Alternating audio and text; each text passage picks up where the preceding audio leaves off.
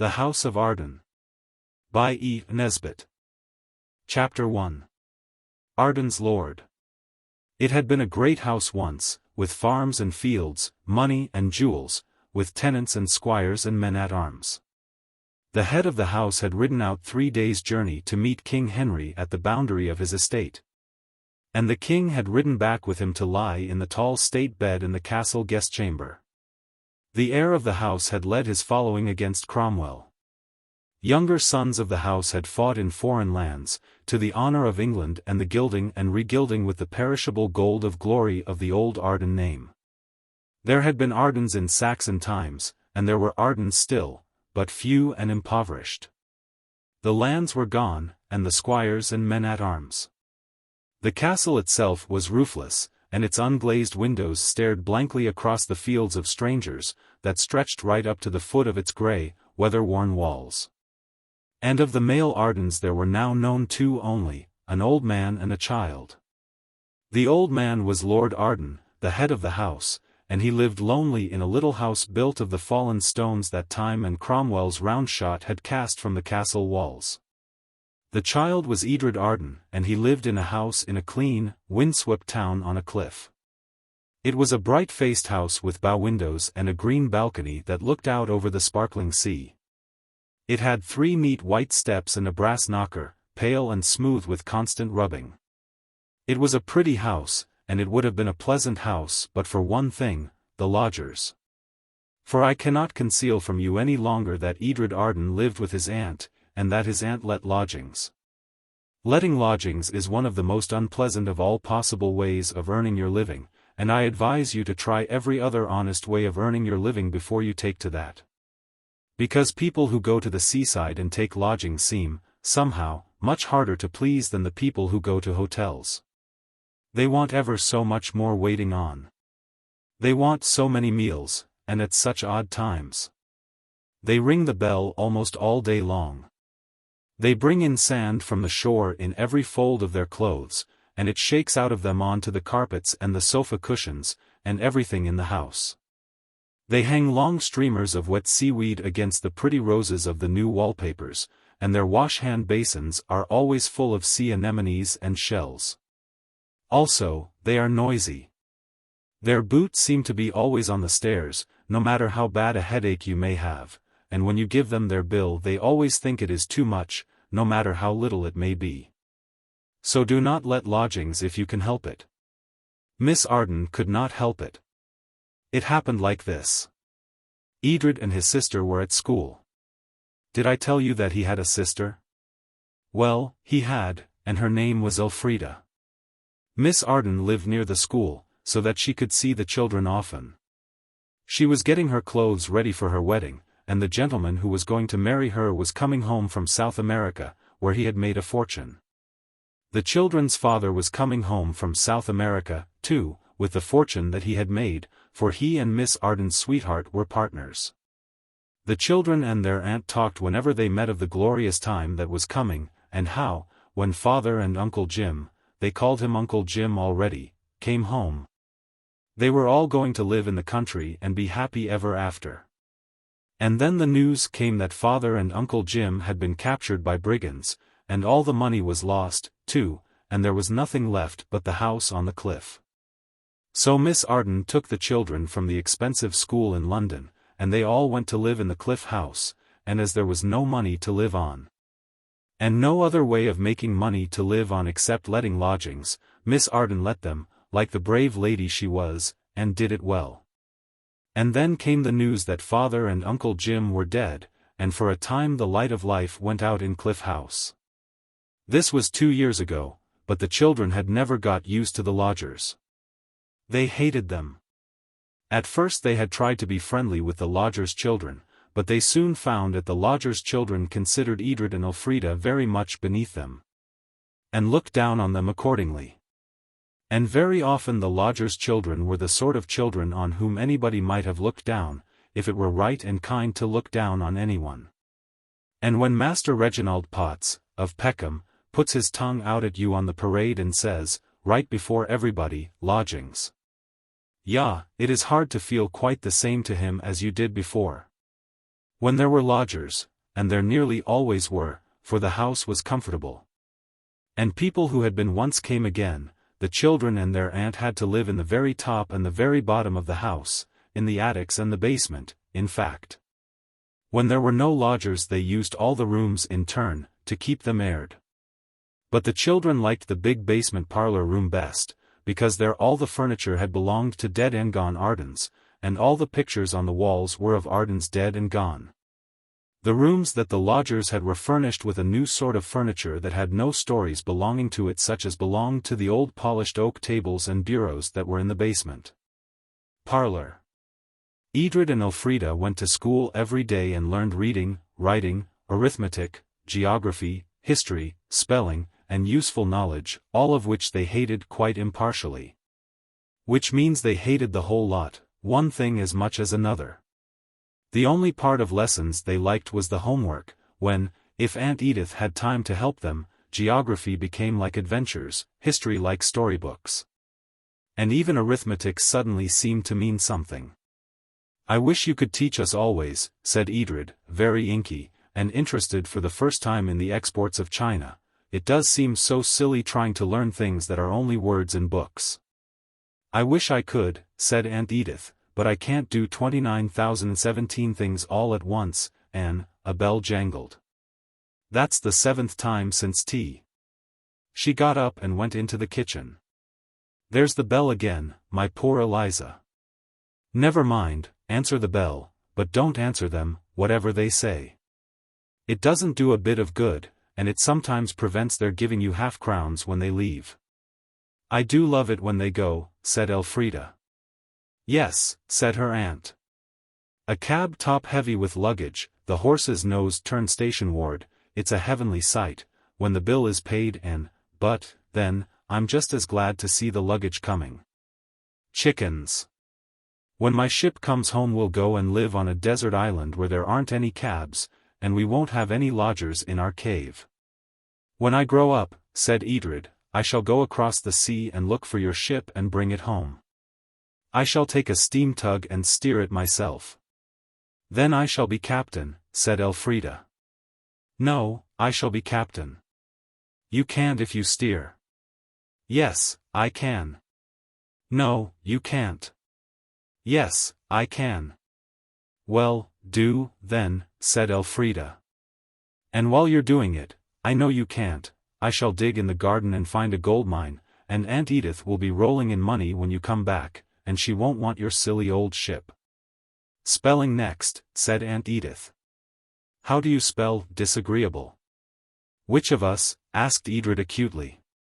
"Both," said Aunt Edith, trying to look very severe. "When you are a child you always dream of your ship coming home, of having £100, or 1,000, or £1,000,000 to spend as you like. My favourite dream, I remember, was £1,000 and an express understanding that I was not to spend it on anything useful. And when you have dreamed of your £1,000,000, or your 1,000, or your 100, you spend happy hour on hour in deciding what presents you will buy for each of the people you are fond of. And in picturing their surprise and delight at your beautiful presents and your wonderful generosity. I think very few of us spend our dream fortunes entirely on ourselves. Of course, we buy ourselves a motor bicycle straight away, and footballs and bats, and dolls with real hair, and real china tea sets, and large boxes of mixed chocolates, and Treasure Island. And all the books that Mrs. Ewing ever wrote, but when we have done that we begin to buy things for other people.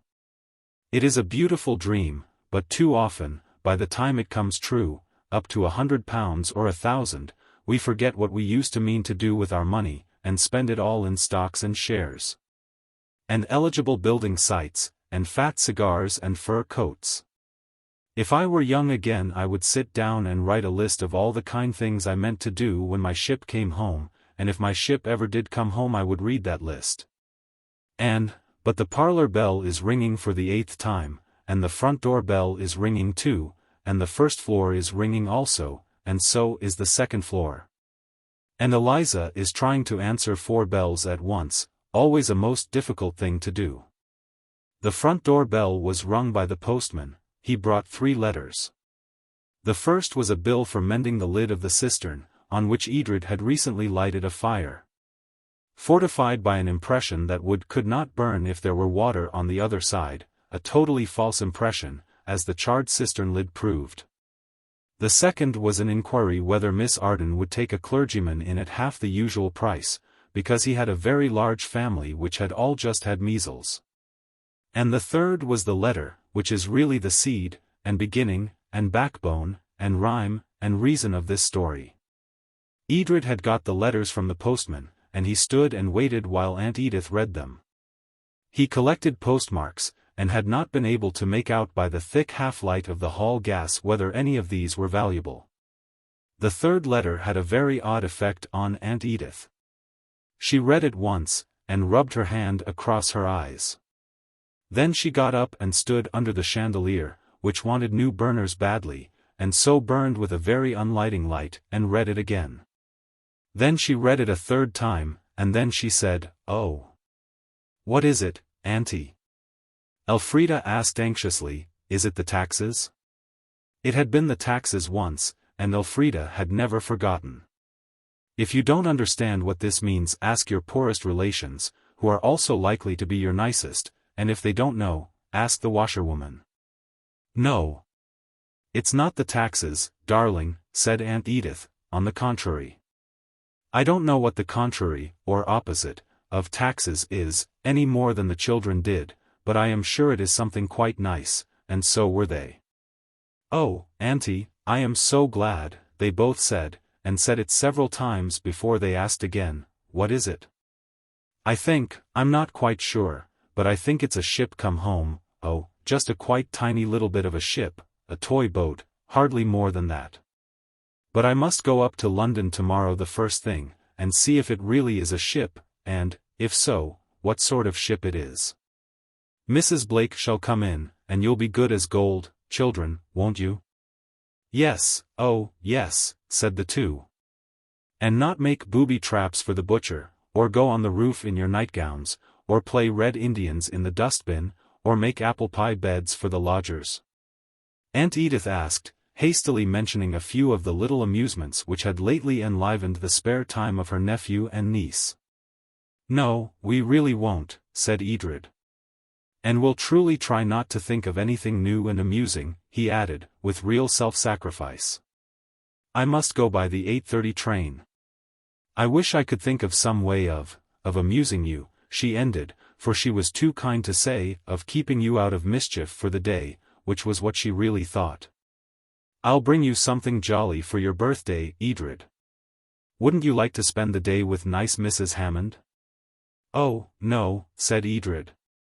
And added, on the inspiration of the moment, "Why mayn't we have a picnic, just Elf and me, on the downs, to keep my birthday? It doesn't matter it being the day before, does it? You said we were too little last summer, and we should this, and now it is this, and I have grown 2 inches and Elf's grown 3. So we're 5 inches taller than when you said we weren't big enough. Now you see how useful arithmetic is," said the aunt. "Very well, you shall.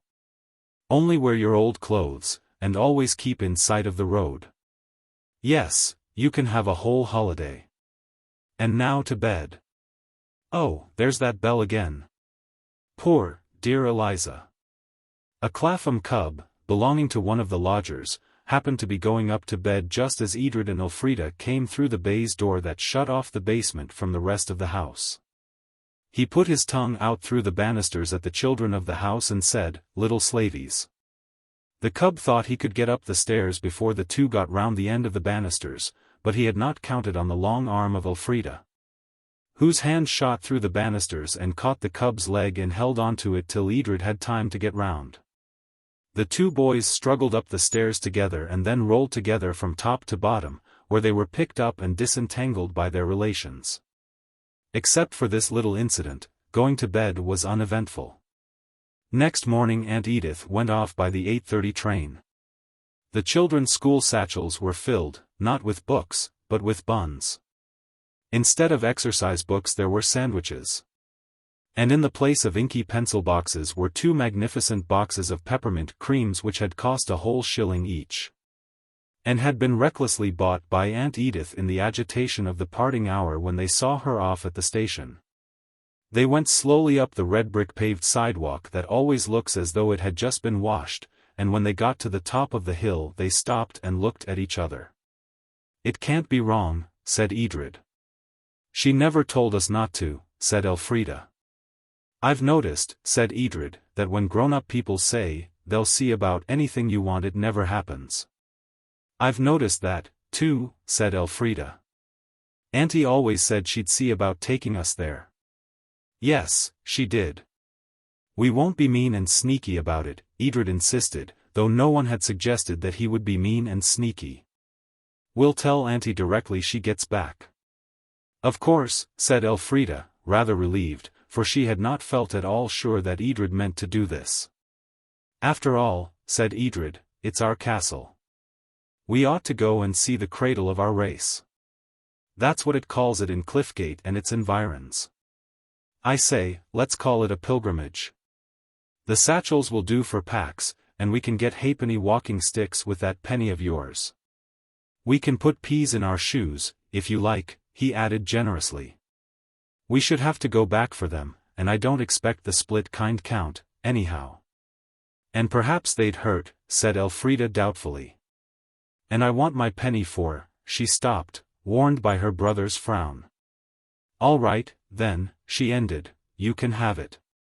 Only give me half next time you get a penny, that's only fair." "I'm not usually unfair," said Edred coldly. "Don't let's be pilgrims." "But I should like to," said Elfrida.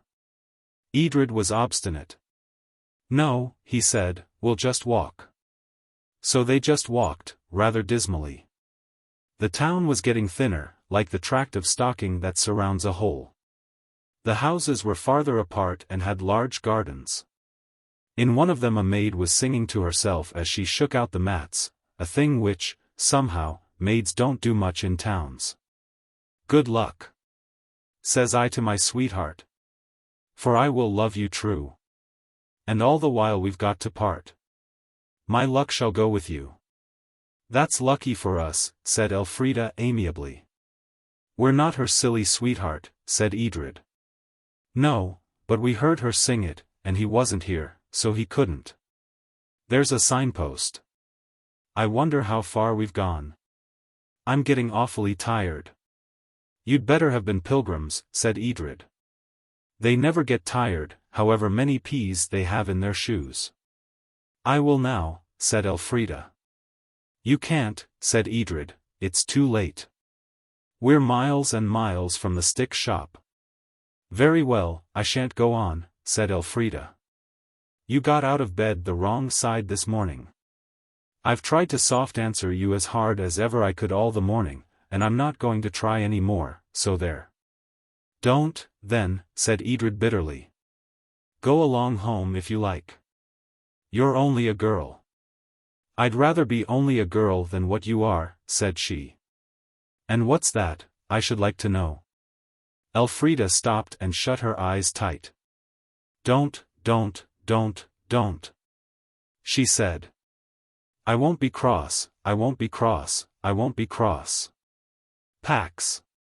Drop it. Don't let's." "Don't let's what?" "Quarrel about nothing," said Elfrida, opening her eyes and walking on very fast. "We're always doing it. Auntie says it's a habit.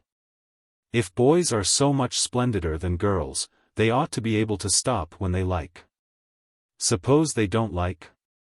said he, kicking his boots in the thick, white dust. "Well," said she, "I'll say I'm sorry first. Will that do?" "I was just going to say it first myself," said Edred, in aggrieved tones. "Come on," he added more generously, "here's the signpost. Let's see what it says." It said, quite plainly and without any nonsense about it, that they had come 1 3/4 miles, adding, most unkindly, that it was 8 miles to Arden Castle. But, it said, it was 1/4 mile to Arden station. "Let's go by train," said Edred grandly. "No money," said Elfrida, very forlornly indeed. "Aha," said Edred, "now you'll see." I'm not mean about money. I brought my new florin. Oh, Edred, said the girl, stricken with remorse, you are noble. Pooh, said the boy, and his ears grew red with mingled triumph and modesty. That's nothing. Come on. So it was from the train that the pilgrims got their first sight of Arden Castle. It stands up boldly on the cliff where it was set to keep off foreign foes and guard the country round about it. But of all its old splendor there is now nothing but the great walls that the grasses and wild flowers grow on, and round towers whose floors and ceilings have fallen away. And roofless chambers where owls build, and brambles and green ferns grow strong and thick. The children walked to the castle along the cliff path where the skylarks were singing like mad up in the pale sky, and the bean fields, where the bees were busy, gave out the sweetest scent in the world, a scent that got itself mixed with the scent of the brown seaweed that rises and falls in the wash of the tide on the rocks at the cliff foot. Let's have dinner here, said Elfrida, when they reached the top of a little mound from which they could look down on the castle. So they had it. 2 bites of sandwich and 1 of peppermint cream. That was the rule. And all the time they were munching they looked down on the castle, and loved it more and more. Don't you wish it was real, and we lived in it? Elfrida asked, when they had eaten as much as they wanted, not of peppermint creams, of course, but they had finished them. It is real, what there is of it. Yes. But I mean if it was a house with chimneys, and fireplaces, and doors with bolts, and glass in the windows. I wonder if we could get in, said Edred. We might climb over, said Elfrida, looking hopefully at the enormous walls, 60 feet high, in which no gate or gap showed. There's an old man going across that field, no, not that one. The very green field. Let's ask him. So they left their satchels lying on the short turf, that was half wild thyme, and went down. But they were not quite quick enough. Before they could get to him the old man had come through the field of young corn, clambered over a stile, and vanished between the high hedges of a deep-sunk lane. So over the stile and down into the lane went the children. And caught up with the old man just as he had clicked his garden gate behind him and had turned to go up the bricked path between beds of woodruff, and anemones, and narcissus, and tulips of all colors. His back was towards them. Now it is very difficult to address a back politely. So you will not be surprised to learn that Edred said, "Hi," and Elfrida said, "Hello." I say. The old man turned and saw at his gate 2 small figures dressed in what is known as sailor costume. They saw a very wrinkled old face with snowy hair and mutton-chop whiskers of a silvery whiteness. There were very bright twinkling blue eyes in the sun-browned face, and on the clean-shaven mouth a kind, if tight, smile. "Well," said he, "and what do you want?" "We want to know," said Elfrida. "About the castle," said Edred. "Can we get in and look at it?" "I've got the keys," said the old man, and put his hand in at his door and reached them from a nail. "I suppose no one lives there?" said Elfrida. "Not now," said the old man, coming back along the garden path. "Lord Arden, he died a fortnight ago come Tuesday, and the place is shut up till the new lord's found." "I wish I was the new lord," said Edred, as they followed the old man along the lane. "And how old might you be?" the old man asked. "I'm 10 nearly." "It's my birthday tomorrow," said Edred. "How old are you?" "Getting on for 80. I've seen a deal in my time. If you was the young lord you'd have a chance none of the rest of them ever had, you being the age you are." "What sort of chance?" "Why," said the old man, "don't you know the saying?" "I thought everyone knowed it hereabouts." "What saying?" "I ain't got the wind for saying and walking too," said the old man, and stopped, "leastways, not pottery." He drew a deep breath and said, "When Arden's lord still lacketh 10, and may not see his 9 again, let Arden stand as Arden may, on Arden knoll at death of day. If he have skill to say the spell, he shall find the treasure, and all be well." I say, said both the children. And where's Arden Knoll? Edred asked. Up yonder. He pointed to the mound where they had had lunch. Elfrida inquired, what treasure? But that question was not answered, then. If I'm to talk I must set me down, said the old man. Shall we set down here, or set down inside of the castle? Two curiosities struggled, and the stronger won. In the castle, said the children. So it was in the castle, on a pillar fallen from one of the chapel arches, that the old man sat down and waited. When the children had run up and down the grassy enclosure, peeped into the ruined chambers, picked their way along the ruined colonnade, and climbed the steps of the only tower that they could find with steps to climb, then they came and sat beside the old man on the grass that was white with daisies, and said, Now, then. Well, then, said the old man, you see the Ardens was always great gentry.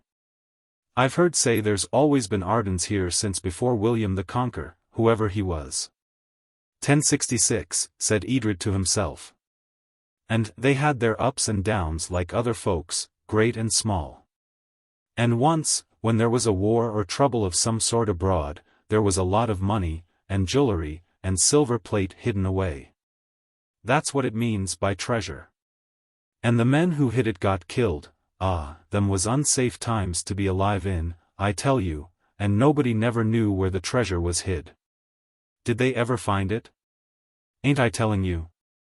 And a wise woman that lived in them old ancient times, they went to her to ask her what to do to find the treasure, and she had a fit directly, what you'd call a historical fit nowadays. She never said nothing worth hearing without she was in a fit, and she made up the saying all in pottery whilst she was in her fit, and that was all they could get out of her. And she never would say what the spell was. Only when she was dying, Lady Arden, that was then, was very took up with nursing of her, and before she breathed her lastest she told Lady Arden the spell. He stopped for lack of breath. And what is the spell? Said the children, much more breathless than he. Nobody knows, said he. But where is it? Nobody knows. But I've heard say it's in a book in the library in the house yonder. But it ain't no good, because there's never been a Lord Arden come to his title without he's left his 10 years far behind him. Edred had a queerer feeling in his head than you can imagine, his hands got hot and dry, and then cold and damp. I suppose, he said, you've got to be Lord Arden. It wouldn't do if you were just plain John or James or Edred Arden. Because my name's Arden, and I would like to have a try. The old man stooped, caught Edred by the arm, pulled him up, and stood him between his knees. Let's have a look at you, sonny, he said, and had a look. Aye, he said, you're an Arden, for sure. To think of me not seeing that. I might have seen your long nose and your chin that sticks out like a spur. I ought to have known it anywhere. But my eyes ain't what they was. If you was Lord Arden, what's your father's name, his christened name, I mean? Edred, the same as mine. But father's dead, said Edred gravely. And your grandfur's name? It wasn't George, was it, George William? Yes, it was, said Edred. How did you know? The old man let go Edred's arms and stood up. Then he touched his forehead and said, I've worked on the land ere man and boy, and I'm proud I've lived to see another Lord Arden take the place of him as is gone. Lauk alive, boy, don't garp like that, he added sharply. You're Lord Arden right enough. I can't be, gasped Edred. Auntie said Lord Arden was a relation of ours, a sort of great-uncle, cousin. That's it, missy, the old man nodded. Lord Arden, christened name James, he was first cousin to Mr. George as was your grandfur. His son was Mr. Edred, as is your father. The late lord not even any sons, nor daughters neither for the matter of that, the title comes to your branch of the family. I've heard Snigsworthy, the lawyer's apprentice from Lewis, tell it over 50 times this last 3 weeks. You're Lord Arden, I tell you. If I am, said Edred, I shall say the spell and find the treasure. You'll have to be quick about it, said Elfrida. You'll be over 10 the day after tomorrow. So I shall, said Edred. When you're Lord Arden, said the old man very seriously, I mean, when you grow up to enjoy the title, as, please God, you remember the poor and needy, young master, that's what you do. If I find the treasure I will, said Edred. You do it whether or no, said the old man. I must be getting along home. You'd like to play about a bit, eh? Well, bring me the keys when you've done. I can trust you not to hurt your own place, that's been in the family all these hundreds of years. I should think you could, said Edred proudly. Goodbye, and thank you.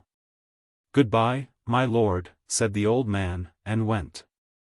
I say, said Edred, with the big bunch of keys in his hand, if I am Lord Arden. You are. You are, said Elfrida. I am perfectly certain you are. And I suppose I'm Lady Arden. How perfectly ripping. We can shut up those lodging children now, anyhow. What's up? Edred was frowning and pulling the velvet covering of moss off the big stone on which he had absently sat down. Do you think it's burglarish, he said slowly, to go into your own house without leave? Not if it is your own house. Of course not, said Elfrida. But suppose it isn't? They might put you in prison for it. You could tell the policeman you thought it was yours. I say, Edred, let's. It's not vulgar curiosity, like Auntie says. It's the spell I want, said the boy. As if I didn't know that, said the girl contemptuously. But where's the house? She might well ask, for there was no house to be seen, only the great grey walls of the castle, with their fine fringe of flowers and grass showing feathery against the pale blue of the June sky. Here and there, though, there were grey wooden doors set in the grey of the stone. It must be one of those, Edred said. We'll try all the keys and all the doors till we find it. So they tried all the keys and all the doors. One door led to a loft where apples were stored. Another to a cellar, where brooms and spades and picks leaned against the damp wall, and there were baskets and piles of sacks. A third opened into a tower that seemed to be used as a pigeon cote. It was the very last door they tried that led into the long garden between two high walls, where already the weeds had grown high among the forget-me-nots and pansies. And at the end of this garden was a narrow house with a red roof, wedged tightly in between two high grey walls that belonged to the castle. All the blinds were down. The garden was chill and quiet, and smelt of damp earth and dead leaves. Oh, Edred, do you think we ought? Elfrida said, shivering. Yes, I do, said Edred. And you're not being good, whatever you may think. You're only being frightened. Elfrida naturally replied, I'm not. Come on. But it was very slowly, and with a feeling of being on tiptoe and holding their breaths, that they went up to those blinded windows that looked like sightless eyes. The front door was locked, and none of the keys would fit it. I don't care, said Edred. If I am Lord Arden I've got a right to get in, and if I'm not I don't care about anything, so here goes. Elfrida almost screamed, half with horror and half with admiration of his daring, when he climbed up to a little window by means of an elder tree that grew close to it, tried to open the window. And when he found it fast deliberately pushed his elbow through the glass. Thus, he said rather unsteadily, the heir of Arden Castle re-enters his estates. He got the window open and disappeared through it. Elfrida stood clasping and unclasping her hands, and in her mind trying to get rid of the idea of a very large and sudden policeman appearing in the garden door and saying, in that deep voice so much admired in our village constables, where's your brother? No policeman came, fortunately, and presently a blind went up, a French window opened, and there was Edred beckoning her with the air of a conspirator. It needed an effort to obey his signal, but she did it. He closed the French window, drew down the blind again, and... Oh, don't let's, said Elfrida. Nonsense, said Edred. There's nothing to be frightened of. It's just like our rooms at home. It was. They went all over the house, and it certainly was. Some of the upper rooms were very bare, but all the furniture was of the same kind as Aunt Edith's, and there were the same kind of pictures. Only the library was different. It was a very large room, and there were no pictures at all. Nothing but books and books and books, bound in yellowy leather. Books from ceiling to floor, shelves of books between the windows and over the mantelpiece, hundreds and thousands of books. Even Edred's spirits sank. "It's no go. It will take us years to look in them all," he said. "We may as well look at some of them," said Elfrida, always less daring, but more persevering than her brother. She sat down on the worn carpet and began to read the names on the backs of the books nearest to her. Burton's Atomy of Melon something, she read, and Locke on Understanding, and many other dull and wearying titles. But none of the books seemed at all likely to contain a spell for finding treasure. Burgess on the Precious Metals beguiled her for a moment, but she saw at once that there was no room in its closely printed, brown-spotted pages for anything so interesting as a spell. Time passed by. The sunlight that came through the blinds had quite changed its place on the carpet, and still Elfrida persevered. Edred grew more and more restless. "It's no use," he kept saying, and "let's chuck it," and "I expect that old chap was just kidding us. I don't feel a bit like I did about it, and do let's get along home." But Elfrida plodded on, though her head and her back both ached. I wish I could say that her perseverance was rewarded. But it wasn't, and one must keep to facts. As it happened, it was Edred who, aimlessly running his finger along the edge of the bookshelf just for the pleasure of looking at the soft, mouse-colored dust that clung to the finger at the end of each shelf, suddenly cried out, "What about this?" and pulled out a great white book that had on its cover a shield printed in gold with squares and little spots on it, and a gold pig standing on the top of the shield, and on the back, "The History of the Ardens of Arden." In an instant it was open on the floor between them, and they were turning its pages with quick, anxious hands. But, alas! It was as empty of spells as dull old Burgess himself. It was only when Edred shut it with a bang and the remark that he had had jolly well enough of it that a paper fluttered out and swept away like a pigeon, settling on the fireless hearth. And it was the spell. There was no doubt of that. Written in faint ink on a square yellowed sheet of letter paper that had been folded once, and opened and folded again so often that the fold was worn thin and hardly held its two parts together. The writing was fine and pointed and ladylike. At the top was written, "The spell Aunt Anne told me, December 24, 1793. And then came the spell. Here, O badge of Arden's house. The spell my little age allows. Arden speaks it without fear. Badge of Arden's house, draw near. Make me brave and kind and wise. And show me where the treasure lies." To be said, the paper went on, at sunsetting by a Lord Arden between the completion of his 9th and 10th years. But it is all folly and not to be believed. "This is it, right enough," said Edred. "Come on, let's get out of this." They turned to go, and as they did so something moved in the corner of the library, something little, and they could not see its shape. Neither drew free breath again till they were out of the house, and out of the garden, and out of the castle, and on the wide, thymy downs, with the blue sky above, where the skylark sang. And there was the sweet, fresh scent of the seaweed and the bean fields. "Oh," said Elfrida, then, "I am so glad it's not at midnight you've got to say the spell. You'd be too frightened." "I shouldn't," said Edred, very pale and walking quickly away from the castle. "I should say it just the same if it was midnight." And he very nearly believed what he said. Elfrida it was who had picked up the paper that Edred had dropped when that thing moved in the corner. She still held it fast. "I expect it was only a rat or something," said Edred, his heart beating 19 to the dozen, as they say in Kent and elsewhere. "Oh, yes," said Elfrida, whose lips were trembling a little, "I'm sure it was only a rat or something." When they got to the top of Arden Knoll there was no sign of sunset. There was time, therefore, to pull oneself together, to listen to the skylarks, and to smell the bean flowers. And to wonder how one could have been such a duffer as to be scared by a rat or something. Also there were some bits of sandwich and crumbled cake, despised at dinner time, but now, somehow, tasting quite different.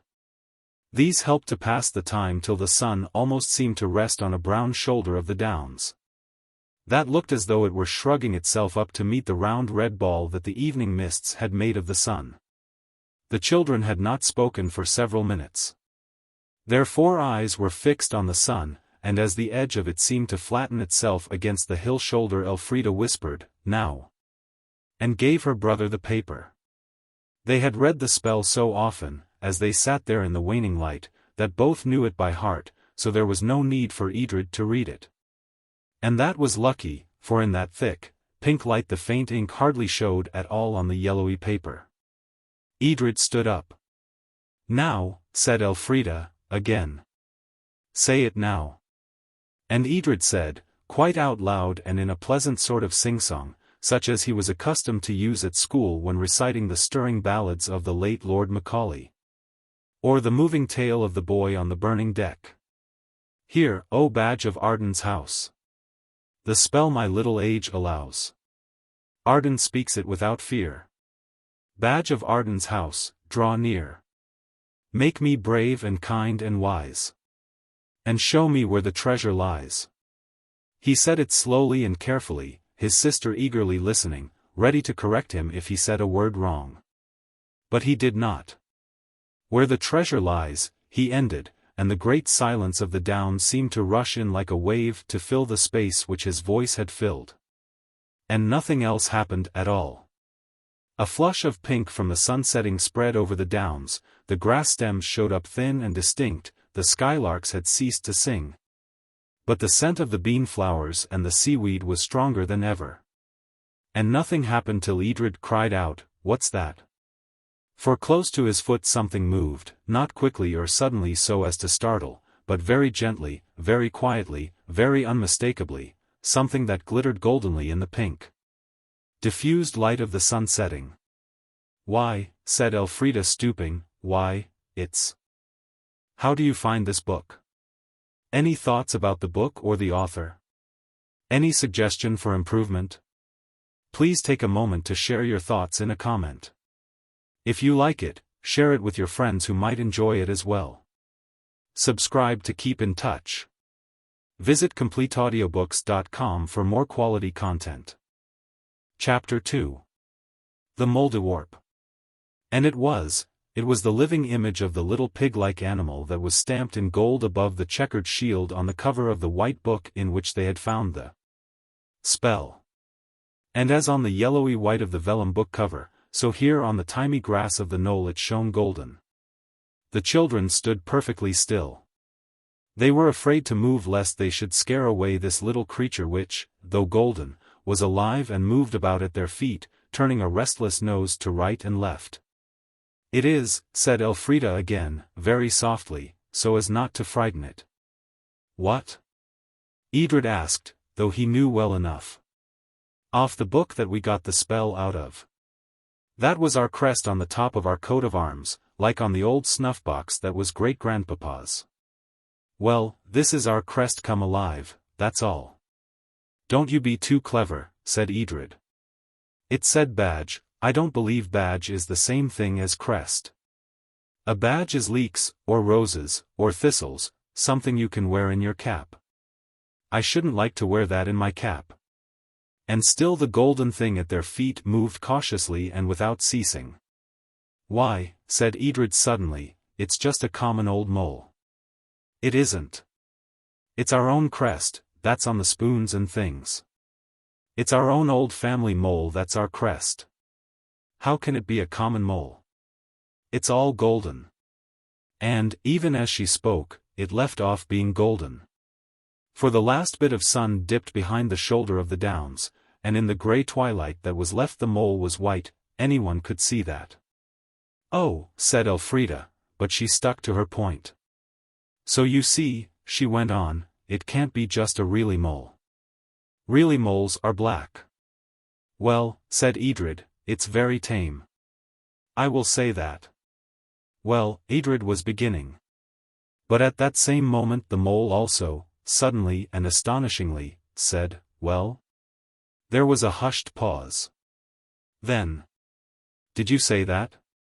Elfrida whispered. No, said Edred, you did.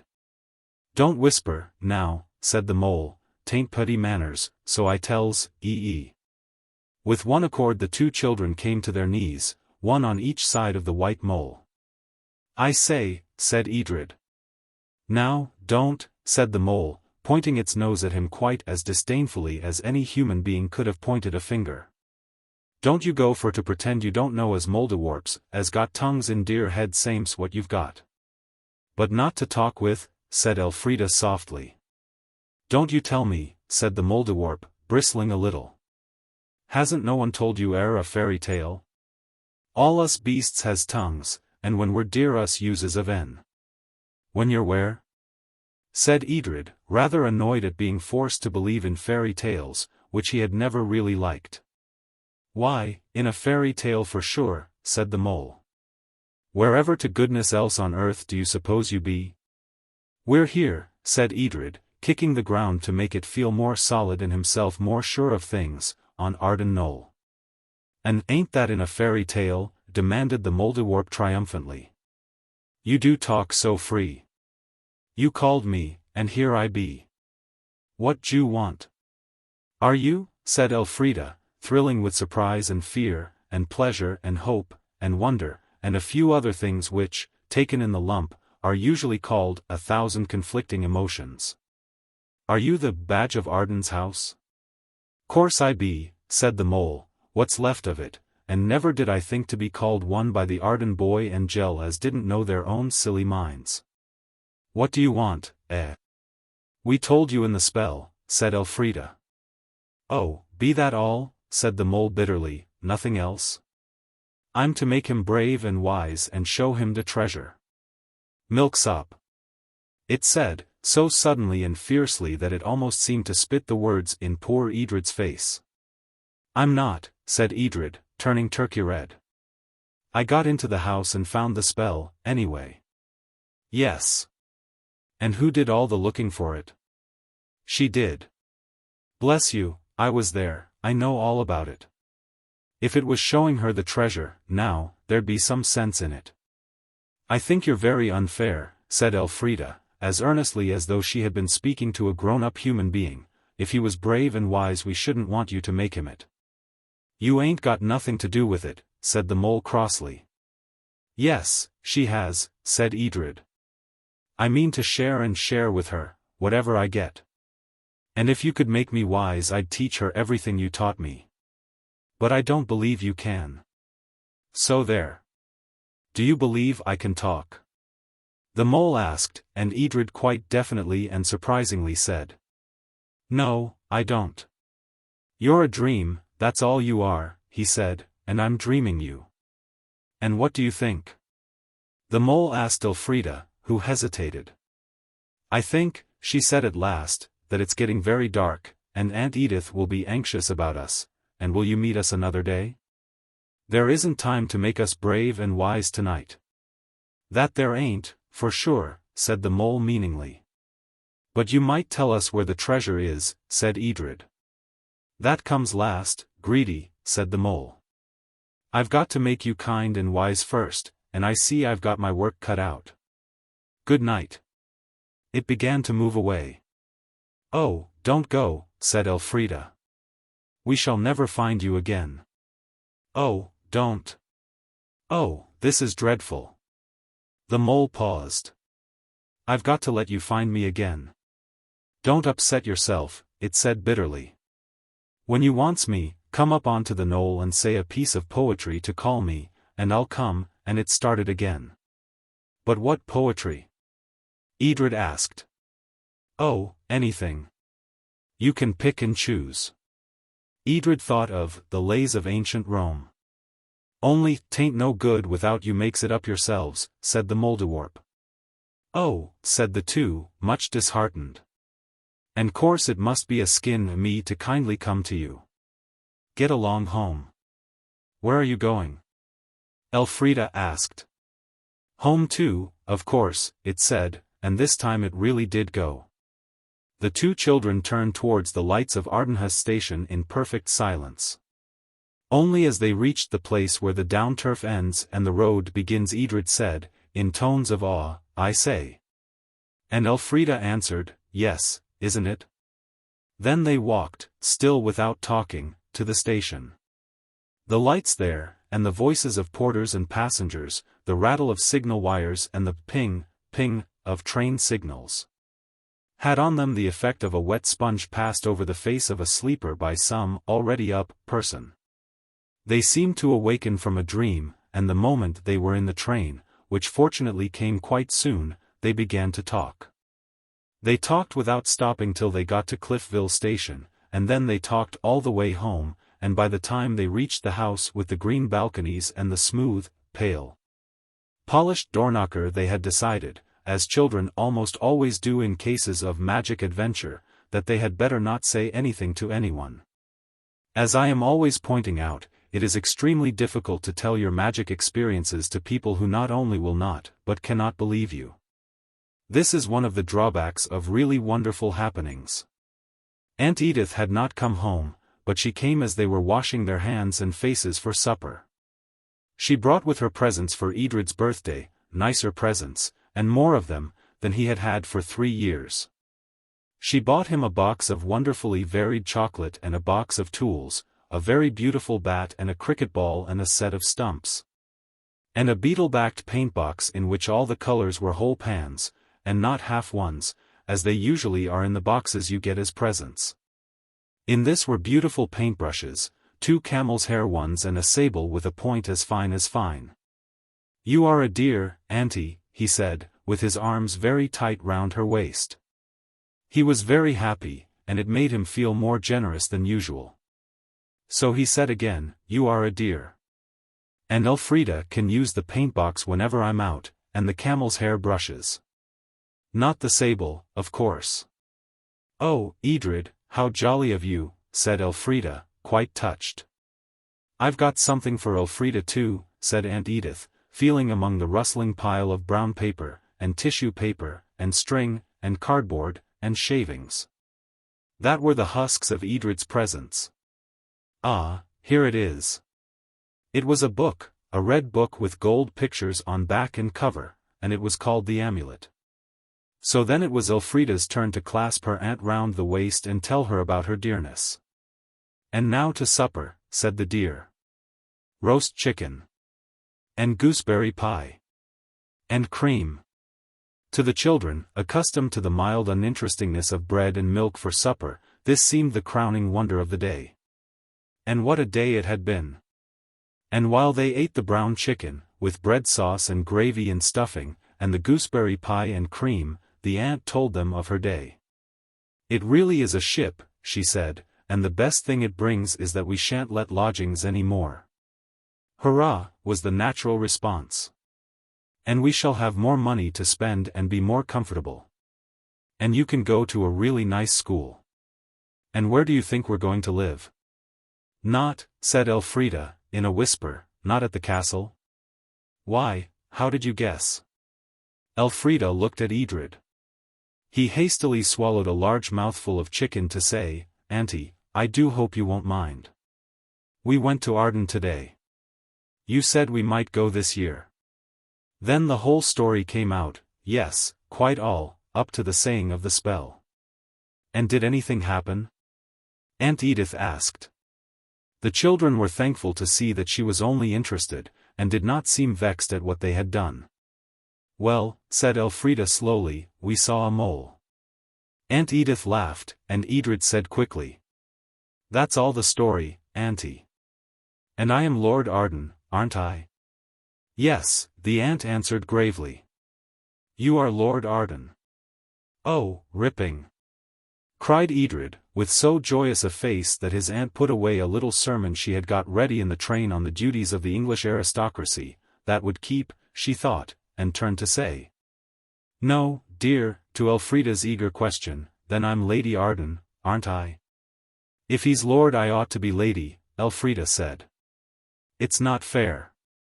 "Never mind, old girl," said Edred kindly. "I'll call you Lady Arden whenever you like." "How would you like," asked the aunt, "to go over and live at the castle now? Tonight?" "No, no," she laughed, "next week. You see, I must try to let this house, and I shall be very busy." Mrs. Honeysett, the old lady who used to keep house for your great-uncle, wrote to the lawyers and asked if we would employ her. I remember her when I was a little girl. She is a dear, and knows heaps of old songs. How would you like to be there with her while I finish up here and get rid of the lodgers? Oh, there's that bell again. I don't think we'll have any bells at the castle, shall we? So that was how it was arranged. The aunt stayed at the bow-windowed house to arrange the new furniture, for the house was to be let furnished, and to pack up the beautiful old things that were real Arden things. And the children went in the carrier's cart, with their clothes and their toys in 2 black boxes, and in their hearts a world of joyous anticipations.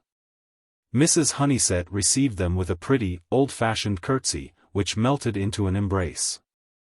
"You're welcome to your home, my lord," she said, with an arm round each child, "and you too, miss, my dear. Anyone can see your Ardens, both 2 of you. There was always a boy and a girl, a boy and a girl." She had a sweet, patient face, with large, pale blue eyes that twinkled when she smiled, and she almost always smiled when she looked at the children. Oh, but it was fine, to unpack one's own box, to lay out one's clothes in long, cedar-wood drawers, fronted with curved polished mahogany. To draw back the neat muslin blinds from lattice-paned windows that had always been Arden windows. To look out, as so many Ardens must have done, over land that, as far as one could see, had belonged to one's family in old days. That it no longer belonged hardly mattered at all to the romance of hearts only 10 and 12 years old. Then to go down one's own shallow, polished stairs, where portraits of old Ardens hung on the wall, and to find the cloth laid for dinner in one's own wainscoted parlour, laid for 2. I think it was nice of Edred to say, the moment Mrs. Honeysett had helped them to toad in the hole and left them to eat it. "May I pass you some potatoes, Lady Arden?" Elfrida giggled happily. The parlour was furnished with the kind of furniture they knew and loved. It had a long, low window that showed the long, narrow garden outside.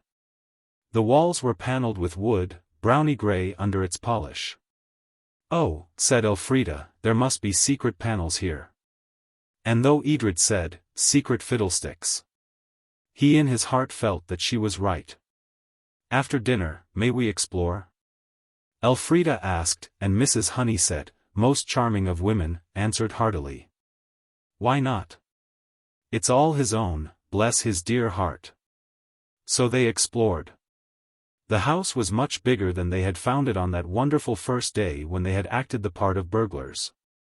There was a door covered with faded green baize.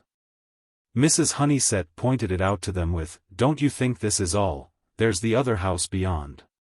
And at the other side of that door there was, indeed, the other house. The house they had already seen was neat, orderly, beeswaxed, as Mrs. Honeysett said, till every bit of furniture shone like a mirror or a fond hope.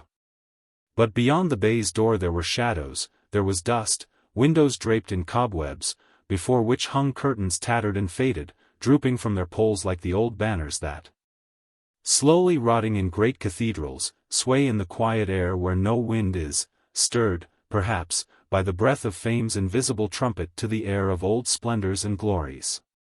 The carpets lay in rags on the floors, on the furniture the dust lay thick, and on the boards of corridor and staircase. On the four-post beds in the bedchambers the hangings hung dusty and rusty, the quilts showed the holes eaten by moths and mice. In one room a cradle of carved oak still had a coverlet of tattered silk dragging from it. From the great kitchen hearth, where no fire had been this very long time, yet where still the ashes of the last fire lay grey and white, a chill air came. The place smelt damp and felt. "Do you think it's haunted?" Elfrida asked. "Rot," was her brother's brief reply, and they went on. They found long, narrow corridors hung crookedly with old, black-framed prints, which drooped cobwebs, like grey-draped crape. They found rooms with floors of grey, uneven oak, and fireplaces in whose grates lay old soot and the broken nests of starlings hatched very long ago. Edred's handkerchief, always a rag of all work, rubbed a space in one of the windows, and they looked out over the swelling downs. This part of the house was not built within the castle, that was plain. When they had opened every door and looked at every roomful of decayed splendor, they went out and round. Then they saw that this was a wing built right out of the castle, a wing with squarish windows, with carved dripstones. All the windows were yellow as parchment, with the inner veil laid on them by time and the spider. The ivy grew thick round the windows, almost hiding some of them altogether. "Oh!" cried Elfrida, throwing herself down on the turf, "it's too good to be true. I can't believe it." "What I can't believe," said Edred, doing likewise, "is that precious mole." "But we saw it," said Elfrida. "You can't help believing things when you've seen them." "I can," said Edred, superior. "You remember the scarlet toadstools in Hereward? Suppose those peppermint creams were enchanted, to make us dream things." "They were good," said Elfrida. "I say." "Well? Have you made up any poetry to call the mole with? Have you?" "No. I've tried, though. I've tried. And I've done it." "Oh, Edred, you are clever. Do say it." "If I do you think the mole will come?" "Of course it will." "Well," said Edred slowly, "of course I want to find the treasure and all that. But I don't believe in it. It isn't likely, that's what I think." "Now is it likely?" "Unlikelier things happened in The Amulet," said Elfrida. "Ah," said Edred, "that's a story. The mole said we were in a story." "I say, Edred, do say your poetry." Edred slowly said it. "Mole, mole, come out of your hole. I know you're blind. But I don't mind." Elfrida looked eagerly round her. There was the short turf. The castle walls, ivied and grey, rose high above her. Pigeons circled overhead, and in the arches of the windows and on the roof of the house they perched, preening their bright feathers or telling each other, coo, coo. Kooroo, kooroo, whatever that may mean. But there was no mole, not a hint or a dream or idea of a mole. "Edred," said his sister. "Well? Did you really make that up? Don't be cross, but I do think I've heard something like it before." I adopted it," said Edred. Said Elfrida. "Haven't you seen it in books, adopted from the French?" "I altered it." "I don't believe that'll do." "How much did you alter? What's the real poetry like?" The mole. He lives in a hole. The mole is blind." "I don't mind," said Edred sulkily. "Auntie told me it the day you went to her with Mrs. Harrison. I'm sure you ought to make it up all yourself. You see, the mole doesn't come." "There isn't any mole," said Edred. "Let's both think hard. I'm sure I could make poetry, if I knew how to begin." "If anyone's got to make it, it's me," said Edred. "You're not Lord Arden." "You're very unkind," said Elfrida, and Edred knew she was right.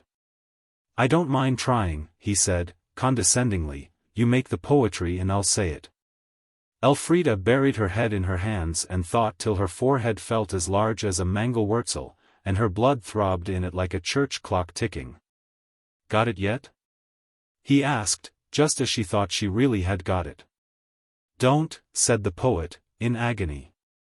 Then there was silence, except for the pigeons and the skylarks, and the mooing of a cow at a distant red-roofed farm. "Will this do?" she said at last, lifting her head from her hands and her elbows from the grass. There were deep dents and lines on her elbows made by the grass stalks she had leaned on so long. "Spit it out," said Edred. Thus encouraged, Elfrida said, very slowly and carefully, "Oh, Mouldiwarp, I think it would rather be called that than mole, don't you? Oh, Mouldiwarp, do please come out and show us how to set about it, that means the treasure. I hope it'll understand. That's not poetry, said Edred. Yes, it is, if you say it right on. Oh, Mouldiwarp, do please come out. And show us how to set about it. There ought to be some more, said Edred, rather impressed, all the same. There is, said Elfrida. Oh, wait a minute, I shall remember directly. What I mean is, how to find the treasure and make Edred brave and wise and kind. I'm kind enough if it comes to that, said Lord Arden. Oh, I know you are. But poetry has to rhyme, you know it has. I expect poets often have to say what they don't mean because of that. Well, say it straight through, said Edred, and Elfrida said, obediently. Oh, Mouldiwarp, do please come out. And show us how to set about it. What I mean is how to find the treasure, and make Edred brave and wise and kind. I'll write it down if you've got a pencil. Edred produced a piece of pink chalk, but he had no paper, so Elfrida had to stretch out her white petticoat, put a big stone on the hem, and hold it out tightly with both hands, while Edred wrote at her dictation. Then Edred studiously repeated the lines again and again, as he was accustomed to repeat the Battle of Ivry, till at last he was able to stand up and say, Oh, Mouldiwarp, do please come out. And show me how to set about it. What I mean is how to find the treasure, and make me brave and wise. If you don't mind, he added. And instantly there was the white mole. What do you want now? It said very crossly indeed. And call that poetry? It's the first I ever made, said Elfrida, of the hot ears. Perhaps it'll be better next time. We want you to do what the spell says, said Edred. Make you brave and wise? That can't be done all in a minute. That's a long job, that is, said the mole viciously. Don't be so cross, dear, said Elfrida, and if it's going to be so long hadn't you better begin? I ain't a-going to do no more'n my share, said the mole, somewhat softened though, perhaps by the dear. You tell me what you want, and p'raps I'll do it. I know what I want, said Edred, but I don't know whether you can do it. Ha, laughed the mole contemptuously. I got it out of a book Elfrida got on my birthday, Edred said. The children in it went into the past. I'd like to go into the past, and find that treasure. Choose your period, said the mole wearily. Choose your period. What time you'd like to go back to? If you don't choose before I've counted 10 it's all off. 1, 2, 3, 4. It counted 10 through a blank silence. 9, 10, it ended. Oh, very well, Den, you'll have to take your luck, that's all. Bother, said Edred. I couldn't think of anything except all the dates of all the kings of England all at once. Lucky to know, said the mole, and so plainly not believing that he did know them that Edred found himself saying under his breath, William I, 1066, William II, 1087. Henry I, 1100. The mole yawned, which, of course, was very rude of it. Don't be cross, dear, said Elfrida again, you help us your own way. Now you're talking, said the mole, which, of course, Elfrida knew. Well, I'll give you a piece of advice. Don't you be nasty to each other for a whole day, and then. You needn't talk, said Edred, still under his breath. Very well, said the mole, whose ears were sharper than his eyes. I won't. Oh, don't, sighed Elfrida, what is it we are to do when we've been nice to each other for a whole day? Well, when you've done that, said the mole, look for the door. What door? Asked Elfrida. The door, said the mole. But where is it? Edred asked. In the house it be, of course, said the mole. Where else to gracious should it be? And it ran with mouse-like quickness across the grass and vanished down what looked like a rabbit hole. "Now," said Elfrida triumphantly, "you've got to believe in the mole." "Yes," said Edred, "and you've got to be nice to me for a whole day, or it's no use my believing." "Aren't I generally nice?" the girl pleaded, and her lips trembled. "Yes," said her brother. "Yes, Lady Arden, and now I'm going to be nice, too. And where shall we look for the door?" This problem occupied them till tea time. After tea they decided to paint, with the new paintbox and the beautiful new brushes. Elfrida wanted to paint Mr. Miller's illustrations in the amulet, and Edred wanted to paint them, too. This could not be, as you will see if you have the book. Edred contended that they were his paints. Elfrida reminded him that it was her book. The heated discussion that followed ended quite suddenly and breathlessly. "I wouldn't be a selfish pig," said Edred. "No more would I," said Elfrida. "Oh, Edred, is this being nice to each other for 24 hours? "Oh," said Edred. "Yes, well, all right. Never mind. We'll begin again tomorrow. But it is much more difficult than you would think to be really nice to your brother or sister for a whole day." 3 days passed before the two Ardens could succeed in this seemingly so simple thing.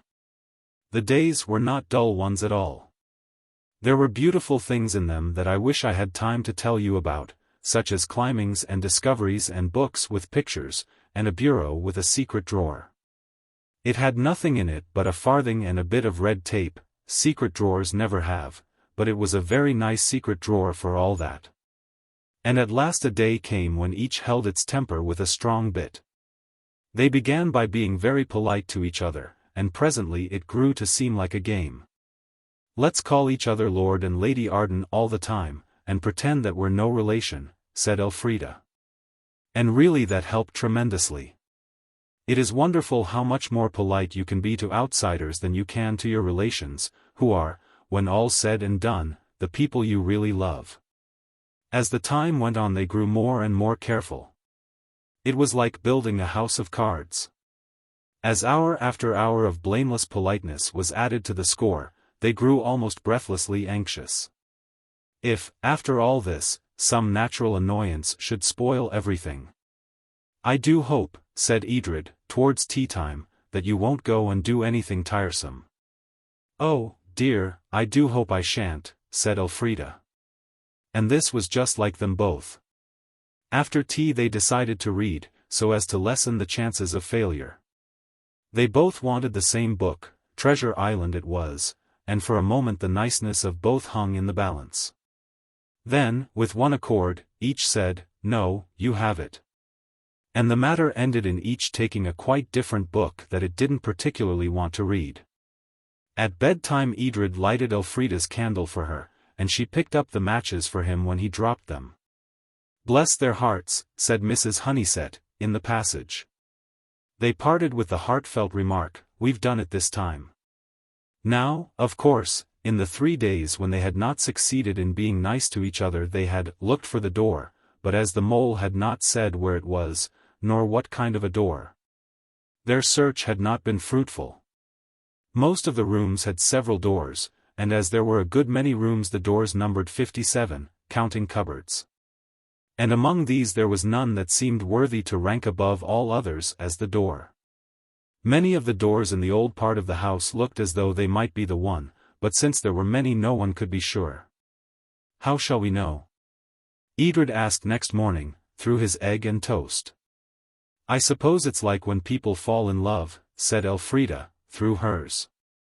"You see the door and you know at once that it is the only princess in the world, for you, I mean door, of course," she added. And then, when breakfast was over, they stood up and looked at each other. "Now," they said together, "we'll look at every single door. Perhaps there'll be magic writing on the door come out in the night, like mushrooms," said the girl. "More likely that mole was kidding us," said the boy. "Oh, no," said the girl. "And we must look at them on both sides, every one. Oh, I do wonder what's inside the door, don't you?" Bluebeard's wives, I shouldn't wonder, said the boy, with their heads. If you don't stop, said the girl, putting her fingers in her ears, I won't look for the door at all. No, I don't mean to be aggravating, but please don't. You know I hate it. Come on, said Edred, and don't be a duffer, old chap. The proudest moments of Elfrida's life were when her brother called her old chap. So they went and looked at all the 57 doors, one after the other, on the inside and on the outside. Some were painted and some were grained, some were carved and some were plain, some had panels and others had none, but they were all of them doors, just doors, and nothing more. Each was just a door, and none of them had any claim at all to be spoken of as the door. And when they had looked at all the 57 on the inside and on the outside, there was nothing for it but to look again. So they looked again, very carefully, to see if there were any magic writing that they hadn't happened to notice. And there wasn't. So then they began to tap the walls to try and discover a door with a secret spring. And that was no good either. There isn't any old door, said Edred. I told you that mole was pulling our leg. I'm sure there is, said Elfrida, sniffing a little from prolonged anxiety. Look here, let's play it like the willing game. I'll be blindfolded, and you hold my hand and we'll meet to find the door. I don't believe in the willing game, said Edred disagreeably. No more do I, said Elfrida, but we must do something, you know. It's no good sitting down and saying there isn't any door. There isn't, all the same, said Edred. Well, come on. So Elfrida was blindfolded with her best silk scarf, the blue one with the hem-stitched ends, and Edred took her hands. And at once, this happened in the library, where they had found the spell, Elfrida began to walk in a steady and purposeful way. She crossed the hall and went through the green baize door into the other house. Went along its corridor and up its dusty stairs, up, and up, and up. We've looked everywhere here, said Edred, but Elfrida did not stop for that. I know I'm going straight to it, she said. Oh. Do try to believe a little, or we shall never find anything, and went on along the corridor, where the spiders had draped the picture frames with their grey crepe curtains.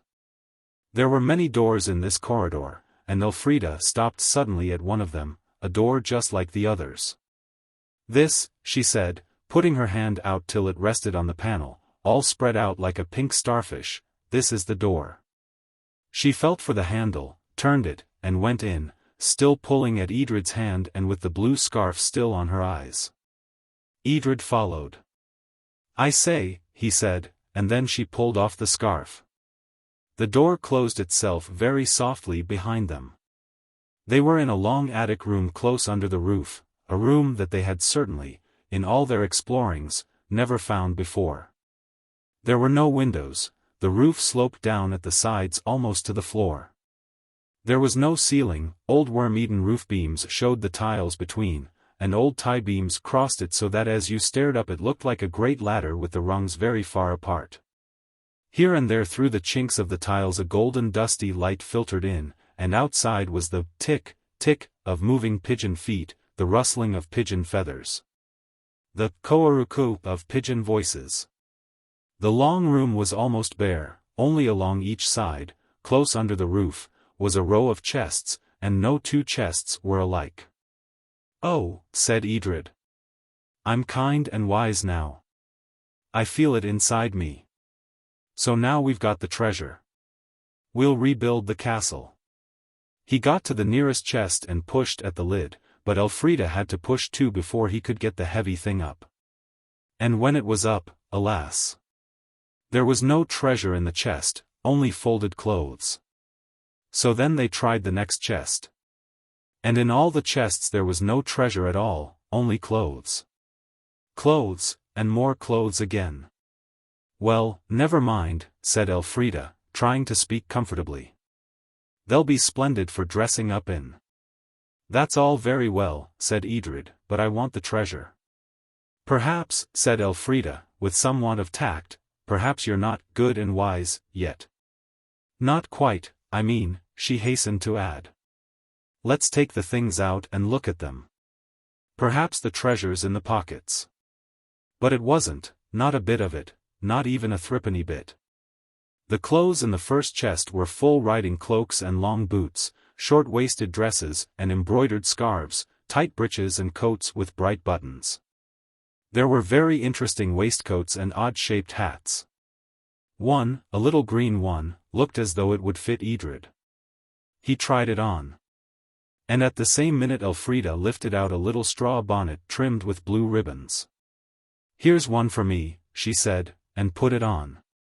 And then it seemed as though the cooing and rustling of the pigeons came right through the roof and crowded round them in a sort of dazzlement and cloud of pigeon noises. The pigeon noises came closer and closer, and garments were drawn out of the chest and put on the children. They did not know how it was done, any more than you do, but it seemed, somehow, that the pigeon noises were like hands that helped. And presently there the two children stood in clothing such as they had never worn. Elfrida had a short-waisted dress of green-sprigged cotton, with a long and skimpy skirt. Her square-toed brown shoes were gone, and her feet wore flimsy sandals. Her arms were bare, and a muslin handkerchief was folded across her chest. Edred wore very white trousers that came right up under his arms, a blue coat with brass buttons, and a sort of frilly tucker round his neck. "I say," they both said, when the pigeon noises had taken themselves away, and they were face to face in the long, empty room. "That was funny," Edred added. "Let's go down and show Mrs. Honeysett." But when they got out of the door they saw that Mrs. Honeysett, or someone else, must have been very busy while they were on the other side of it, for the floor of the gallery was neatly swept and polished. A strip of carpet, worn, but clean, ran along it, and prints hung straight and square on the cleanly, whitewashed walls, and there was not a cobweb to be seen anywhere. The children opened the gallery doors as they went along, and every room was neat and clean, no dust, no tattered curtains. Only perfect neatness and a sort of rather bare comfort showed in all the rooms. Mrs. Honeysett was in none of them. There were no workmen about, yet the baize door was gone, and in its stead was a door of old wood, very shaky and crooked. The children ran down the passage to the parlour and burst open the door, looking for Mrs. Honeysett. There sat a very upright old lady and a very upright old gentleman, and their clothes were not the clothes people wear nowadays. They were like the clothes the children themselves had on. The old lady was hemming a fine white frill, the old gentleman was reading what looked like a page from some newspaper. "Hoity-toity," said the old lady very severely. "We forget our manners, I think. Make your curtsy, miss."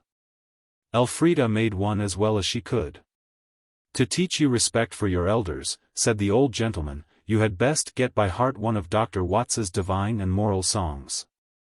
I leave you to see to it, my lady." He laid down the sheet and went out, very straight and dignified, and without quite knowing how it happened the children found themselves sitting on two little stools in a room that was, and was not, the parlour in which they had had that hopeful eggy breakfast, each holding a marbled side of Dr. Watts's hymns. You will commit to memory the whole of the one commencing.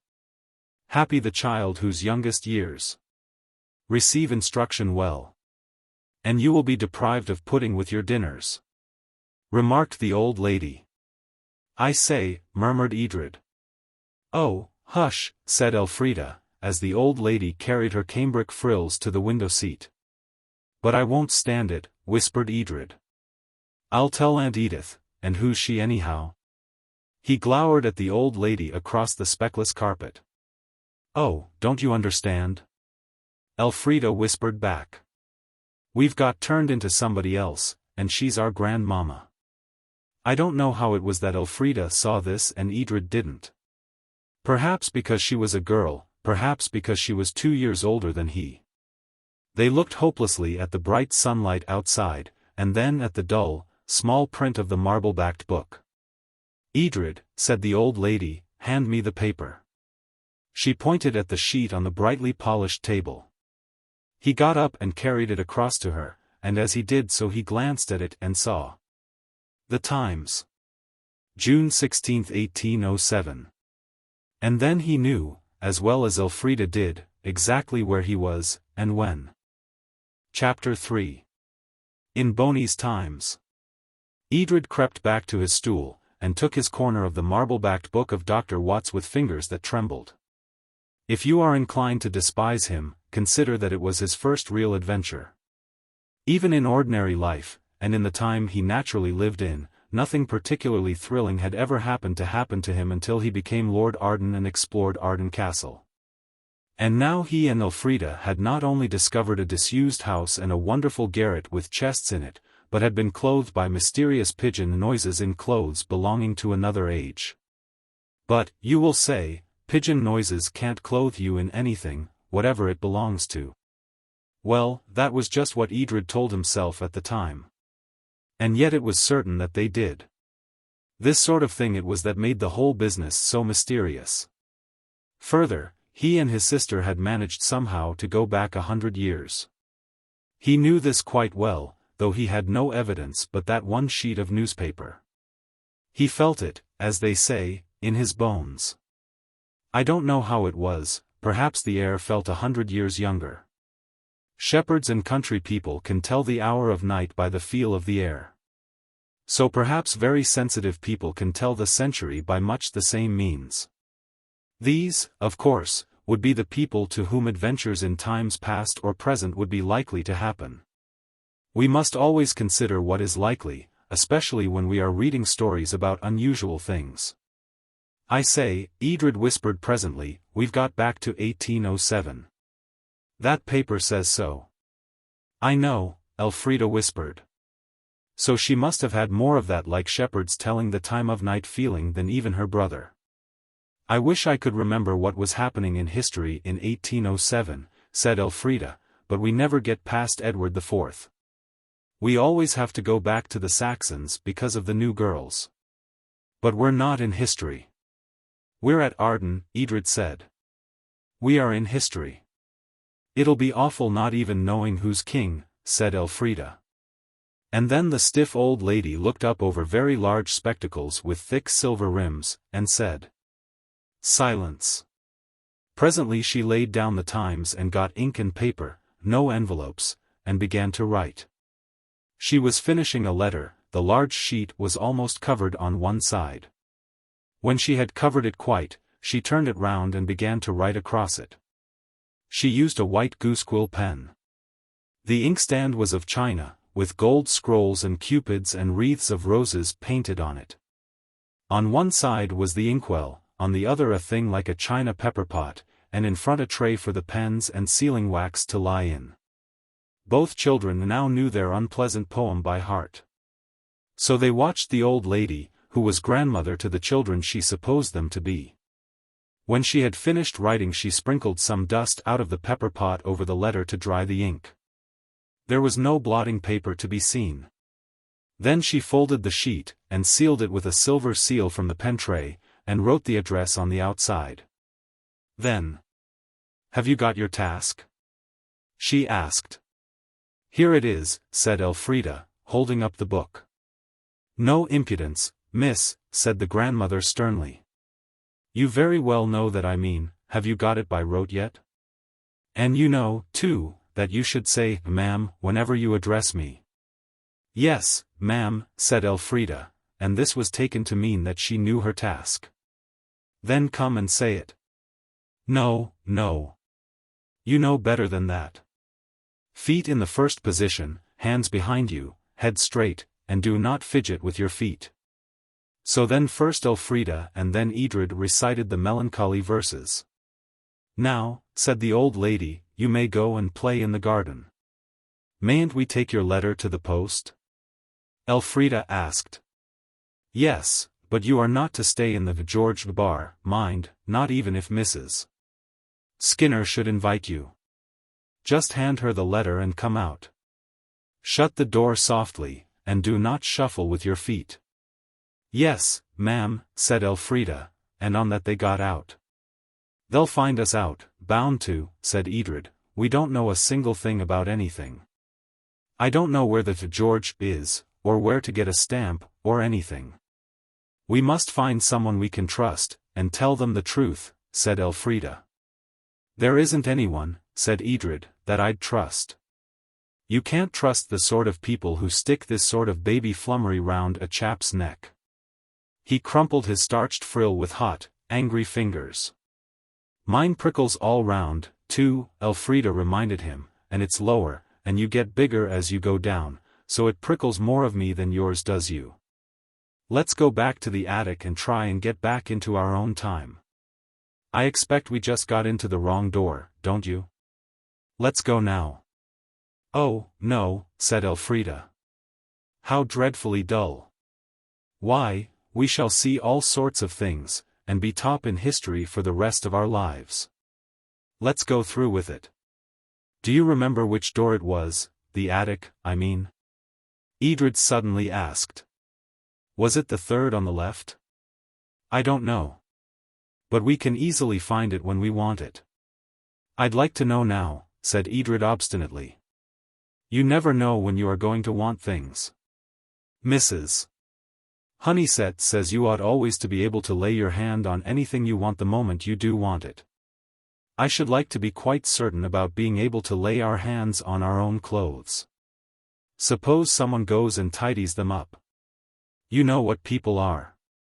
"All right," said Elfrida, "we'll go and tidy them up ourselves. It won't take a minute." It would certainly not have taken 5, if things had been as the children expected. They raced up the stairs to the corridor where the prints were. "It's not the first door, I'm certain," said Edred, so they opened the second. But it was not that either. So then they tried all the doors in turn, even opening, at last, the first one of all. And it was not that, even. It was not any of them.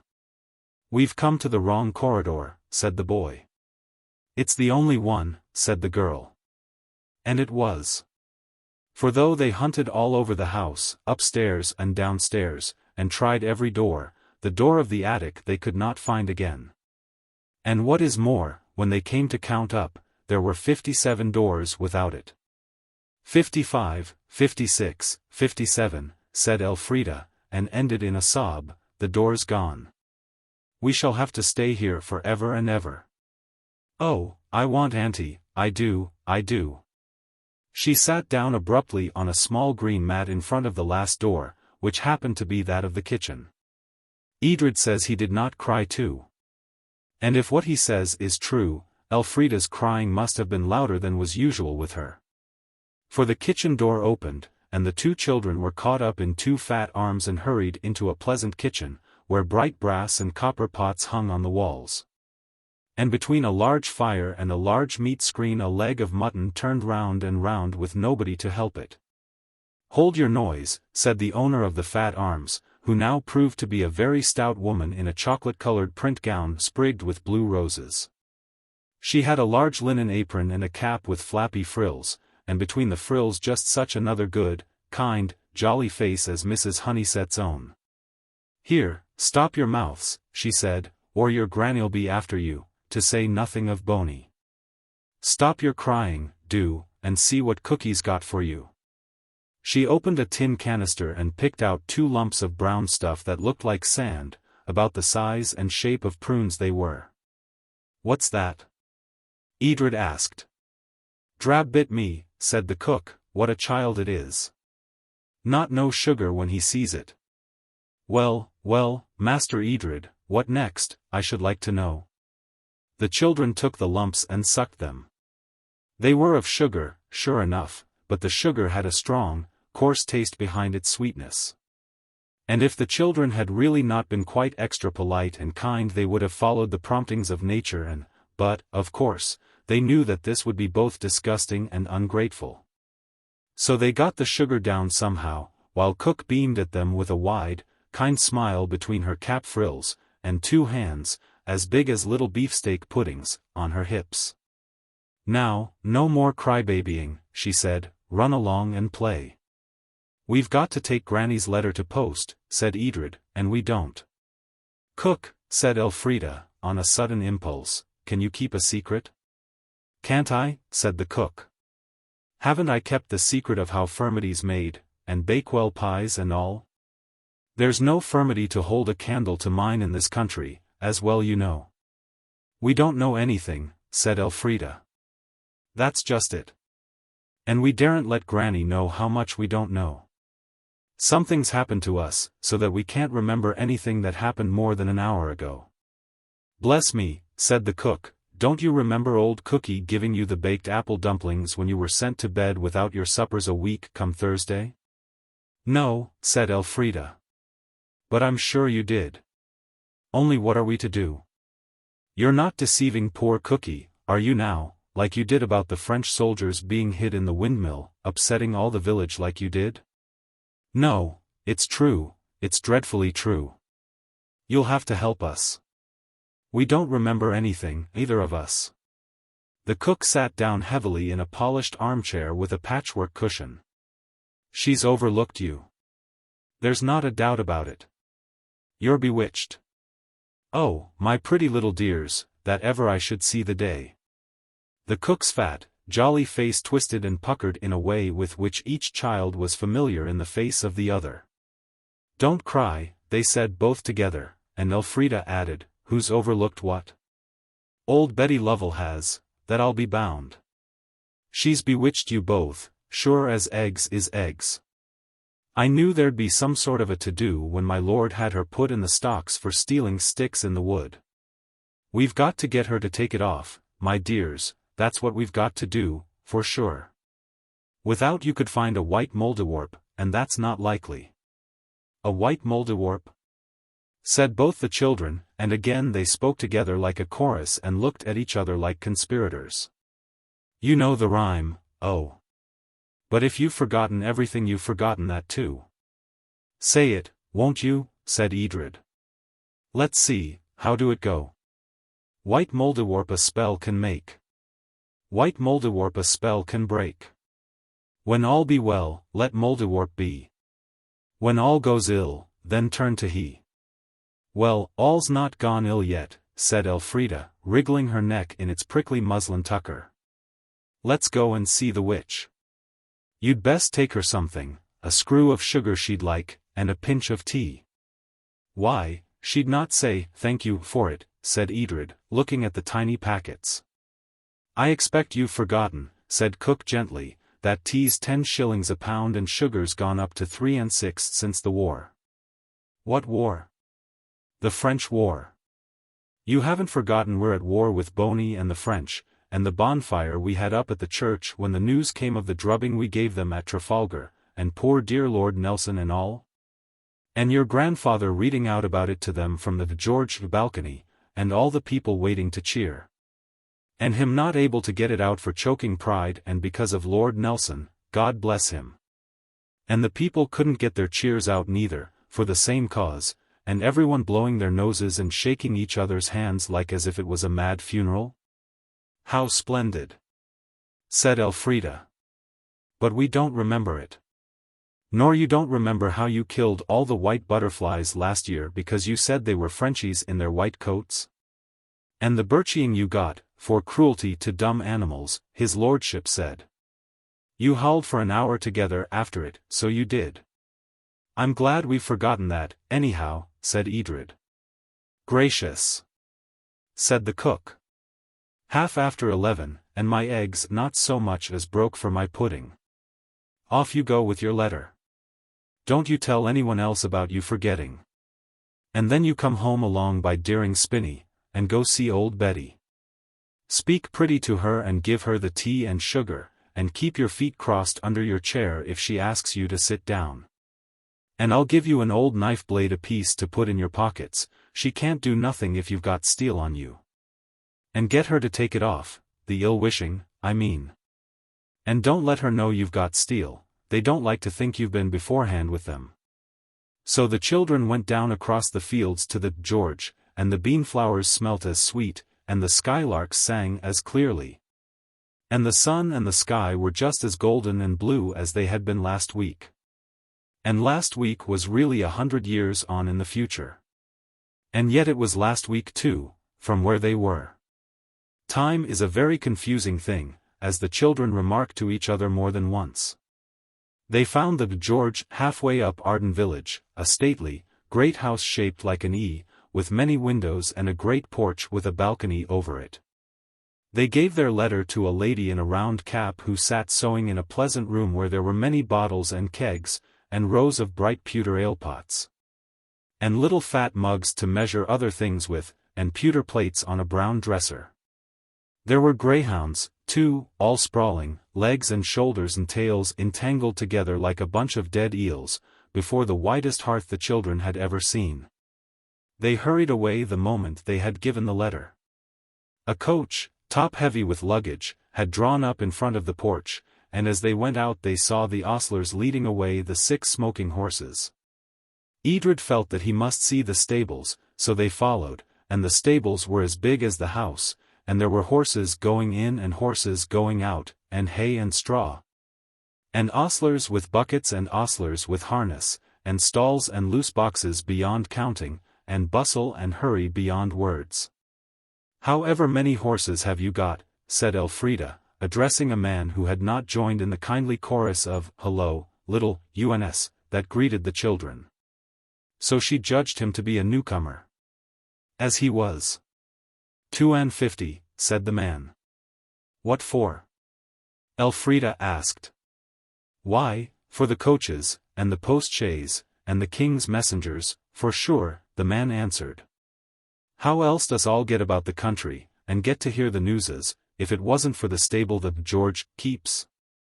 And then the children remembered that this was the time before railways and telegrams and telephones. It is always difficult to remember exactly where one is when one happens to get into a century that is not one's own. Edred would have liked to stay all day watching the busyness of everyone and the beautifulness of the horses, but Elfrida dragged him away. They had to find the witch, she reminded him. And in a dreadful tumble-down cottage, with big holes in its roof of rotten thatch, they did find her. She was exactly like the pictures of witches in story books, only she had not a broomstick or a high-pointed hat. She had instead a dirty cap that had once been white, and a rusty gown that had once been black, and a streaky shawl that might once, perhaps, have been scarlet. But nobody could be sure of that now. There was a black cat sitting on a very dirty wooden settle, and the old woman herself sat on a rickety 3-legged stool. Her wrinkled face bent over a speckled hen which she was nursing in her lap and holding gently in her yellow, wrinkled hands. As soon as Edred caught sight of her through the crooked doorway, he stopped. "I'm not going in," he said, "what's the good? We know jolly well she hasn't bewitched us. And if we go cheeking her she may, and then we shall be in a nice hole." "There's the tea and sugar," said Elfrida. "You just give it her and come away. I'll wait for you by the stile." So Elfrida went into the cottage alone, and said, "Good morning," in rather a frightened way. "I've brought you some tea and sugar," she said, and stood waiting for the "thank you," without which it would not be polite to say, "Good morning," and to go away. The "thank you" never came. Instead, the witch stopped stroking the hen, and said, "What for? I've not done you no harm." "No," said Elfrida. "I'm sure you wouldn't." "Then what have you brought it for?" Oh, just for you," said Elfrida. "I thought you'd like it. It's just a love gift, you know." This was Aunt Edith's way of calling a present that didn't come just because it was your birthday or Christmas, or you had had a tooth out. "A love gift," said the old woman slowly. "After all this long time?" Elfrida did not understand. How should she? It's almost impossible for even the most grown-up and clever of us to know how women used to be treated, and not so very long ago either, if they were once suspected of being witches. It generally began by the old woman's being cleverer than her neighbors, having more wit to find out what was the matter with sick people, and more still to cure them. Then her extra cleverness would help her to foretell storms and gales and frosts, and to find water by the divining rod, a very mysterious business. And when once you can find out where water is by just carrying a forked hazel twig between your hands and walking across a meadow, you can most likely find out a good many other things that your stupid neighbors would never dream of. And in those long-ago days, which really aren't so very long ago, your being so much cleverer than your neighbors would be quite enough. You would soon be known as the wise woman, and from wise woman to witch was a very short step indeed. So Elfrida, not understanding, said, Yes, is your fowl ill? 'Twill mend, said the old woman, 'twill mend. The healing of my hands has gone into it. She rose, set the hen on the hearth, where it fluttered, squawked, and settled among grey ashes, very much annoying the black cat, and laid her hands suddenly on Elfrida's shoulders. And now the healing of my hands is for you, she said. You have brought me a love gift. Never a gift have I had these 50 years but was a gift of fear or a payment for help, to buy me to take off a spell or put a spell on. But you have brought me a love gift, and I tell you shall have your heart's desire. You shall have love around and about you all your life long. That which is lost shall be found. That which came not shall come again. In this world's goods you shall be blessed, and blessed in the goods of the heart also.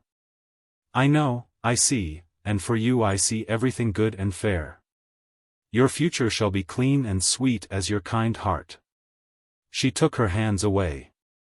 Elfrida, very much impressed by these flattering remarks which she felt she did not deserve, stood still, not knowing what to say or do. She rather wanted to cry. I only brought it because Cook told me, she said. Cook didn't give you the kind heart that makes you want to cry for me now, said the witch. The old woman sank down in a crouching heap, and her voice changed to one of sing-song. I know, she said, I know many things. All alone the livelong day and the death-long night, I have learned to see. As cats see through the dark, I see through the days that have been and shall be. I know that you are not here, that you are not now. You will return whence you came, and this time that is not yours shall bear no trace of you.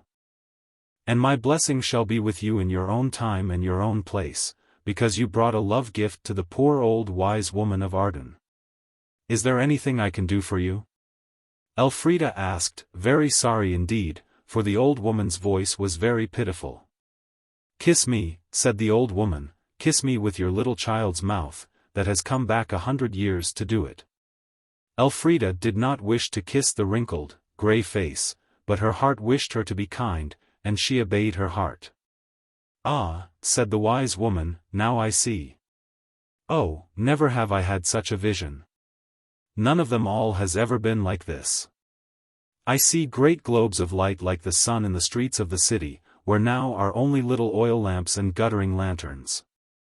I see iron roads, with fiery dragons drawing the coaches, and rich and poor riding up and down on them. Men shall speak in England and their voice be heard in France, more, the voices of men dead shall be kept alive in boxes and speak at the will of those who still live. The handlooms shall cease in the cottages, and the weavers shall work in palaces with 1,000 windows lighted as bright as day. The sun shall stoop to make men's portraits more like than any painter can make them. There shall be ships that shall run under the seas like conger eels, and ships that shall ride over the clouds like great birds. And bread that is now 1 shilling and 9 pence shall be 5 pence, and the corn and the beef shall come from overseas to feed us. And every child shall be taught who can learn, and Peace, prater, cried a stern voice in the doorway. Elfrida turned. There stood the grandfather, Lord Arden, very straight and tall and grey, leaning on his gold-headed cane, and beside him Edred, looking very small and found out. The old witch did not seem to see them, her eyes, that rolled and blinked, saw nothing. But she must have heard, for loss to Arden, she said, loss and woe to Arden. The hangings of your house shall be given to the spider, and the mice shall eat your carved furnishings. Your gold shall be less and less, and your house go down and down till there is not a field that is yours about your house. Lord Arden shrugged his shoulders. Likely tales, he said, to frighten babes with. Tell me rather, if you would have me believe, what shall hap tomorrow. Tomorrow, said the wise woman, the French shall land in Lymchurch Bay. Lord Arden laughed. And I give you a sign, 3 signs, said the woman faintly. For it is tiring work seeing into the future, even when you are enlightened with a kiss from someone who has been there. You shall see the white Mouldiwarp, that is the badge of Arden, on your threshold as you enter. That shall be one sign, said the old man mockingly. And the second, she said, shall be again the badge of your house, in your own chair in your own parlour. That seems likely, said Lord Arden, sneering. And the third, said she, shall be the badge of your house in the arms of this child. She turned her back, and picked the hen out of the ashes. Lord Arden led Edred and Elfrida away, one in each hand, and as he went he was very severe on disobedient children who went straying after wicked witches. And they could not defend themselves without blaming the cook, which, of course, they would not do. Bread and water for dinner, he said, to teach you better ways. Oh, grandfather, said Elfrida, catching at his hand, don't be so unkind. Just think about when you were little. I'm sure you liked looking at witches, didn't you, now? Lord Arden stared angrily at her, and then he chuckled. It's a bold girl, so it is, he said. I own I remember well seeing a witch duck no further off than Newchurch, and playing truant for my tutor to see it, too.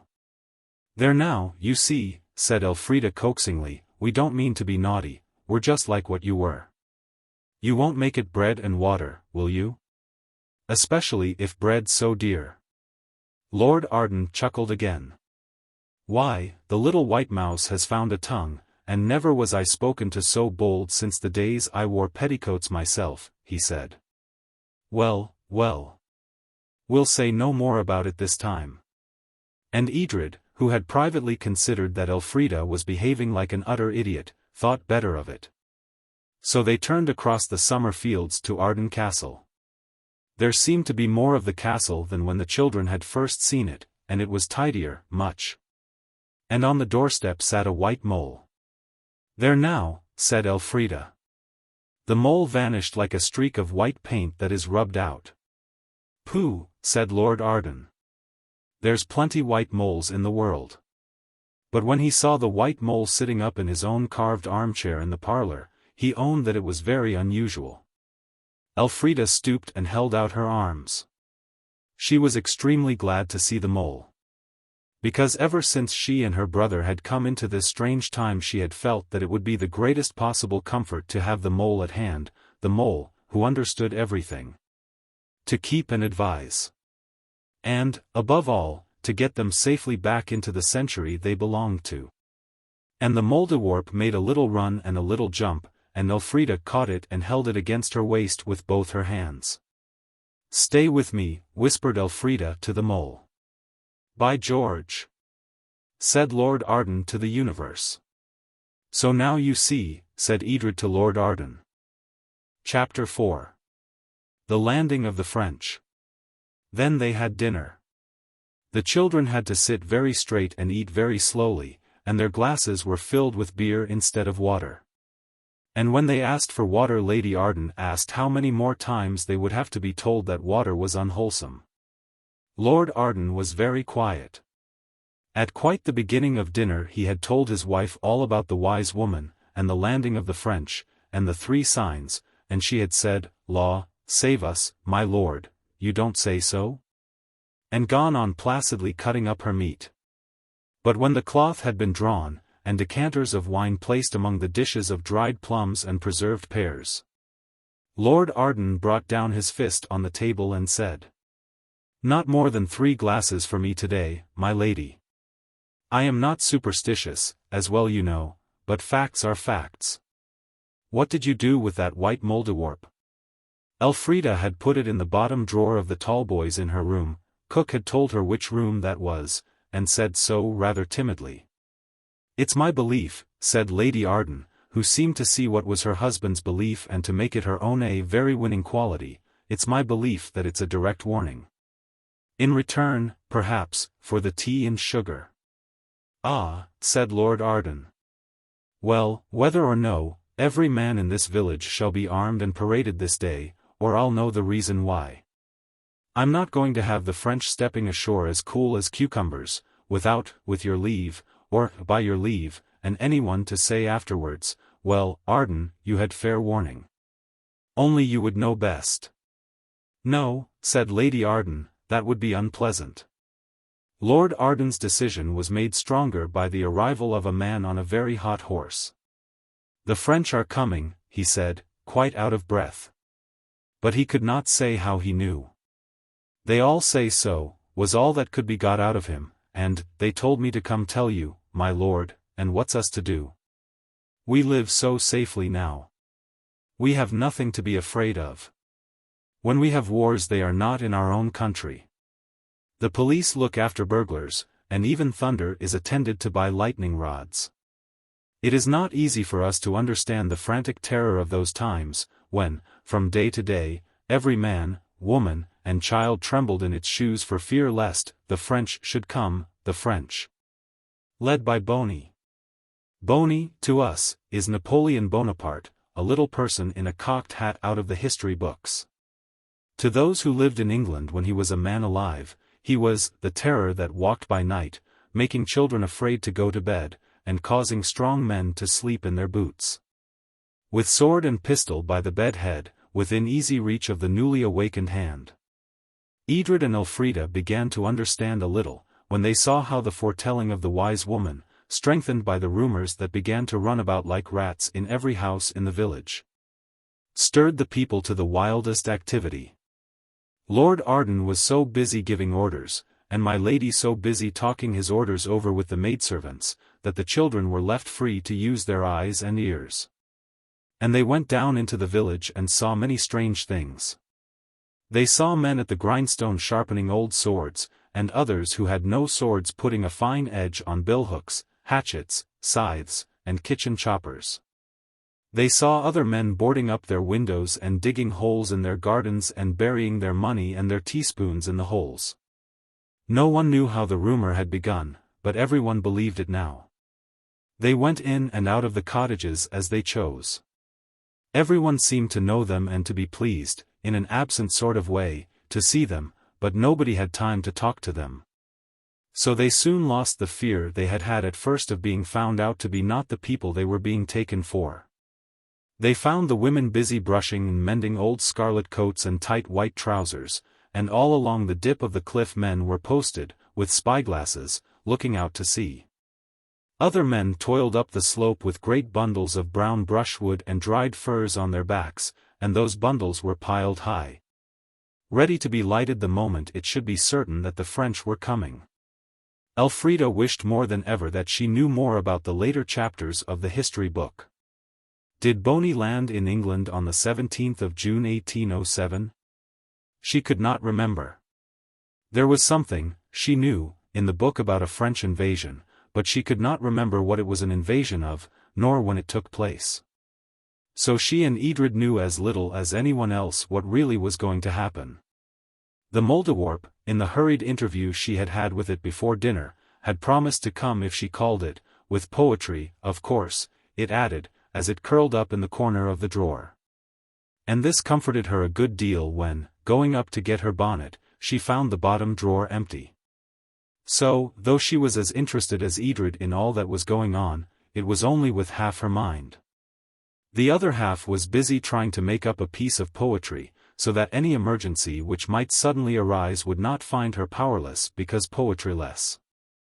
So for once Edred was more observant than she, and when he noticed that the men built a bonfire not at all on the spot which Lord Arden had pointed out as most convenient, he wondered why. And presently, seeing a man going by that very spot, he asked him why. To his surprise, the man at once poked him in the ribs with a very hard finger, and said, "Ah, you're a little wag, you are. But you're a little gentleman, too, and so's the little lady, bless her. You never gave us away to the preventives, for all you found out." "Of course," said Elfrida cautiously, "we should never give anyone away." "Want to come along down now?" the man asked. He was a brown-faced, sturdy, sailor-looking man, with a short pigtail sticking out from the back of his head like the china handle of a Japanese teapot.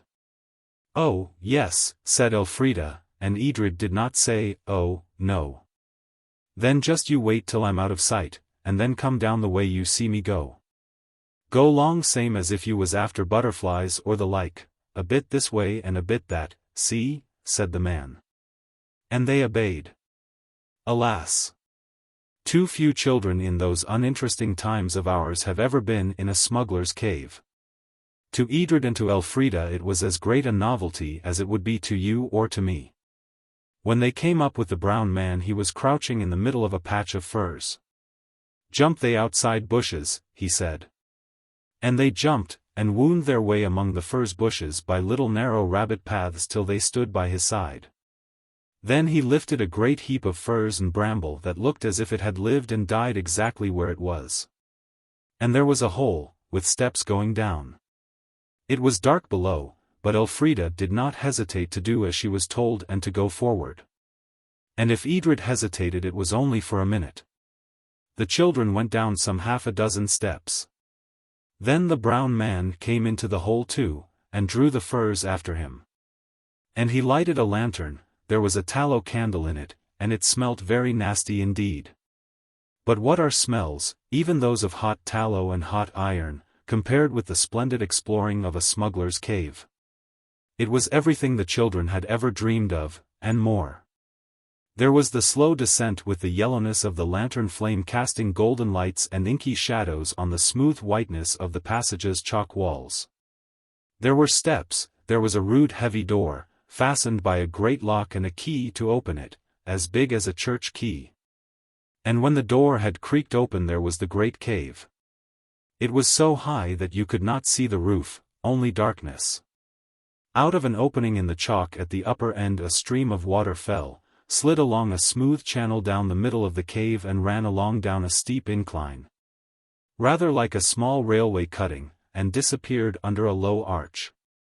So there'd always be water if you had to stand a siege, said Edred.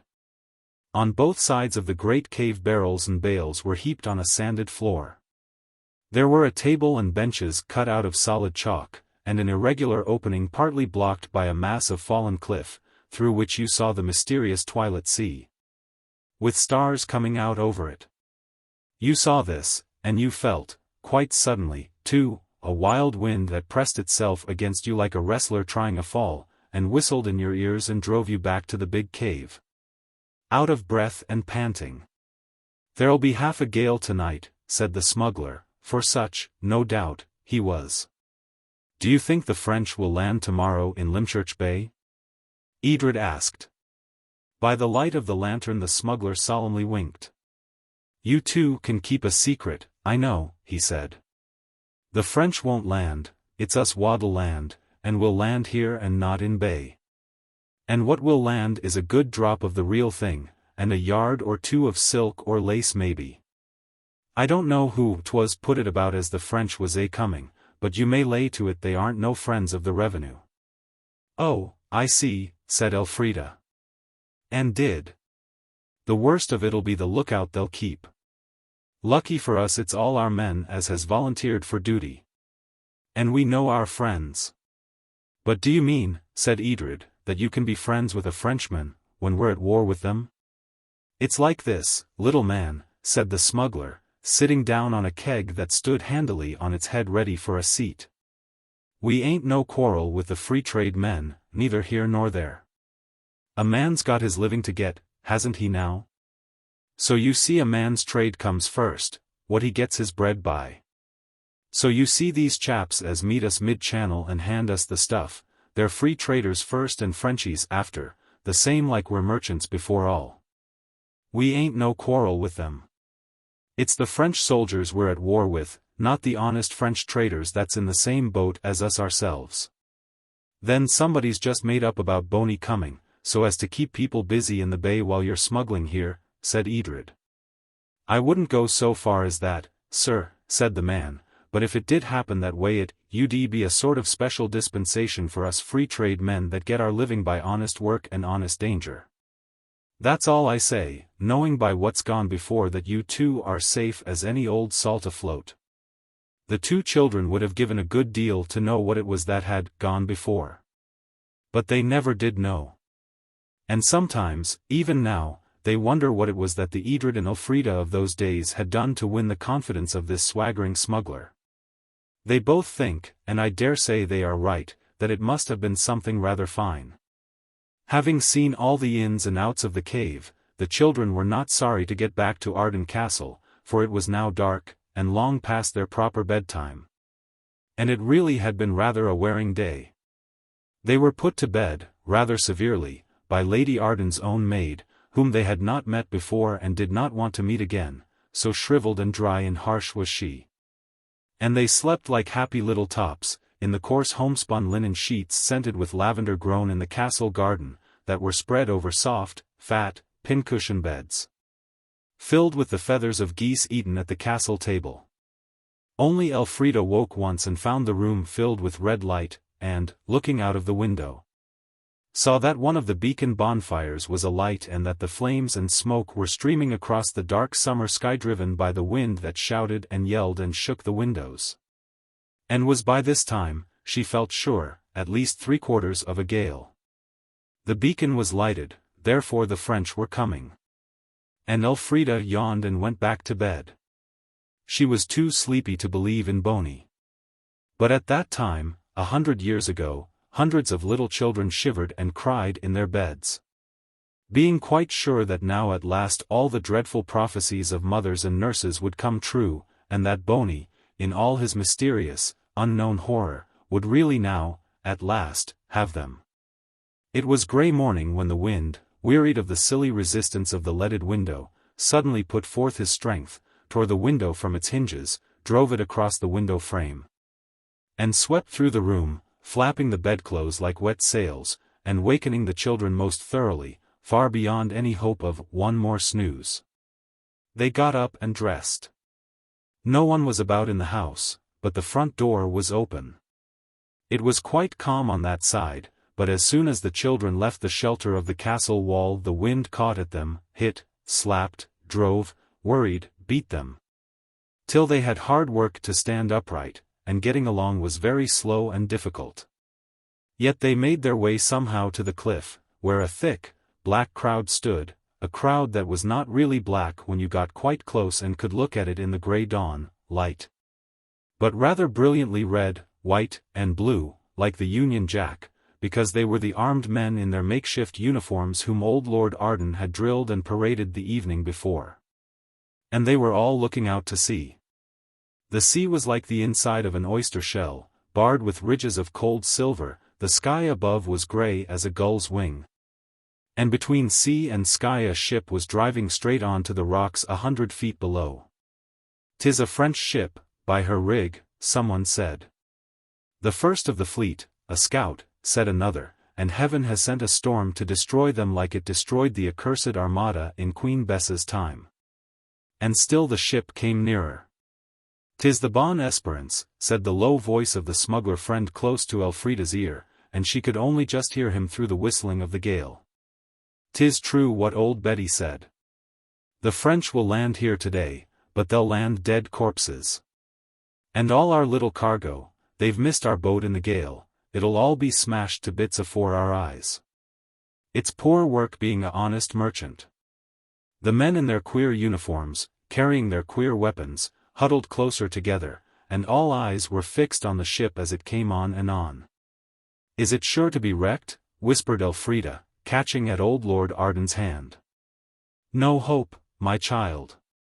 Get you home to bed," he said. It did not make any difference that all this had happened 100 years ago. There was the cold, furious sea lashing the rocks far down below the cliff. Elfrida could not bear to stay and see that ship smash on the rocks as her carved workbox had smashed when she dropped it on the kitchen bricks. She could not even bear to think of seeing it. Poetry was difficult, but to stay here and see a ship wrecked, a ship that had men aboard, was more difficult still. "Oh, Mouldiwarp, do come to me. I cannot bear it, do you see?" Was not, perhaps, fine poetry, but it expressed her feelings exactly, and, anyhow, it did what it was meant to do. The white mole rubbed against her ankles even as she spoke. She caught it up. "Oh, what are we to do?" "Go home," it said, "to the castle, you'll find the door now." And they turned to go. And as they turned they heard a grinding crunch, mixed with the noise of the waves and winds, enormously louder. But yet just the sort of noise a dog makes when he is eating the bones of the chicken you had for dinner and gets the chicken's ribs all at once into his mouth. Then there was a sort of sighing moan from the crowd on the cliff, who had been there all night for the French to land, and then Lord Arden's voice. "The French have landed." She spoke the truth. The French have landed, heaven help them. And as the children ran towards the house, they knew that every man in that crowd would now be ready to risk his life to save from the sea those Frenchies whom they had sat up all night to kill with swords and scythes and bills and meat choppers. Men are queer creatures. To get out of it, back to the safe quiet of a life without shipwrecks and witches, that was all Elfrida wanted. Holding the mole in one hand and dragging Edred by the other, she got back to the castle and in at the open front door, up the stairs, and straight to a door. She knew it would be the right one. And it was. There was the large attic with the beams, and the long, wonderful row of chests under the sloping roof. And the moment the door was shut, the raging noise of the wind ceased, as the flaring noise of gas ceases when you turn it off. And now once more the golden light filtered through the chinks of the tiles, and outside was the tick, tick, of moving pigeon feet, the rustling of pigeon feathers, and the coarucoo of pigeon voices. On the ground lay their own clothes. "Change," said the white mole, a little out of breath because it had been held very tight and carried very fast. And the moment they began to put on their own clothes it seemed that the pigeon noises came closer and closer, and somehow helped them out of the prickly clothes of 1807 and back into the comfortable sailor suits of 1907. "Did ye find the treasure?" the mole asked, and the children answered. "Why no, we never thought of it." "It don't make no odds," said the mole. "'Twarn't dear." "There," said Elfrida. "Then we're here?" "We're now again, I mean." "We're not then." "Oh, you're now, sure enough," said the mole, "and won't you catch it? Dame Honeyset's been raising the countryside arter ye.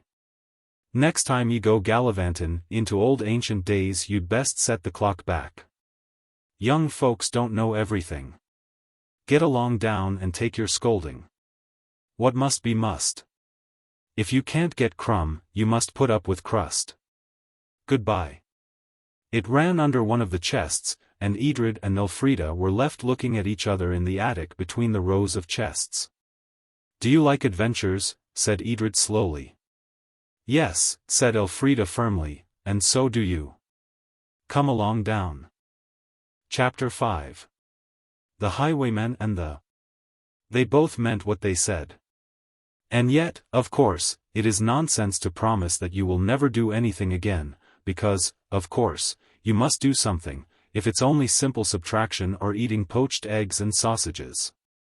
You will, of course, understand that what they meant was that they would never again do anything to cause Mrs. Honeyset a moment's uneasiness, and in order to make this possible the first thing to do was, of course, to find out how to set the clock back.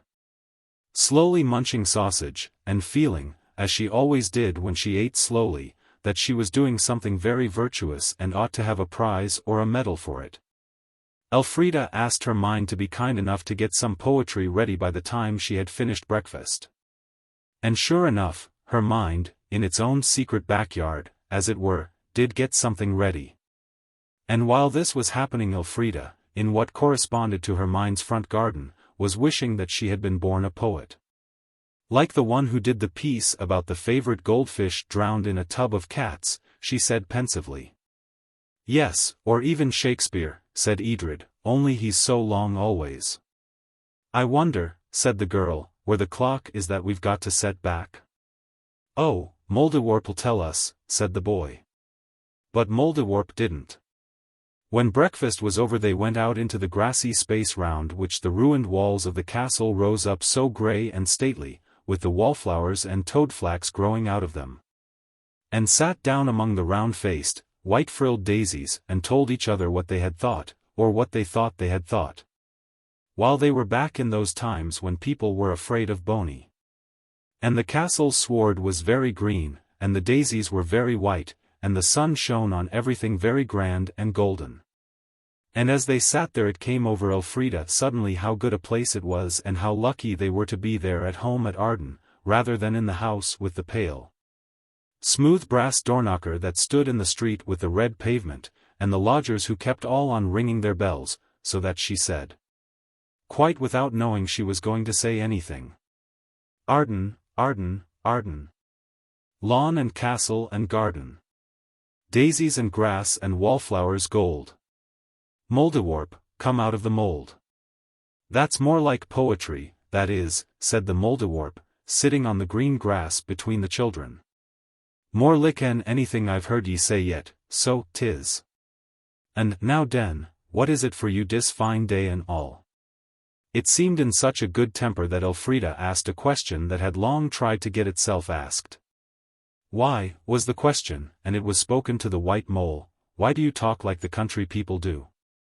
Sussex barn and bred, said the mole, but I no other talk. Sussex talks what they call, racy of the soil, means, smells of the earth, where I live. I can talk all sorts, though. I used to spit French once on a time, young Fitzlusaigneur. You must know lots and lots, said Edred. I do, said the mole. How old are you? Edred asked, in spite of Elfrida's warning, hush. It's rude. Old as my tongue and a little older and me teeth, said the mole, showing them. Ah, don't be cross, said Elfrida, and such a beautiful day, too, and just when we wanted you to show us how to put back the clock and all. That's a deed, that is, said the mole, but you've not quarrelled this 3 days, so you can go where you please and do what you will. Only you're in the way here if you want to stop the clock. Get up into the gate tower and look out, and when you see the great clock face, come down at once and sit on the second hand. That'll stop it, if anything will. Looking out through the breezy arch among the swinging ends of ivy and the rustle and whir of pigeon wings, the children saw a very curious sight. The green and white of grass and daisies began to swim, as it were, before their eyes. The lawn within the castle walls was all uneven because the grass had not been laid there by careful gardeners, with spirit levels and rollers, who wanted to make a lawn, but by nature herself, who wanted just to cover up bits of broken crockery and stone, and old birds' nests, and all sorts of odd rubbish. And now it began to stretch itself, as though it were a live carpet, and to straighten and tighten itself till it lay perfectly flat. And the grass seemed to be getting greener in places. And in other places there were patches of white thicker and purer than before. Look! Look, cried Edred, look! The daisies are walking about. They were. Stiffly and steadily, like well-drilled little soldiers, the daisies were forming into twos, into fours, into companies. Looking down from the window of the gate tower it was like watching thousands of little white beads sort themselves out from among green ones. What are they going to do? Edred asked, but naturally Elfrida was not able to answer. The daisies marched very steadily, like little people who knew their business very well. They massed themselves together in regiments, in armies. On certain parts of the smooth grass certain companies of them stopped and stayed. They're making a sort of pattern, said Edred. Look! There's a big ring all round, a sort of pattern. I should think they were, cried Elfrida. Look! Look! It's the clock. It was. On the pure green face of the lawn was an enormous circle marked by a thick line of closely packed white daisies. Within it were the figures that are on the face of a clock, all 12 of them. The hands were of white daisies, too, both the minute hand and the hand that marks the hours, and between the 6 and the center was a smaller circle. Also white and of daisies, round which they could see a second hand move, a white second hand formed of daisies wheeling with a precision that would have made the haughtiest general in the land shed tears of pure admiration. With one accord the 2 children blundered down the dark, dusty, cobwebby, twisty stairs of the gate tower and rushed across the lawn. In the very center of the clock face sat the Mouldiwarp, looking conscious and a little conceited. How did you do it? Elfrida gasped. The daisies did it. Poor little things. They can't invent at all. But they do carry out other people's ideas quite nicely. All the white things have to obey me, of course, it added carelessly. And this is the clock. The Mouldiwarp giggled. My child, what presumption. The clock is much too big for you to see ever, all at once. The sun's the center of it. This is just a pretending clock. It'll do for what we want, of course, or I wouldn't have had it made for you. Sit down on the second hand. Oh no, it won't hurt the daisies. Count 100, yes, that's right. They sat down on the close, white line of daisies and began to count earnestly. And now, the Mouldiwarp said, when the 100 was counted, it's just the same time as it was when you began. So now you understand. They said they did, and I am sure I hope you do. But if we sit here, said Elfrida, how can we ever be anywhere else? You can't, said the Mouldiwarp. So one of you will have to stay and the other to go. You go, Elfie, said Edred. I'll stay till you come back. That's very dear of you, said Elfrida, but I'd rather we went together. Can't you manage it? She asked the mole. I could, of course, it said, but, he's afraid to go without you, it said suddenly. He isn't, and he's 2 years younger than me, anyway, Elfrida said hotly. Well, go without him, said the mole. You understand perfectly, don't you, that when he has stopped the clock your going is the same as your not going, and your being here is the same as not being, and, what I mean, it added. Hastily returning to Sussex talk, you needn't be so turble put out. He won't know you've gone nor yet he won't believe you've come back. Be off with my gel. Elfrida hesitated. Then, oh, Edred, she said, I have had such a time. Did it seem very long? I know it was horrid of me, but it was so interesting I couldn't come back before. Nonsense, said Edred. Well, go if you like, I don't mind. I tell you, said Elfrida, dragging him off the second hand of the daisy clock, whose soldiers instantly resumed their wheeling march. So now you see, said the mole. Tell you what, next time you want her stopped a clock we'll debar her onto it. Now you go along and play. You've had enough Arden magic for this Thursday, so you Ave, bless your hearts and all. And they went. That was how Edred perceived the adventure of the Highwayman and the. But I will not anticipate. The way the adventure seemed to Elfrida was rather different. After the mole said, my gel, she hesitated, and then went slowly towards the castle where the red roof of the house showed between the old, ivy-grown grey buttresses. She looked back, to see Edred and the Mouldiwarp close together on the face of the wonderful green and white clock. They were very still. She made her mind up, ran indoors and up the stairs and straight to the door. She found it at once, shut the door, and opened the second chest to the right. You change your clothes and the times change too. Change, that is what you've got to do. Coo-roo, coo-roo, coo-roo, coo-roo, said the pigeons or the silence or Elfrida. I wonder, she said, slipping on a quilted green satin petticoat with pink rosebuds embroidered on it. Whether Shakespeare began being a poet like that, just little odd lines coming into his head without him meaning them to.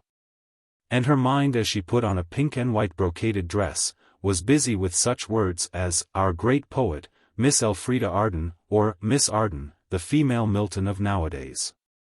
She tied a white, soft little cap with pink ribbons under her chin and ran to open the door.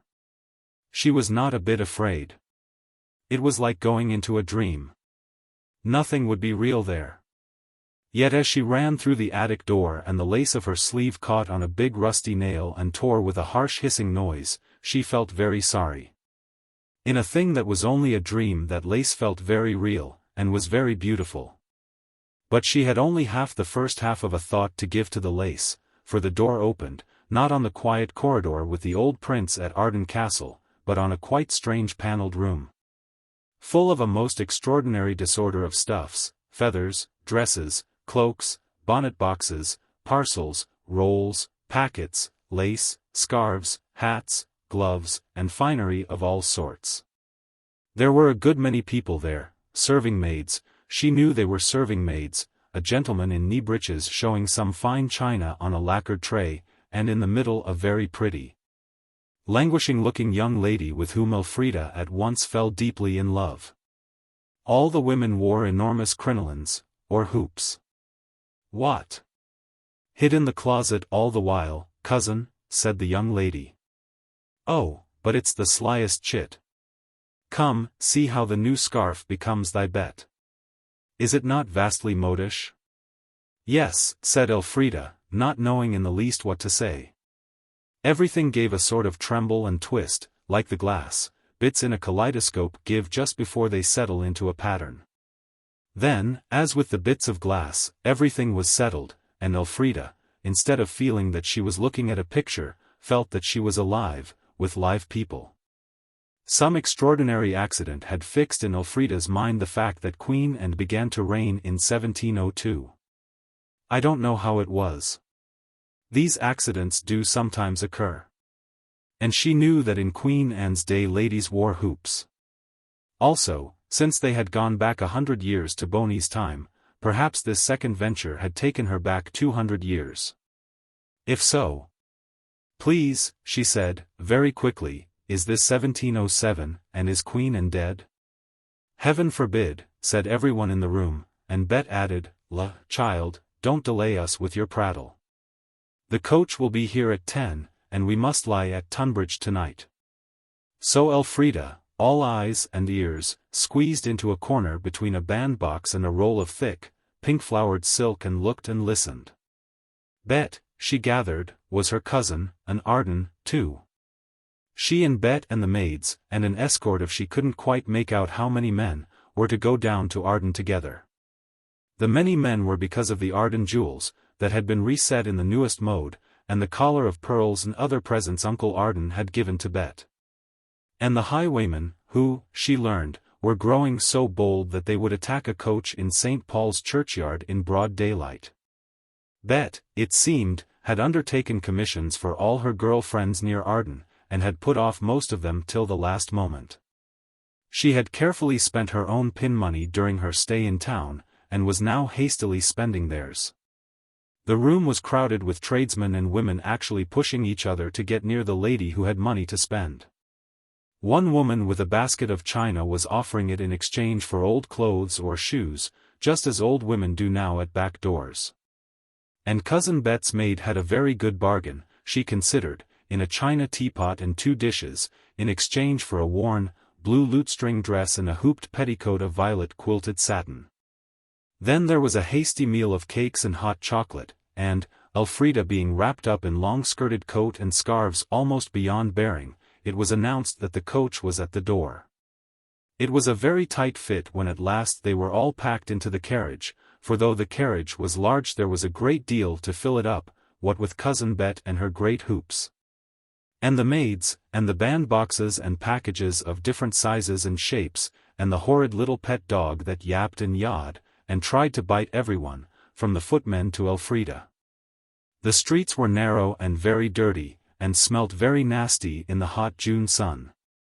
And it was very hot and stuffy inside the carriage, and more bumpety than you would think possible, more bumpety even than a wagon going across a furrowed cornfield. Elfrida felt rather headachy, as you do when you go out in a small boat and everyone says it is not at all rough. By the time the carriage got to Lewisham Elfrida's bones were quite sore, and she felt as though she had been beaten. There were no springs to the carriage. And it reminded her of a bathing machine more than anything else, you know the way it bumps on the shingly part of the shore when they are drawing you up at the beach. And you tumble about and can't go on dressing, and all your things slide off the seats. The maids were cross and looked it. Cousin Bet had danced till nigh midnight, and been up with the lark, so she said. And, having said it, went to sleep in a corner of the carriage looking crosser than the maids. Elfrida began to feel that empty, uninterested sensation which makes you wish you hadn't come. The carriage plunged and rattled on through the green country, the wheels bounding in and out of the most dreadful ruts. More than once the wheel got into a rut so deep that it took all the men to heave it out again. Cousin Bet woke up to say that it was vastly annoying, and instantly went to sleep again. Elfrida, being the smallest person in the carriage except Amour, the dog, was constantly being thrown into somebody's lap, to the annoyance of both parties.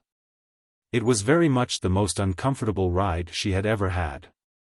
She thought of the smooth, swift rush of the train. Even the carrier's cart was luxury compared to this. The roads aren't like roads at all, she told herself, they're like plowed fields with celery trenches in them. She had a friend a market gardener, so she knew. Long before the carriage drew up in front of the Bull at Tunbridge, Elfrida felt that if she only had a piece of poetry ready she would say it. And ask the Mouldiwarp to take her back to her own times, where, at any rate, carriages had springs and roads were roads. And when the carriage did stop she was so stiff she could hardly stand. "Come along in," said a stout, pleasant-faced lady in a frilled cap, "come in, my poppet. There's a fine supper, though it's me says it, and a bed that you won't beat in Kent for soft and clean, you may lay to that." There was a great bustle of shouting ostlers and stablemen.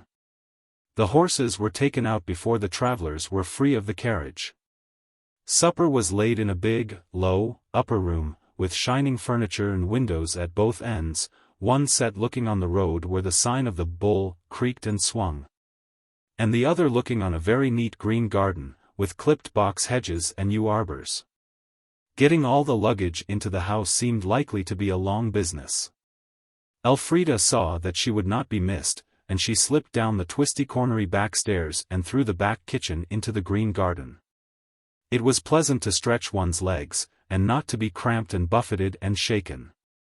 But she walked down the grass path rather demurely, for she was very stiff indeed. And it was there, in a yew arbor, that she came suddenly on the grandest and handsomest gentleman that she had ever seen.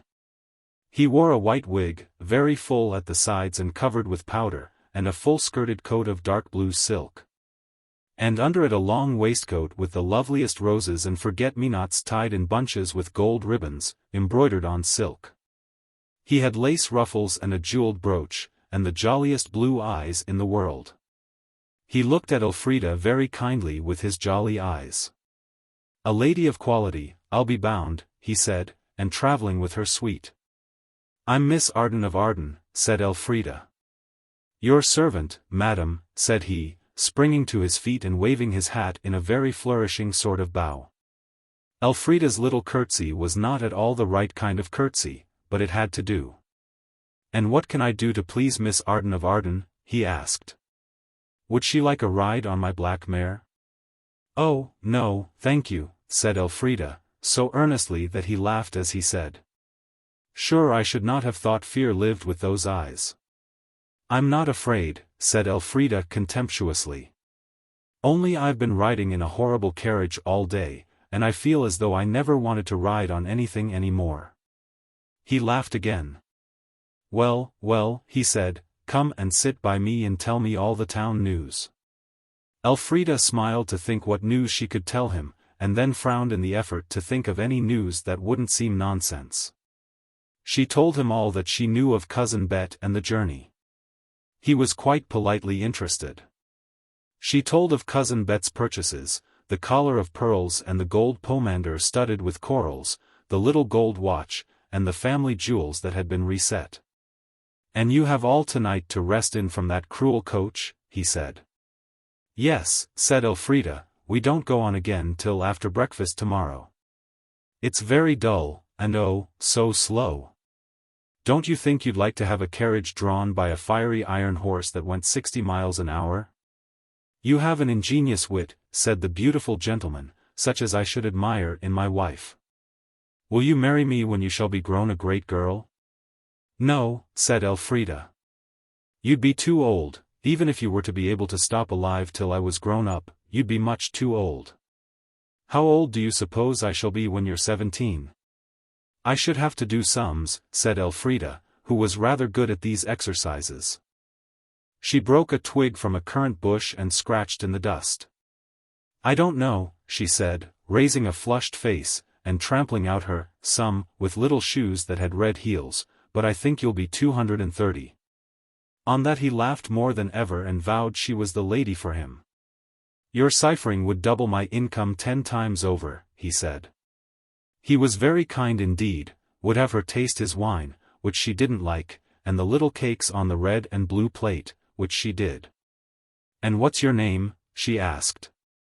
My name, said he, is a secret. Can you keep a secret? Yes, said Elfrida. So can I, said he.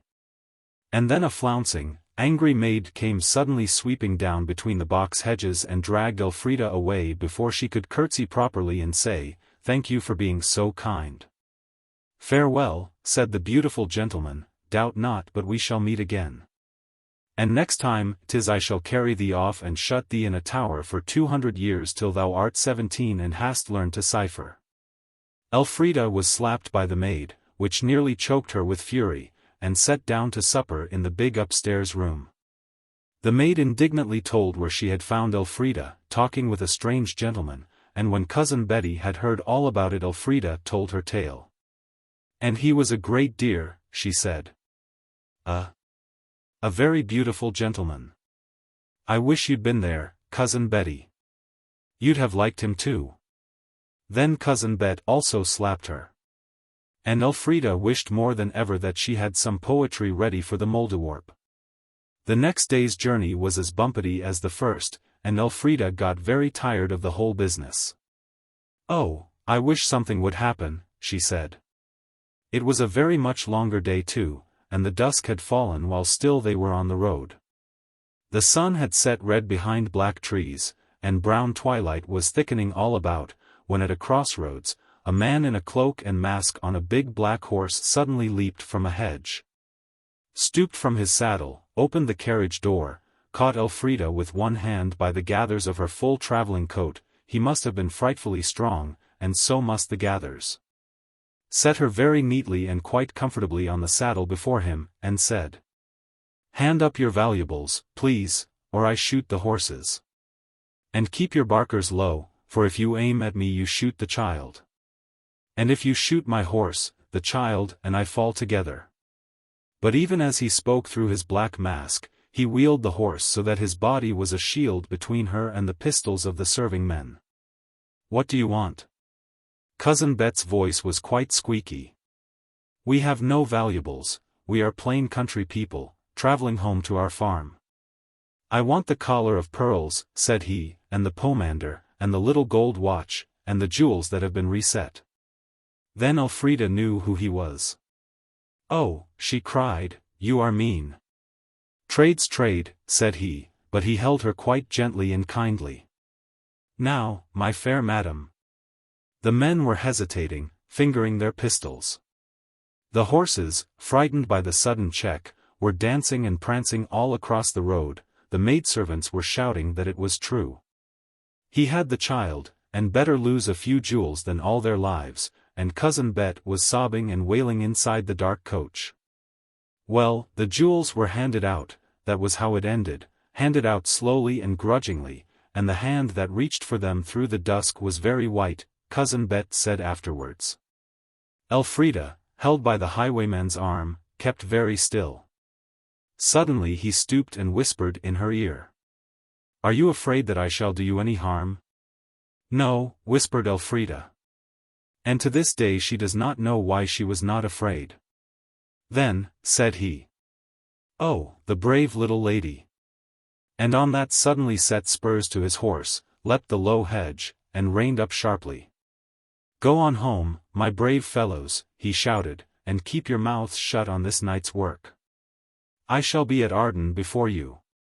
The child, shrieked the maids, oh, the child.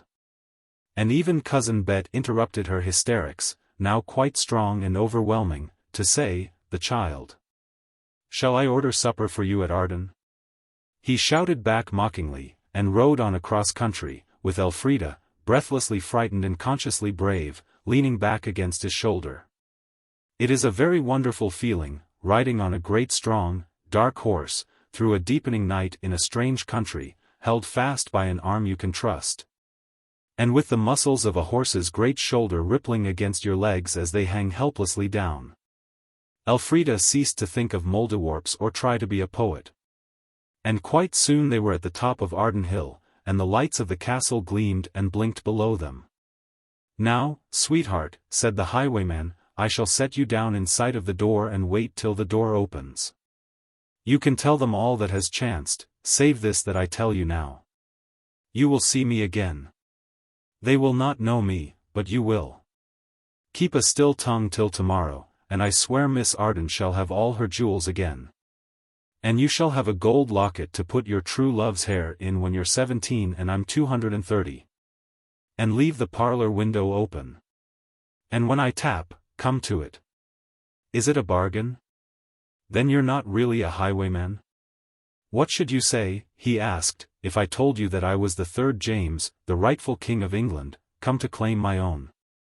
"Oh," said Elfrida, and he set her down, and she walked to the door of the castle and thumped on it with her fists.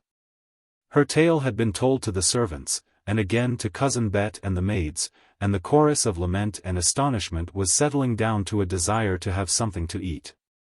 Anyhow, the servants had gone to the kitchen to hurry the supper. Cousin Bet and Elfrida were alone in the parlour, where Elfrida had dutifully set the window ajar. The laurel that was trained all up that side of the house stirred in the breeze and tapped at the window. Elfrida crossed to the window seat. No, it was only the laurel.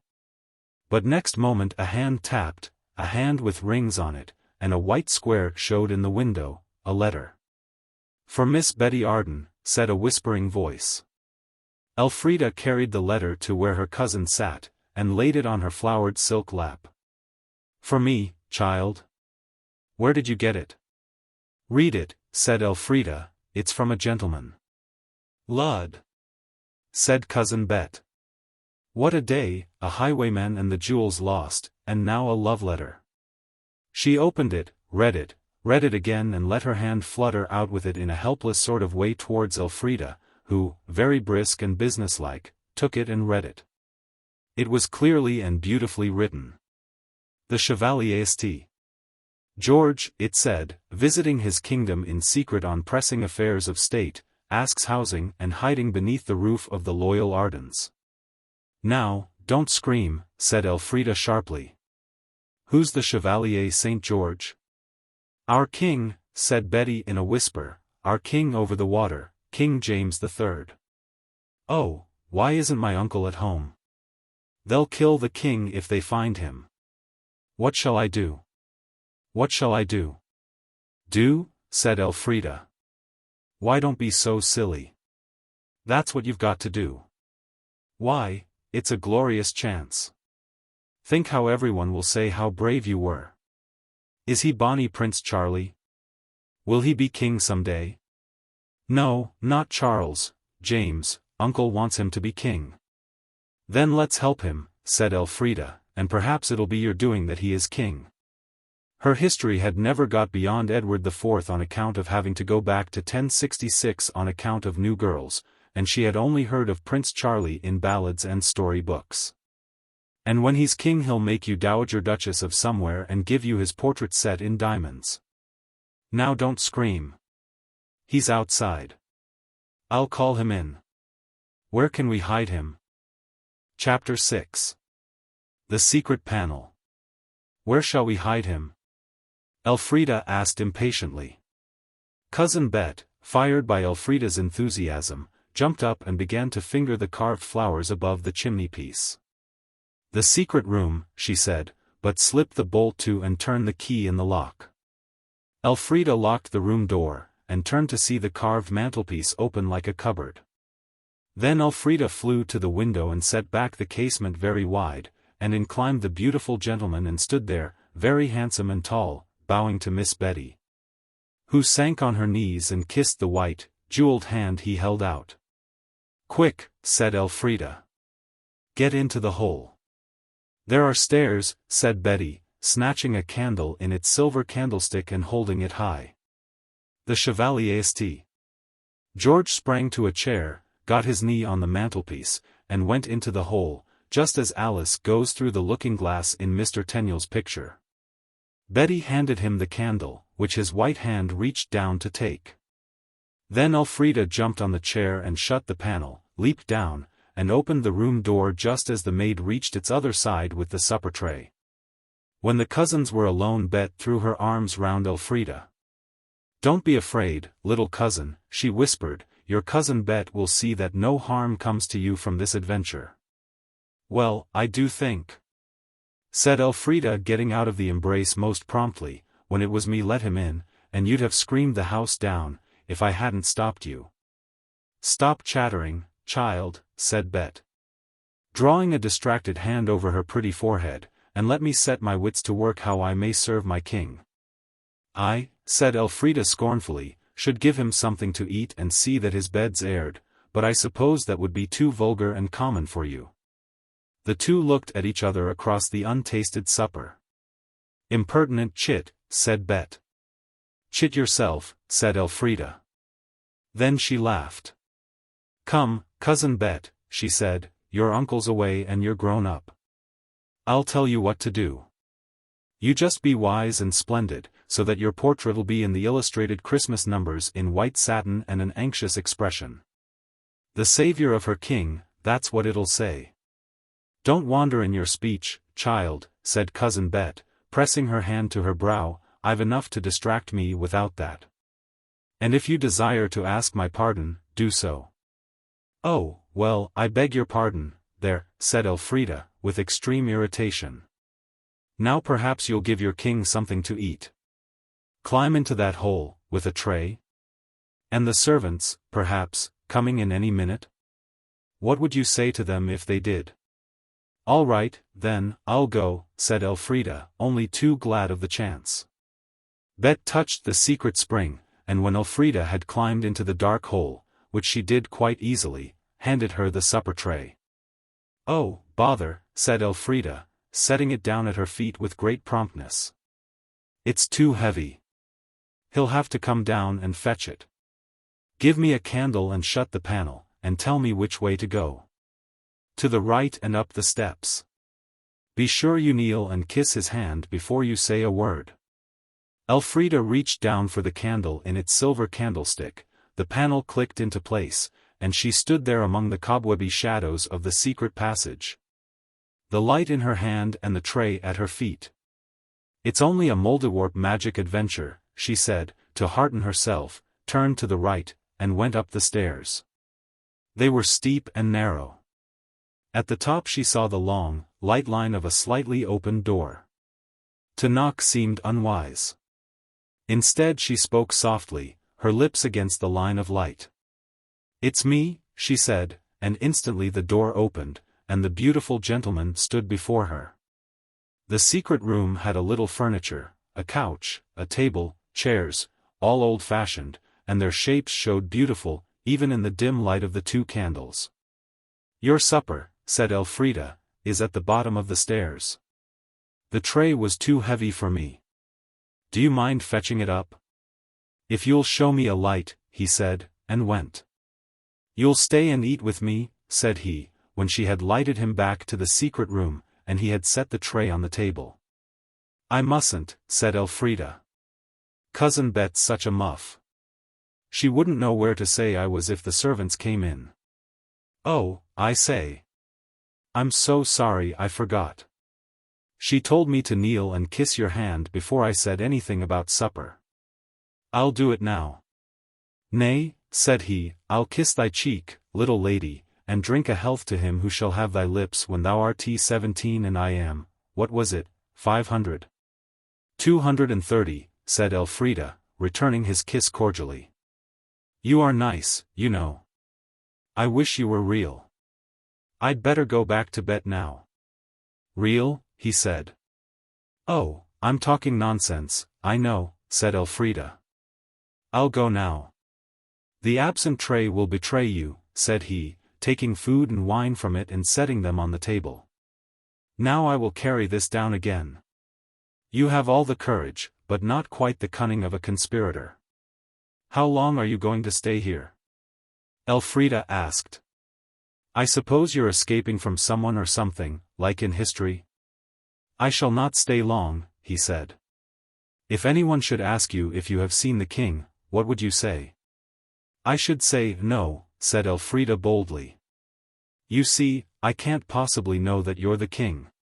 You just say so, that's all. Perhaps really you aren't.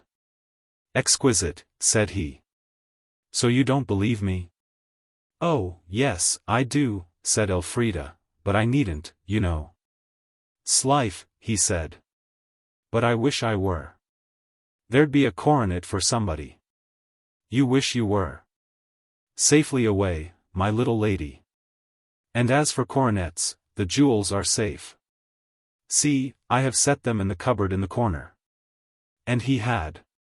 Then he carried down the tray, and Elfrida, who was very hungry, tried to persuade Bet that she must eat, if only to keep up her strength for the deeds of daring that might want doing at any moment. But Bet declared that she could not eat, the least morsel would choke her.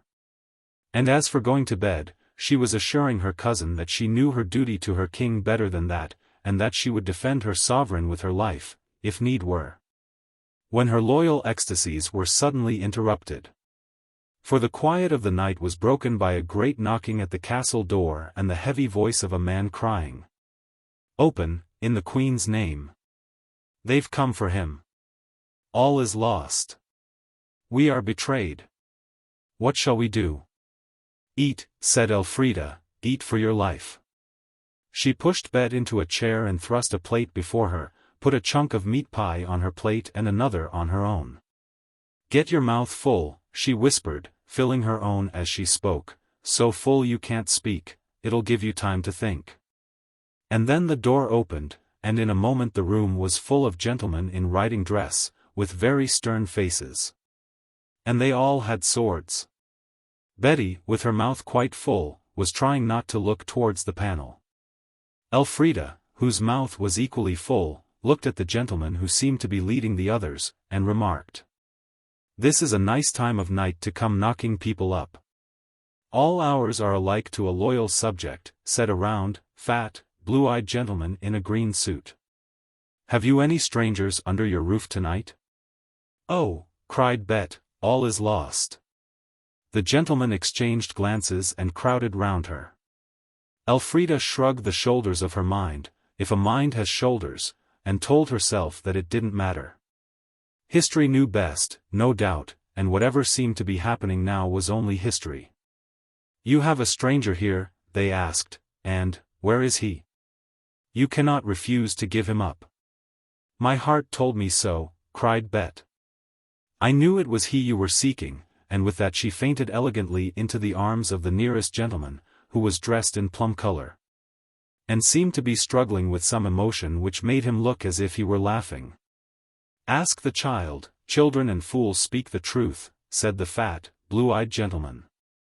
Elfrida found herself suddenly lifted on to the table, from which she could see over the heads of the gentlemen who stood all round her. She could see Bet reclining on the sofa, and the open door with servants crowding in it, all eyes and ears. Now, said a dozen voices, the truth, little miss. What do you want to know? She asked, and, in a much lower tone, I shan't tell you anything unless you send the servants away. The door was closed and the truth was asked for again. If you'll only tell me what you want to know, she said again. Does any stranger lie here tonight? No, said Elfrida. She knew that the beautiful gentleman in the secret chamber was not lying down, but sitting to his supper. But Miss Arden said, all is lost, and she knew 'twas he whom we sought. Well, Elfrida carefully explained, it's like this. You see, we were robbed by a highwayman today, and I think that upset my cousin. She's rather easily upset, I'm afraid. Very easily, several voices agreed, and someone added that it was a hair-brained business. The shortest way's the best, said the plum-colored gentleman. Is Sir Edward Talbot here? No, he isn't, said Elfrida downrightly, and I don't believe you've got any business coming into people's houses and frightening other people into fits. And I shall tell Lord Arden when he comes home. So now you know. Zooks, someone cried, the child's got a spirit, and she's right, too, strike me if she isn't. But, snails! Exclaimed another, we do but protect Lord Arden's house in his absence. If, said Elfrida, you think your Talbot's playing hide-and-seek here, and if he's done anything wrong, you can look for him if you like. But I don't believe Lord Arden will be pleased. That's all. I should like to get down onto the floor, if you please. I don't know whether Elfrida would have had the courage to say all this if she had not remembered that this was history times, and not now times. But the gentlemen seemed delighted with her bravery. They lifted her gently down, and with many apologies for having discommoded the ladies, they went out of the room and out of the castle.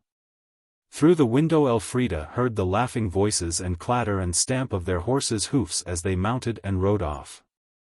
They all seemed to be laughing. And she felt that she moved in the midst of mysteries. She could not bear to go back into her own time without seeing the end of the adventure. So she went to bed in a large four-poster, with Cousin Bet for company. The fainting fit lasted exactly as long as the strange gentlemen were in the house and no longer, which was very convenient. Elfrida got up extremely early in the morning and went down into the parlour. She had meant to go and see how the king was, and whether he wanted his shaving water first thing, as her daddy used to do. But it was so very, very early that she decided that it would be better to wait a little. The king might be sleepy, and sleepy people were not always grateful, she knew, for early shaving water. So she went out into the fields where the dew was grey on the grass, and up onto Arden Knoll. And she stood there and heard the skylarks, and looked at the castle and thought how new the mortar looked in the parts about the living house. And presently she saw two figures coming across the fields from where the spire of Arden Church rose out of the tops of trees as round and green as the best double-curled parsley. And one of the gentlemen wore a green coat and the other a purple coat, and she thought to herself how convenient it was to recognize people half a mile away by the color of their clothes. Quite plainly they were going to the castle, so she went down, too, and met them at the gate with a civil, good morning. You are no Liabed at least, said the green gentleman. And so no stranger lay at Arden last night, eh? Elfrida found this difficult to answer. No doubt the king had lain, was probably still lying, in the secret chamber. But was he a stranger? No, of course he wasn't. So? No, she said. And then through the open window of the parlour came, very unexpectedly and suddenly, a leg in a riding boot, then another leg, and the whole of the beautiful gentleman stood in front of them. So ho, he said. Speak softly, for the servants are not yet about. They are, said Elfrida, only they're at the back. Creep along under the wall. You will get away without their seeing you then. Always a wonderful counselor, said the beautiful gentleman, bowing gracefully. Come with us, little maid. I have no secrets from thee. So they all crept along close to the castle wall to that corner from which, between two shoulders of down, you can see the sea. There they stopped. And the wager's mine, said the beautiful gentleman, for all you tried to spoil it. That was not in the bond, Fitzgerald, entering Arden at night at 9 of the clock, to ferret me out like a pack of hounds after Reynard. There was nothing barred, said the green gentleman. We tried waylaying you on the road, but you were an hour early. Ah, said the beautiful gentleman, putting back clocks is easy work. And the ostler at the Bull loves a handsome wager nigh as well as he loves a guinea. I do wish you'd explain, said Elfrida, almost stamping with curiosity and impatience. And so I will, my pretty, said he, laughing. Aren't you the king? You said you were. Nay, nay, not so fast. I asked thee what thou wouldst say if I told you I was King James. Then who are you? She asked. Plain Edward Talbot, Baronet, at your ladyship's service, he said, with another of his fine bows. But I don't understand, she said, do tell me all about it from the beginning. So he told her, and the other gentleman stood by, laughing. The other night I was dining with Mr. Fitzgerald here, and the talk turned on highway robbery, and on Arden Castle here, with other matters. And these gentlemen, with others of the party, laid me a wager, 500 guineas it was, that I would not rob a coach. I took the wager.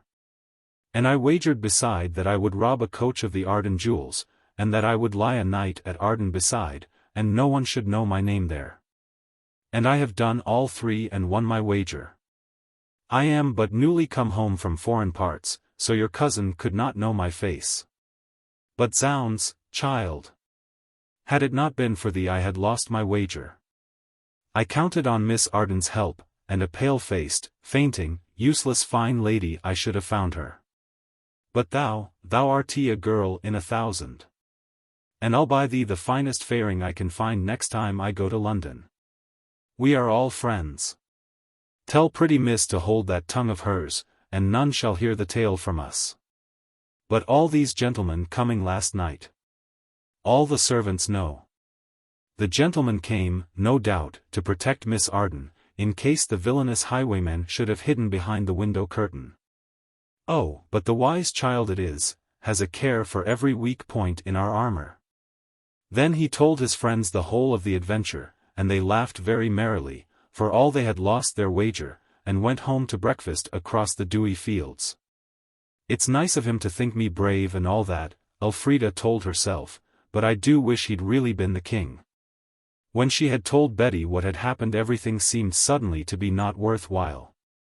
She did not feel as though she cared to stay any longer in that part of the past, so she ran upstairs, through the attic and the pigeon noises, back into her own times. And went down and found Edred sitting on the second hand of the daisy clock. And he did not believe that she had been away at all. For all the time she had been away seemed no time to him, because he had been sitting on that second hand. So when the Mouldiwarp told them to go along in, they went, and the way they went was not in, but out, and round under the castle wall to the corner from which you could see the sea. And there they lay on the warm grass, and Elfrida told Edred the whole story, and at first he did not believe a word of it. But it's true, I tell you, said she. You don't suppose I should make up a whole tale like that, do you? No, said Edred. Of course, you're not clever enough. But you might have read it in a book. Well, I didn't, said Elfrida, so there. If it was really true, you might have come back for me. You know how I've always wanted to meet a highwayman, you know you do. How could I come back? How was I to get off the horse and run home and get in among the chests and the pigeon noises and come out here and take you back? The highwayman, Talbot, I mean, would have been gone long before we got back. No, he wouldn't, said Edred obstinately. You forget I was sitting on the clock and stopping it. There wasn't any time while you were gone, if you were gone. There was with me, said Elfrida. Don't you see? There wouldn't have been if you'd come back where I was, Edred interrupted. How can you be so aggravating? Elfrida found suddenly that she was losing her temper. You can't be as stupid as that, really. Oh, can't I? Said Edred. I can though, if I like. And stupider, much stupider, he added darkly. You wait. Edred, said his sister slowly and fervently, sometimes I feel as if I must shake you. You daren't, said Edred. Do you dare me to? Yes, said Edred fiercely. Of course, you are aware that after that, by all family laws, Elfrida was obliged to shake him. She did, and burst into tears. He looked at her for a moment but no, tears are unmanly. I would not betray the weakness of my hero. Let us draw a veil, or take a turn round the castle and come back to them presently. It is just as well that we went away when we did, for we really turned our backs on a most unpleasant scene. And now that we come back to them, though crying is still going on, Elfrida is saying that she is very sorry, and is trying to find her handkerchief to lend to Edred, whose own is unexpectedly mislaid. Oh, all right, he says, I'm sorry too. There. But us saying we're sorry won't make us unquarrel. That's the worst of it. We shan't be able to find the door for 3 days now. I do wish we hadn't. It is sickening. Never mind, said Elfrida, we didn't have a real I'll never speak to you again you see if I do quarrel, did we? I don't suppose it matters what sort of quarrel you had, said the boy in gloom. Look here, I'll tell you what, you tell me all about it over again and I'll try to believe you. I really will, on the honor of an Arden. So she told him all over again. And where, said Edred, when she had quite finished, where did you put the jewels? He put them in the corner cupboard in the secret room, said Elfrida. If you'd taken me and not been in such a hurry, no, I'm not quarreling. I'm only reasoning with you like Aunt Edith. If I'd been there I should have buried those jewels somewhere and then come back for me, and we'd have dug them up. And been rich beyond the dreams of, what do they call it? But I never told Betty where they were. Perhaps they're there now. Let's go and look. If they are, said he, I'll believe everything you've been telling me without trying at all. You'll have to do that, if there's a secret room, won't you? Praps, said Edred, let's go and see. I expect I shall have got a headache presently. You didn't ought to have shaken me. Mrs. Honeysett says it's very bad for people to be shaken, it mixes up their brains inside their heads so that they ache, and you're stupid. I expect that's what made you say I was stupid. Oh, dear, said Elfrida despairingly. You know that was before I shook you, and I did say I was sorry. I know it was, but it comes to the same thing. Come on, let's have a squint at your old secret room. But, unfortunately it was now dinner time. If you do happen to know the secret of a carved panel with a staircase hidden away behind it, you don't want to tell that secret lightly, as though it were the day of the week. Or the date of the Battle of Waterloo, or what 9 times 7 is, not even to a grown-up so justly liked as Mrs. Honeysett. And, besides, a hot beefsteak pudding and greens do not seem to go well with the romances of old days. To have looked for the spring of that panel while that dinner smoked on the board would have been as unseemly as to try on a new gold crown over curl papers. Elfrida felt this. And Edred did not more than half believe in the secret, anyway. And besides he was very hungry. Wait till afterwards, was what they said to each other in whispers, while Mrs. Honeysett was changing the plates. You do beautiful cooking, Edred remarked, as the gooseberry pie was cut open and revealed its chrysoprase-colored contents. You do the beautiful eating then, said Mrs. Honeysett, and you be quick about it. You ain't got into no mischief this morning, have you? You look as though butter wouldn't melt in either of your mouths, and that's always a sign of something being up with most children. No, indeed we haven't, said Elfrida earnestly, and we don't mean to either. And our looking like that's only because we brushed our hairs with wet brushes, most likely. It does make you look good, somehow, I've often noticed it. I've been flying round this morning, Mrs. Honeysett went on, so as to get down to my sister's for a bit this afternoon. She's not so well again, poor old dear, and I might be kept late. But my niece Emily's coming up to take charge. She's a nice lively young girl. She'll get you your teas, and look after you as nice. Now don't you go doing anything what you wouldn't if I was behind of you, will you? That's dears. Nothing could have happened better. Both children felt that Emily, being a young girl, would be more easy to manage than Mrs. Honeysett. As soon as they were alone they talked it over comfortably. And decided that the best thing would be to ask Emily if she would go down to the station and see if there was a parcel there for Master Arden or Miss Arden. And if there isn't, Elfrida giggled, we'll say she'd better wait till it comes. We'll run down and fetch her as soon as we've explored the secret chamber. I say, Edred remarked thoughtfully, we haven't bothered much about finding the treasure, have we? I thought that was what we were going into history for. Now, Edred, said his sister, you know very well we didn't go into history on purpose. No, but, said Edred, we ought to have. Suppose the treasure is really those jewels. We'd sell them and rebuild Arden Castle like it used to be, wouldn't we? We'd give Auntie Edith a few jewels, I think, wouldn't we? She is such a dear, you know. Yes. She should have first choice. I do believe we're on the brink, and I feel just exactly like as if something real was going to happen, not in history, but here at Arden, now Arden. I do hope we find the jewels, said Elfrida. Oh, I do. And I do hope we manage the lively young girl all right. Mrs. Honeysett's best dress was a nice bright red, the kind of color you can see a long way off. They watched it till it disappeared round a shoulder of the downs, and then set about the task of managing Emily. The lively young girl proved quite easy to manage.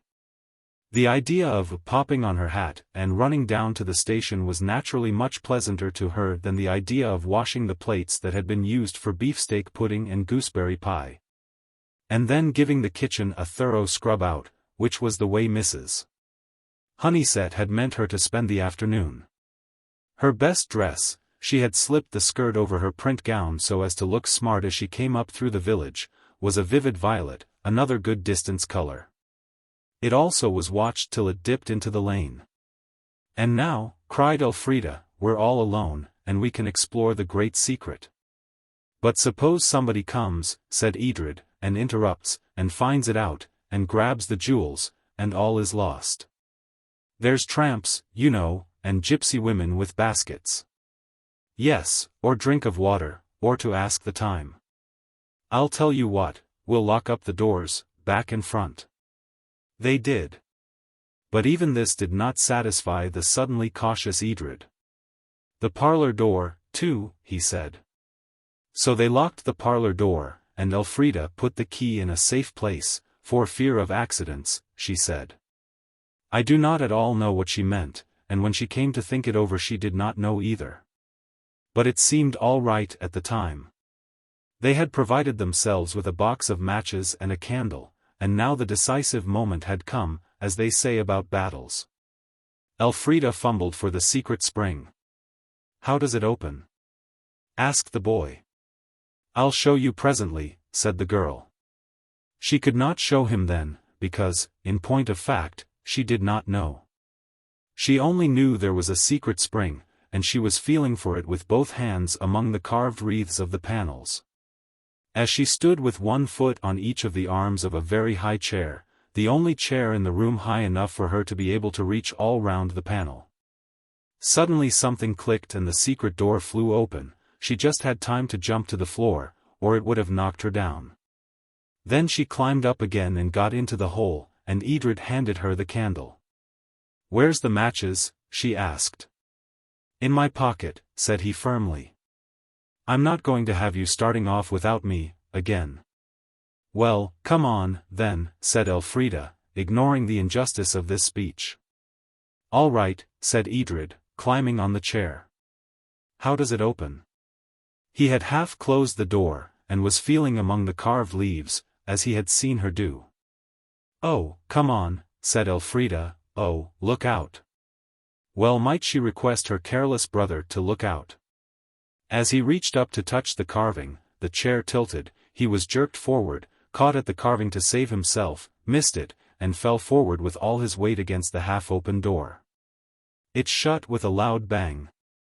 Then a resounding crash echoed through the quiet house as Edred and the big chair fell to the floor in, so to speak, each other's arms. There was a stricken pause. Then Elfrida from the other side of the panel beat upon it with her fists and shouted. Open the door. You aren't hurt, are you? Yes, I am, very much, said Edred, from the outside of the secret door, and also from the hearth rug. I've twisted my leg in the knickerbocker part, and I've got a great bump on my head, and I think I'm going to be very poorly. Well, open the panel first, said Elfrida rather unfeelingly. But then she was alone in the dark on the other side of the panel. I don't know how to, said Edred, and Elfrida heard the sound of someone picking himself up from among disordered furniture. Feel among the leaves, like I did, she said. It's quite easy. You'll soon find it. Silence. Chapter 7. The Key of the Parlour. Elfrida was behind the secret panel, and the panel had shut with a spring. She had come there hoping to find the jewels that had been hidden 200 years ago by Sir Edward Talbot, when he was pretending to be the Chevalier St. George. She had not had time even to look for the jewels before the panel closed, and now that she was alone in the dusty dark, with the door shut between her and the bright light parlour where her brother was, the jewels hardly seemed to matter at all, and what did so dreadfully and very much matter was that closed panel. Edred had tried to open it, and he had fallen off the chair. Well, there had been plenty of time for him to get up again. "Why don't you open the door?" she called impatiently. And there was no answer. Behind that panel silence seemed 1,000 times more silent than it ever had before. And it was so dark. And Edred had the matches in his pocket. "Edred! Edred!" she called suddenly and very loud, "why don't you open the door?" And this time he answered. "Because I can't reach," he said. "I feel that I ought to make that the end of the chapter, and leave you to wonder till the next how Elfrida got out, and how she liked the not getting out." Which certainly looked as though it were going to last longer than anyone could possibly be expected to find pleasant. But that would make the chapter too short, and there are other reasons. So I will not disguise from you that when Elfrida put her hand to her pocket and felt something there, something hard and heavy, and remembered that she had put the key of the parlour there because it was such a nice safe place, where it couldn't possibly be lost, she uttered what is known as a hollow groan. "Aha! You see now," said Edred outside. "You see I'm not so stupid after all." Elfrida was thinking. "I say," she called through the panel, "it's no use my standing here. I shall try to feel my way up to the secret chamber. I wish I could remember whether there's a window there or not. If I were you I should just take a book and read till something happens. Mrs. Honeysett's sure to come back some time." "I can't hear half you say," said Edred. "You do whiffle so." "Take a book," shouted his sister.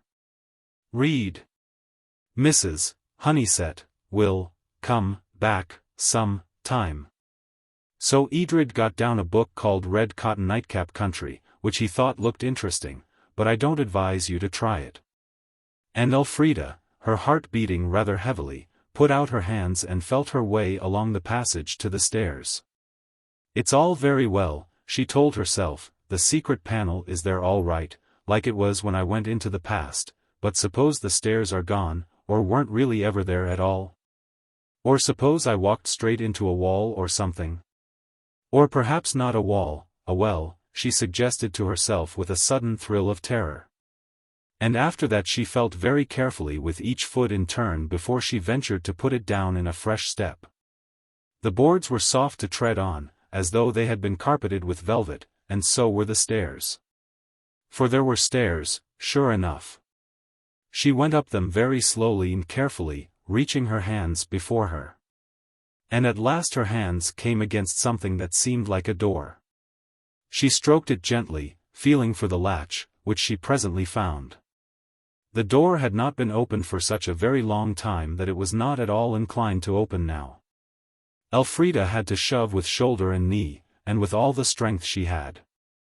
The door gave way, out of politeness, I should think, for Elfrida's knee and shoulder and strength were all quite small, and there was the room just as she had seen it when the Chevalier St.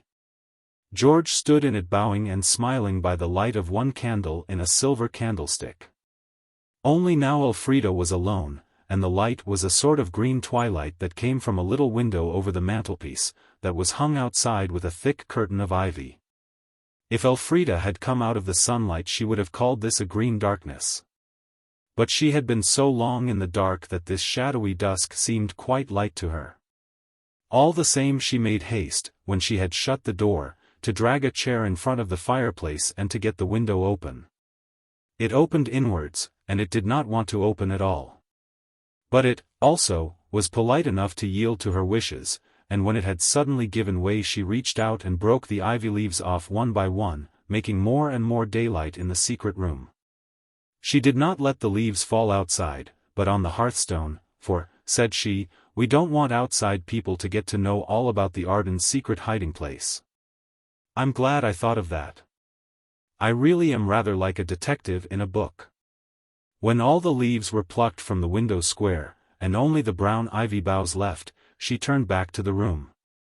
The furniture was all powdered heavily with dust, and what had made the floor so soft to walk upon was the thick carpet of dust that lay there. There was the table on which the Chevalier St. George, no, Sir Edward Talbot, had set the tray. There were the chairs, and there, sure enough, was the corner cupboard in which he had put the jewels. Elfrida got its door open with I don't know what of mingled hopes and fears. It had 3 shelves, but the jewels were on none of them. In fact, there was nothing on any of them. But on the inside of the door her hand, as she held it open, felt something rough. And when she looked it was a name carved, and when she swung the door well back so that the light fell full on it she saw that the name was E. Talbot. So then she knew that all she had seen in that room before must have really happened 200 years before, and was not just a piece of magic Mouldiwarpiness. She climbed up on the chair again and looked out through the little window. She could see nothing of the castle walls, only the distant shoulder of the downs and the path that cut across it towards the station. She would have liked to see a red figure or a violet one coming along that path. But there was no figure on it at all. What do you usually do when you are shut up in a secret room, with no chance of getting out for hours? As for me, I always say poetry to myself. It is one of the uses of poetry. One says it to oneself in distressing circumstances of that kind, or when one has to wait at railway stations, or when one cannot get to sleep at night. You will find poetry most useful for this purpose. So learn plenty of it, and be sure it is the best kind, because this is most useful as well as most agreeable. Elfrida began with "Ruin seize thee, ruthless king," but there were parts of that which she liked best when there were other people about, so she stopped it, and began Horatius and the Bridge. This lasts a long time. Then came the favorite cat drowned in a tub of goldfish, and in the middle of that, quite suddenly, and I don't know why, she thought of the Mouldiwarp. We didn't quite quarrel, she told herself. At least not really, truly quarreling. I might try anyhow. So she set to work to make a piece of poetry to call up the Mouldiwarp with. This was how, after a long time, the first piece came out. The Mouldiwarp of Arden. By the 9 gods it swore that Elfrida of Arden should be shut up no more. By the 9 gods it swore it, and named a convenient time, no doubt, and bade its messengers ride forth, east and west, south and north, to let Elfrida out. But when she said it aloud nothing happened. I wonder, said Elfrida, whether it's because we quarreled, or because it just says he let me out and doesn't ask him to, or because I had to say Elfrida, to make it sound right. Or because it's such dreadful nonsense. I'll try again. She tried again. This time she got behind the secret panel's lines. The pensive Elfrida reclines and wishes she was at home. At least I am at home, of course. But things are getting worse and worse. Dear mole, come, come, come, come. She said it aloud, and when she came to the last words there was the white Mouldiwarp sitting on the floor at her feet and looking up at her with eyes that blinked. You are good to come, Elfrida said. Well, what do you want now? Said the mole. I ought to tell you that I oughtn't to ask you to do anything, but I didn't think you'd come if it really counted as a quarrel. It was only a little one, and we were both sorry quite directly. You have a straightforward nature, said the Mouldiwarp. Well, well, I must say you've got yourself into a nice hole.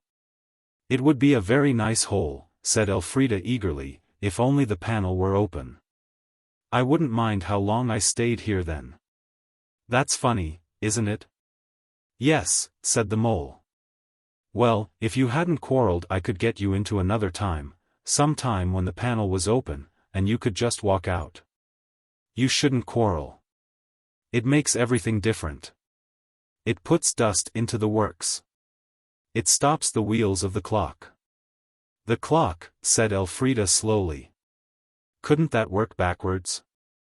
I don't know what you mean, said the mole. I don't know that I quite know myself, Elfrida explained, but the daisy clock. You sit on the second hand and there isn't any time, and yet there's lots where you're not sitting. If I could sit on the daisy clock, the time wouldn't be anything before someone comes to let me out. But I can't get to the daisy clock, even if you'd make it for me. So that's no good.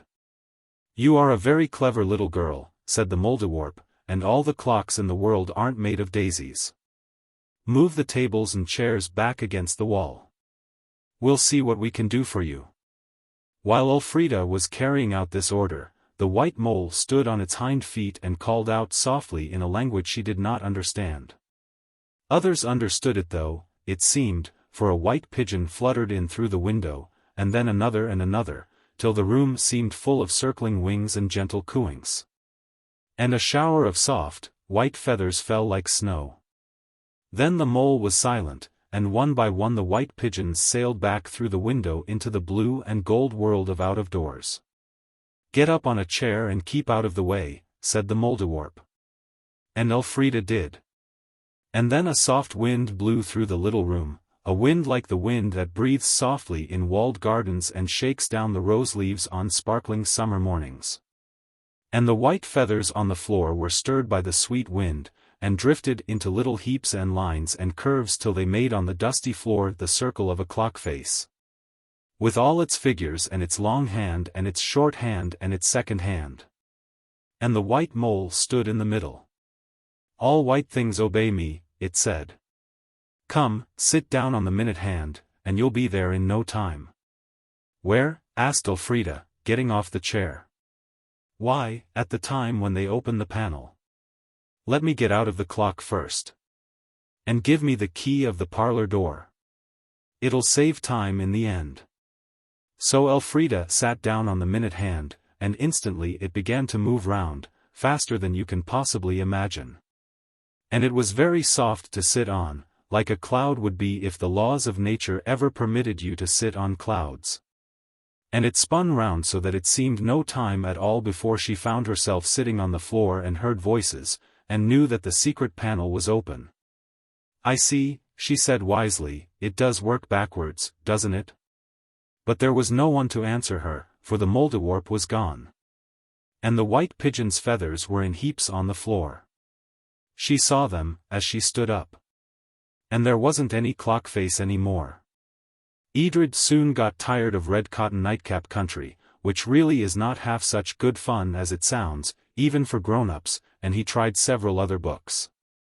But reading did not seem amusing, somehow.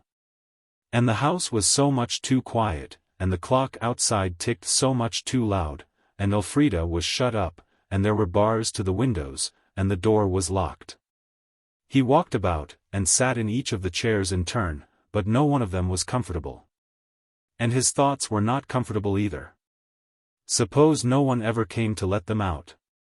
Supposing the years rolled on and found him still a prisoner, when he was a white-haired old man, like people in the Bastille, or in iron masks. His eyes filled with tears at the thought. Fortunately it did not occur to him that unless someone came pretty soon he would be unlikely to live to a great age, since people cannot live long without eating. If he had thought of this he would have been even more unhappy than he was, and he was quite unhappy enough. Then he began to wonder if anything had happened to Elfrida. She was dreadfully quiet inside there behind the panel. He wished he had not quarrelled with her. Everything was very miserable. He went to the window and looked out, as Elfrida had done, to see if he could see a red dress or a violet dress coming over the downs. But there was nothing. And the time got longer and longer, drawing itself out like a putty snake, when you rub it between your warm hands, and at last, what with misery, and having cried a good deal, and its being long past tea-time, he fell asleep on the window-seat. He was roused by a hand on his shoulder and a voice calling his name. Next moment he was in the arms of Aunt Edith, or as much in her arms as he could be with the window bars between them.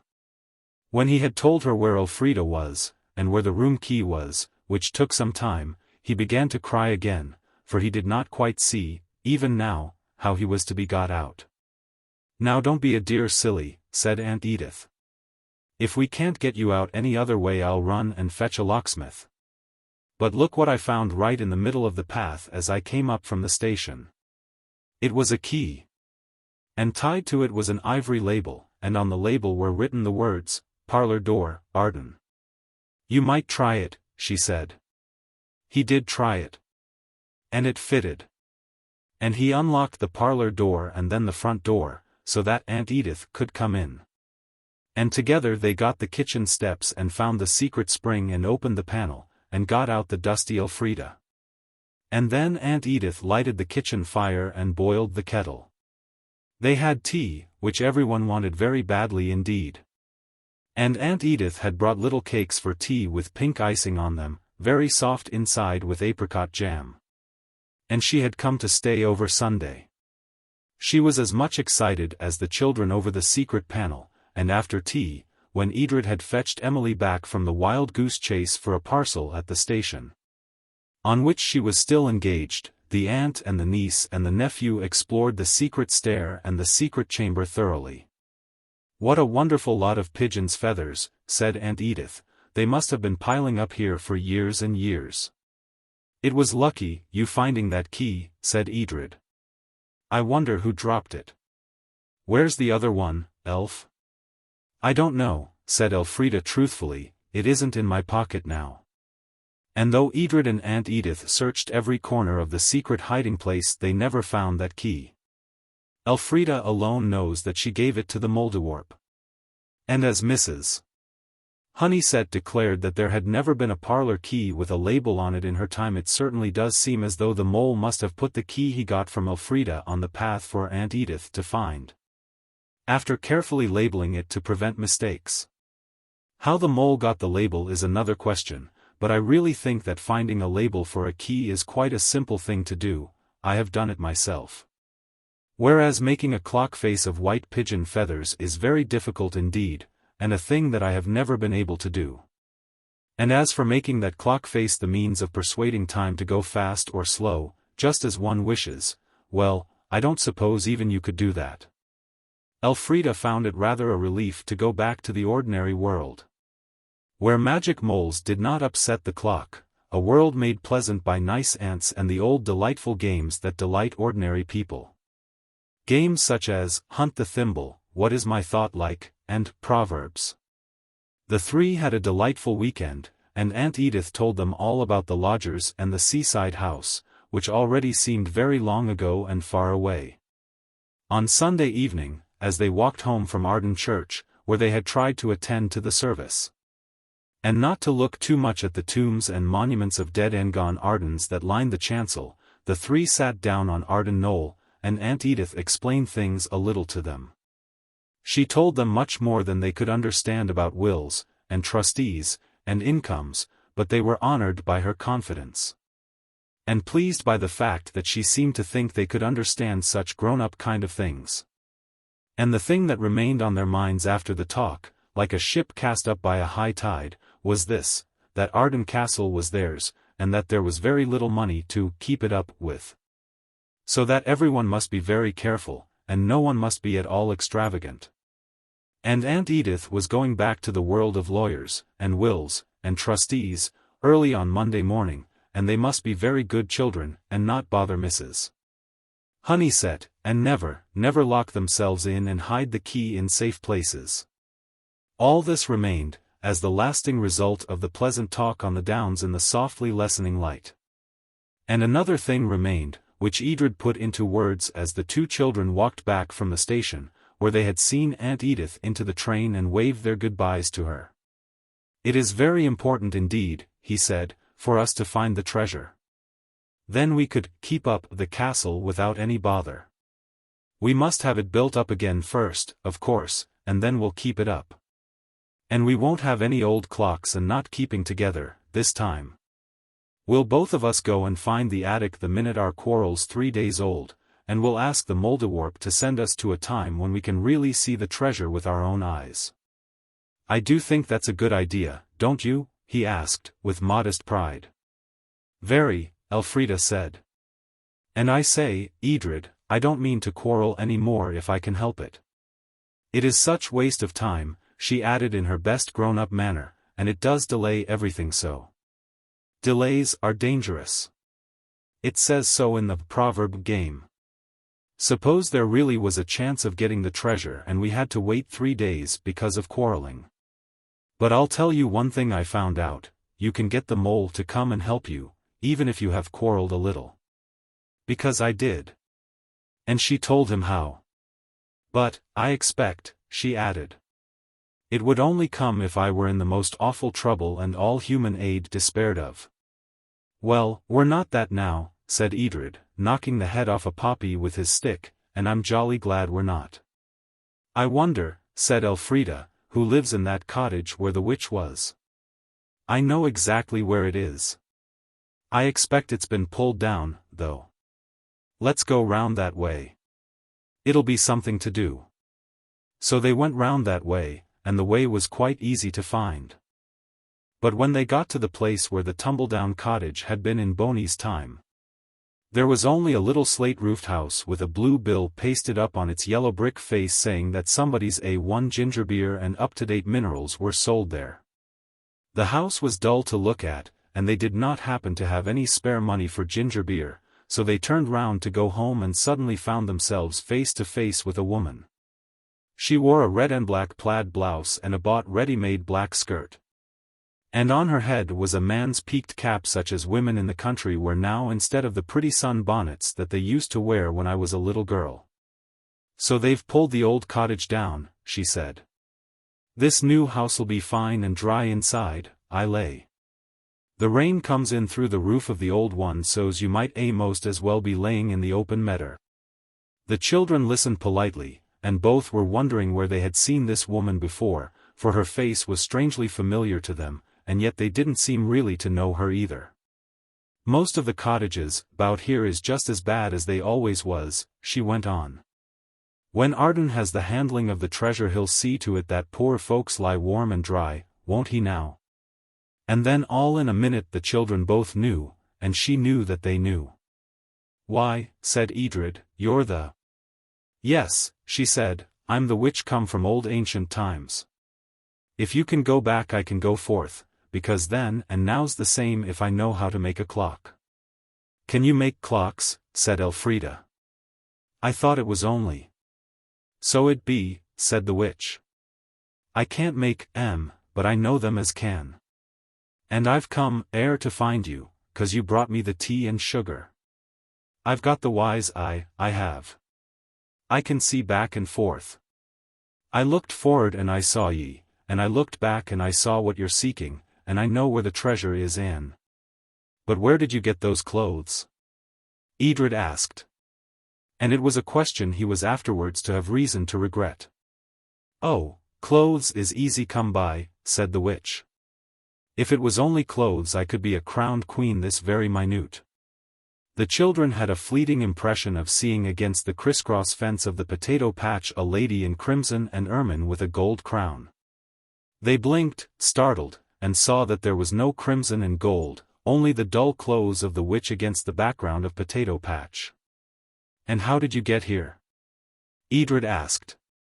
That speckled hen of mine's settin' on the clock face now, she said.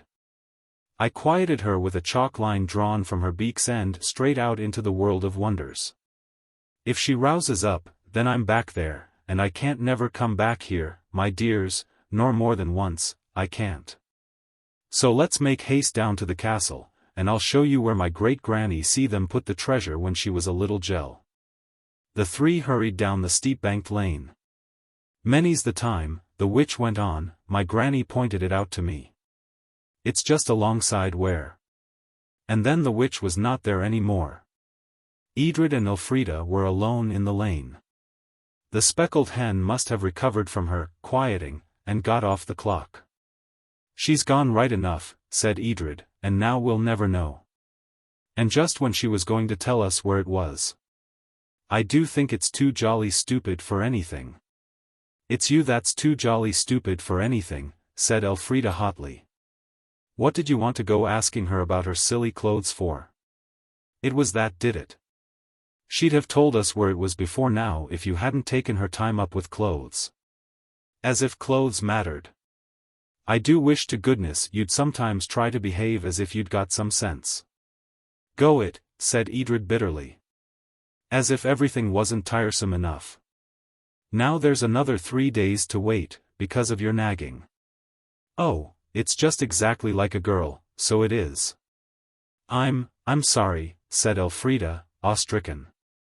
Let's do something good to make up. I'll give you that notebook of mine with the lead-pointed mother-of-pearl pencil, and we'll go round to all the cottages and find out which are leaky. So as to be ready to patch them up when we've got the treasure. I don't want to be good, said Edred bitterly. I haven't quarrelled and put everything back, but I'm going to now, he said, with determination. I don't see why everything should be smashed up and me not said any of the things I want to say. Oh, don't, cried Elfrida. It's bad enough to quarrel when you don't want to, but to set out to quarrel. Don't. Edred didn't. He kicked the dust up with his boots, and the two went back to the castle in gloomy silence. At the gate Edred paused. I'll make it up now if you like, he said. I've only just thought of it, but perhaps it's 3 days from the end of the quarrel. I see, said Elfrida. So the longer we keep it up. Yes, said Edred, so let's call it Pax and not waste any more time. Chapter 8. Guy Fawkes. 3 days, because there had been a quarrel. But days pass quickly when the sun shines, and it is holiday time, and you have a big ruined castle to explore and examine, a castle that is your own, or your brother's. After all, said Elfrida sensibly, we might quite likely find the treasure ourselves, without any magic Mouldiwarpiness at all. We'll look thoroughly. We won't leave a stone unturned. We shall have to leave a good many stones unturned, said Edred, looking at the great grey mass of the keep that towered tall and frowning above them. Well, you know what I mean, said Elfrida. Come on, and they went. They climbed the steep, worn stairs that wound round and round in the darkness, stairs littered with dead leaves and mould and dropped feathers, and the dry, deserted nests of owls and jackdaws. Stairs that ended suddenly in daylight and a steep last step, and the top of a broad ivy-grown wall from which you could look down, down, down. Past the holes in the walls where the big beams used to be, past the old fireplaces still black with the smoke of fires long since burnt out. Past the doors and windows of rooms whose floors fell away long ago. Down, down, to where ferns and grass and brambles grew green at the very bottom of the tower. Then there were arched doors that led to colonnades with strong little pillars and narrow windows. Wonderful little unexpected chambers and corners, the best place in the whole wide world for serious and energetic hide-and-seek. How glorious, said Elfrida, as they rested, scarlet and panting, after a thrilling game of I Spy, if all these broken bits were mended. So that you couldn't see where the new bits were stuck on. And if it could all be exactly like it was when it was brand new. There wasn't the house when it was brand new, the house like it is now, I mean, said Edred. I don't suppose there was any attic with chests in when the castle was new. There couldn't be, not with all the chests, said Elfrida. Of course not, because some of the clothes in the chest weren't made till long after the castle was built. I believe grown-ups can tell what a broken thing was like when it was new. I know they can with bones, mastodons and things. And they made out what Hercules was like out of 1 foot of him that they found, I believe, she added hazily. I've got an idea, said Edred, if we could get back to where the castle was all perfect like a model and draw pictures of every part. Then when we found the treasure we should know exactly what to build it up like, shouldn't we? Yes, said Elfrida very gently. We certainly should. But then we should have to know how to draw first, shouldn't we? Of course we should, Edred agreed, but that wouldn't take long if we really tried. I never do try at school. I don't like it. But it's jolly easy. I know that. Burslam me. Always takes the drawing prize, and you know what a duffer he is. We might begin to learn now, don't you think? Elfrida sat down on a fallen stone in the middle of the castle yard, and looked at the intricate wonderful arches and pillars, the crenulated battlements of the towers, the splendid stoutness of the walls, and she sighed. Yes, she said, let's begin now. And you'll have to lend me one of your pencils, said he. Because I broke mine all to bits trying to get the parlour door open the day you'd got the key in your pocket. Quite a long one it was. You'll have to lend me a long one, Elf. I can't draw with those little endy bits that get inside your hand and prick you with the other end. I don't mind, said she, so long as you don't put it in your mouth. So they got large sheets of writing paper, and brown calf-bound books for the paper to lie flat on, and they started to draw Arden Castle.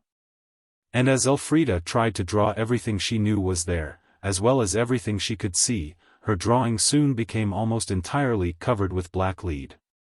They had no India rubber, and if you drew anything wrong it had to stay drawn. When you first begin to draw, you draw a good many things wrong, don't you? I assure you that nobody would have known that the black and grey muddle on Elfrida's paper was meant to be a picture of a castle. Edred's was much more easily recognized, even before he printed Arden Castle under it in large, uneven letters. He never once raised his eyes from his paper, and just drew what he thought the front of the castle looked like from the outside. Also he sucked his pencil earnestly, Elfrida's pencil, I mean, and this made the lines of his drawing very black. There, he said at last, it's ever so much liker than yours. Yes, said Elfrida, but there's more in mine. It doesn't matter how much there is in a picture if you can't tell what it's meant for, said Edred, with some truth. Now, in mine you can see the towers, and the big gate, and the windows, and the twiddly in and outness on top. Yes, said Elfrida, but, well, let's do something else. I don't believe we should either of us learn to draw well enough to rebuild Arden not before we've found the treasure, I mean. Perhaps we might meet a real artist, like the one we saw drawing the castle yesterday, in the past I mean, and get him to draw it for us, and bring the picture back with us, Oh! cried Edred, jumping up and dropping his masterpiece, and the calf-bound volume and the pencil. I know. The Brownie. The Brownie? Yes, take it with us. Then we could photograph the castle all perfect. But we can't take it with us. Can't we? Said Edred, that's all you know. Now I'll tell you something. That first time, a bit of plaster was in my shoe when we changed, and it was in my shoe when we got there, and I took it out when we were learning about Dog's Delight. And I flipped it out of the window. And when we got back, and I'd changed and everything, there was that bit of plaster in my own shoe. If we can take plaster we can take photographs, cameras, I mean. This close and intelligent reasoning commanded Elfrida's respect, and she wished she had thought of it herself. But then she had not had any plaster in her shoe. So she said, "You're getting quite clever, aren't you?" "Aha," said Edred, "you'd like to have thought of that yourself, wouldn't you? I can be clever sometimes, same as you can. It is very annoying to have our thoughts read." Elfrida said swiftly, "Not often you can't," and then stopped short. For a moment the children stood looking at each other with a very peculiar expression. Then a sigh of relief broke from each. "Fielded," said Edred. "Just in time," said Elfrida. "It wasn't a quarrel, nobody could say it was a quarrel. Come on, let's go and look at the cottages, like the witch told us to." They went. They made a tour of inspection that day and the next and the next. And they saw a great many things that a grown-up inspector would never have seen. Poor people are very friendly and kind to you when you are a child. They will let you come into their houses and talk to you and show you things in a way that they would never condescend to do with your grown-up relations. This is, of course, if you are a really nice child, and treat them in a respectful and friendly way. Edred and Elfrida very soon knew more about the insides of the cottages round Arden than any grown-up could have learned in a year. They knew what wages the master of the house got, what there was for dinner, and what, oftener, there wasn't, how many children were still living, and how many had failed to live. They knew exactly where the rain came through the rotten thatch in bad weather, and where the boards didn't fit and so let the drafts in, and how some of the doors wouldn't shut. Some wouldn't open, and how the bedroom windows were, as often as not made to open at all. And when they weren't visiting the cottages or exploring the castle, they found a joyous way of passing the time in the reading aloud of the history of Arden. They took it in turns to read aloud. Elfrida looked carefully for some mention of Sir Edward Talbot and his pretending to be the Chevalier St. George. There was none, but a Sir Edward Talbot had been accused, with the Lord Arden of the time, of plotting against His Most Christian Majesty King James I. "I wonder if he was like my Edward Talbot?" said Elfrida. "I would like to see him again. I wish I'd told him about us having been born so many years after he died. But it would have been difficult to explain, wouldn't it? Let's look in Green's history book and see what they looked like when it was His Most Christian Majesty King James I. Perhaps it was this which decided the children, when the 3 days were over, to put on the clothes which most resembled the ones in the pictures of James I's time in Green's history. Edred had full breeches, puffed out like balloons, and a steeple-crowned hat, and a sort of tunic of crimson velvet. And a big starched ruff round his little neck, more uncomfortable even than your Eton collar is after you've been wearing flannels for days and days. And Elfrida had long, tight stays with a large, flat-shaped piece of wood down the front, and very full, long skirts over a very abrupt hoop. When the 3 days were over, the door of the attic, which, as usual after a quarrel, had been quite invisible and impossible to find, had become as plain as the nose on the face of the plainest person you know, and the children had walked in, and looked in the chests till they found what they wanted. And now they put on ruffs and all the rest of it to the accompaniment, or, as it always seemed, with the help of soft pigeon noises. While they were dressing, Elfrida held the Brownie camera tightly, in one hand or the other. This made dressing rather slow and difficult, but the children had agreed that if it were not done the Brownie would be, as Edred put it, liable to vanish. As everything else belonging to their own time always did, except their clothes. I can't explain to you just now how it was that their clothes didn't vanish. It would take too long. But it was all part of the magic of white feathers, which are, as you know, the clothes of white pigeons. And now a very odd thing happened. As Edred put on his second shoe, which was the last touch to their united toilets, the walls seemed to tremble and shake and go crooked. Like a house of cards at the very instant before it topples down. The floor slanted to that degree that standing on it was so difficult as to be at last impossible. The rafters all seemed to get crooked and mixed, like a box of matches when you spill them on the floor. The tiled roof that showed blue daylight through seemed to spin like a top, and you could not tell at all which way up you were. All this happened with dreadful suddenness, but almost as soon as it had begun it stopped with a jerk like that of a clockwork engine that has gone wrong. And the attic was gone, and the chests, and the blue chinked tiles of the roof, and the walls and the rafters. And the room had shrunk to less than half its old size. And it was higher, and it was not an attic any more, but a round room with narrow windows, and just such a fireplace, with a stone hood, as the ones the children had seen when they looked down from the tops of the towers. You must have often heard of events that take people's breath away. This sudden change did really take away the breaths of Edred and Elfrida, so that for a few moments they could only stare at each other like Guy Fawkes masks, as Elfrida later said. "I see," said Edred, when breath enough for speech had returned to him. "This is the place where the attic was after the tower fell to pieces." "But there isn't any attic really," said Elfrida. "You know we can't find it if we quarreled, and Mrs. Honeysett doesn't ever find it. It isn't anywhere." "Yes, it is," said Edred. "We couldn't find it if it wasn't." "Well," said Elfrida gloomily, "I only hope we may find it, that's all. I suppose we may as well go out. It's no use sticking in this horrid little room." Her hand was on the door, but even as she fumbled with the latch, which was of iron and of a shape to which she was wholly unaccustomed, something else happened. Even more disconcerting than the turnover change in which the attic and the chests had disappeared. It is very difficult to describe. Perhaps you happen to dislike traveling in trains with your back to the engine? If you do dislike it, you dislike it very much indeed.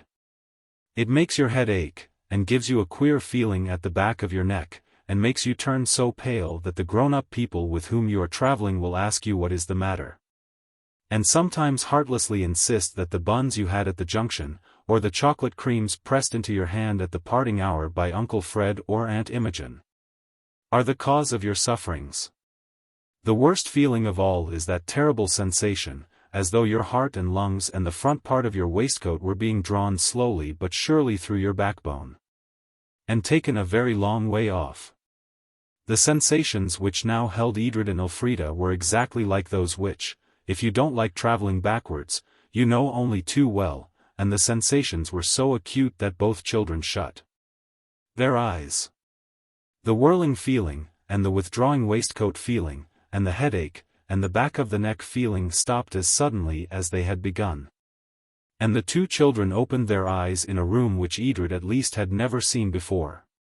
To Elfrida it seemed strange yet familiar. The shape of the room, the position of doors and windows, the mantelpiece with its curious carvings, these she knew. And some of the furniture, too. Yet the room seemed bare, barer than it should have been. But why should it look bare, barer than it should have been, unless she knew how much less bare it once was? Unless, in fact, she had seen it before? "Oh, I know," she cried, standing in her stiff skirts and heavy shoes in the middle of the room. "I know. This is Lord Arden's townhouse. This is where I was with Cousin Betty. Only there aren't such nice chairs and things, and it was full of people then." Edred remained silent, his mouth half open and his eyes half shut in a sort of trance of astonishment. This was very different from the last adventure in which he had taken part. For then he had only gone to the house in Arden Castle as it was in Boney's time, and he had gone to it by the simple means of walking down a staircase with which he was already familiar. But now he had been transported in a most violent and unpleasing manner, not only from his own times to times much earlier, but also from Arden Castle, which he knew, to Arden House, which he did not know.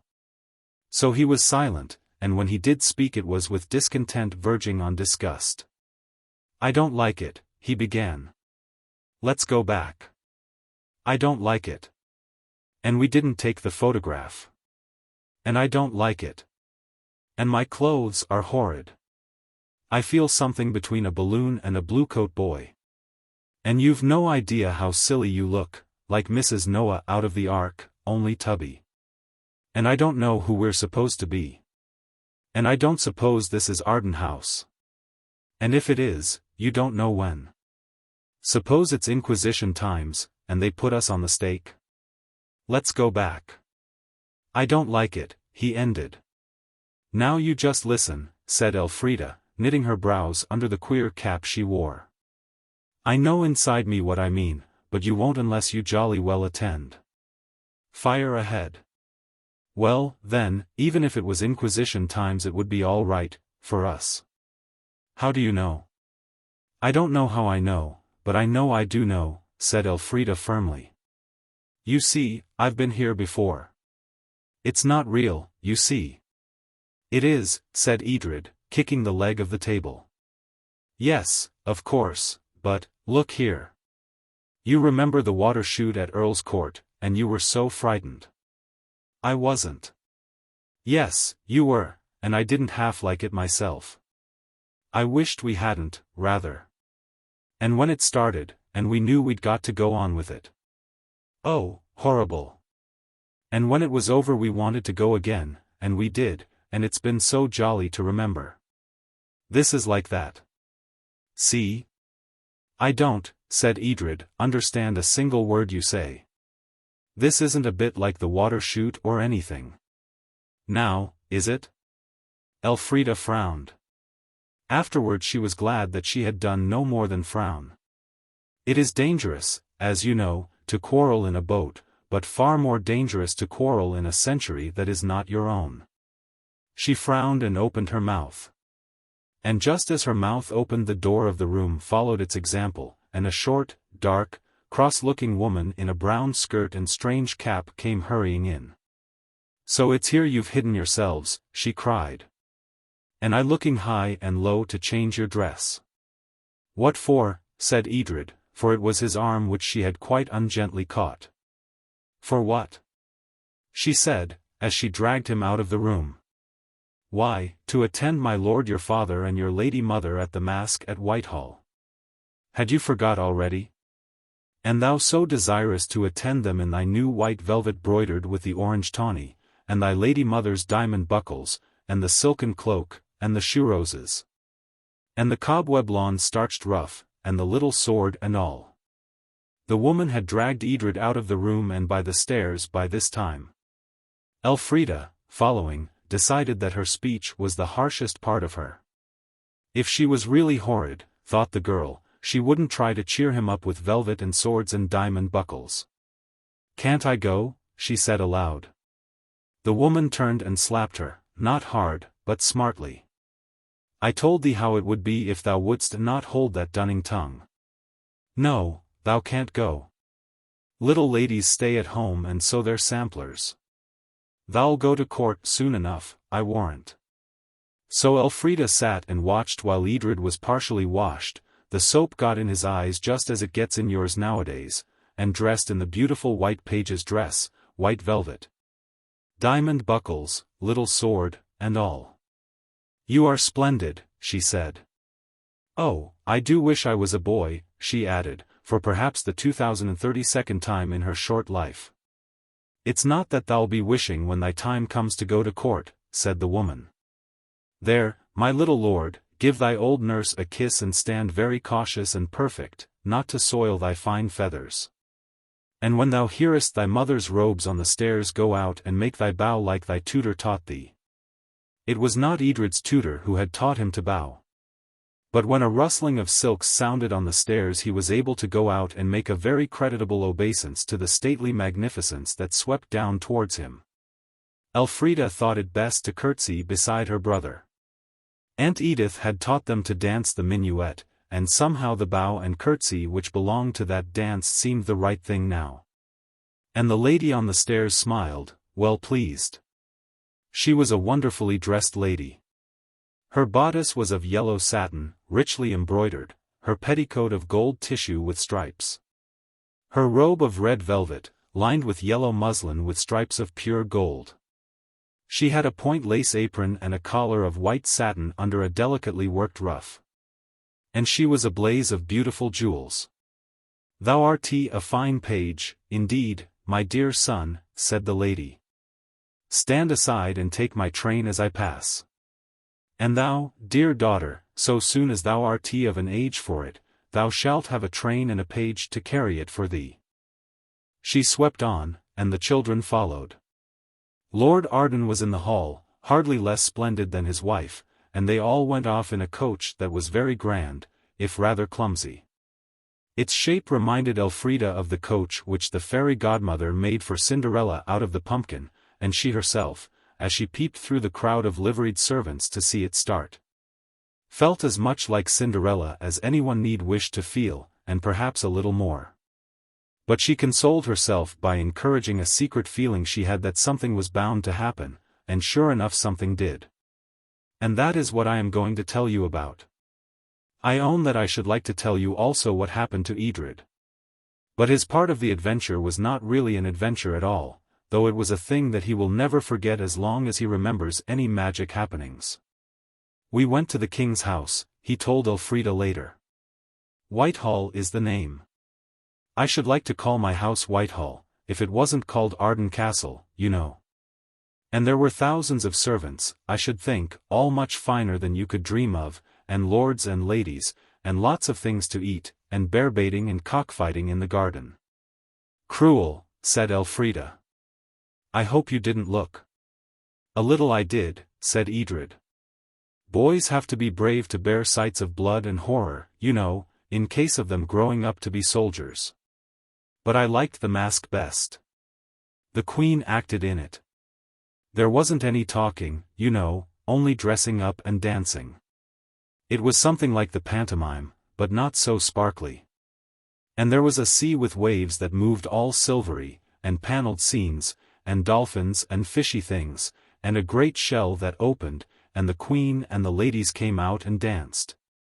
And I had a lot to eat, such rummy things, and then I fell asleep, and when I woke up the King himself was looking at me and saying I had a bonny face.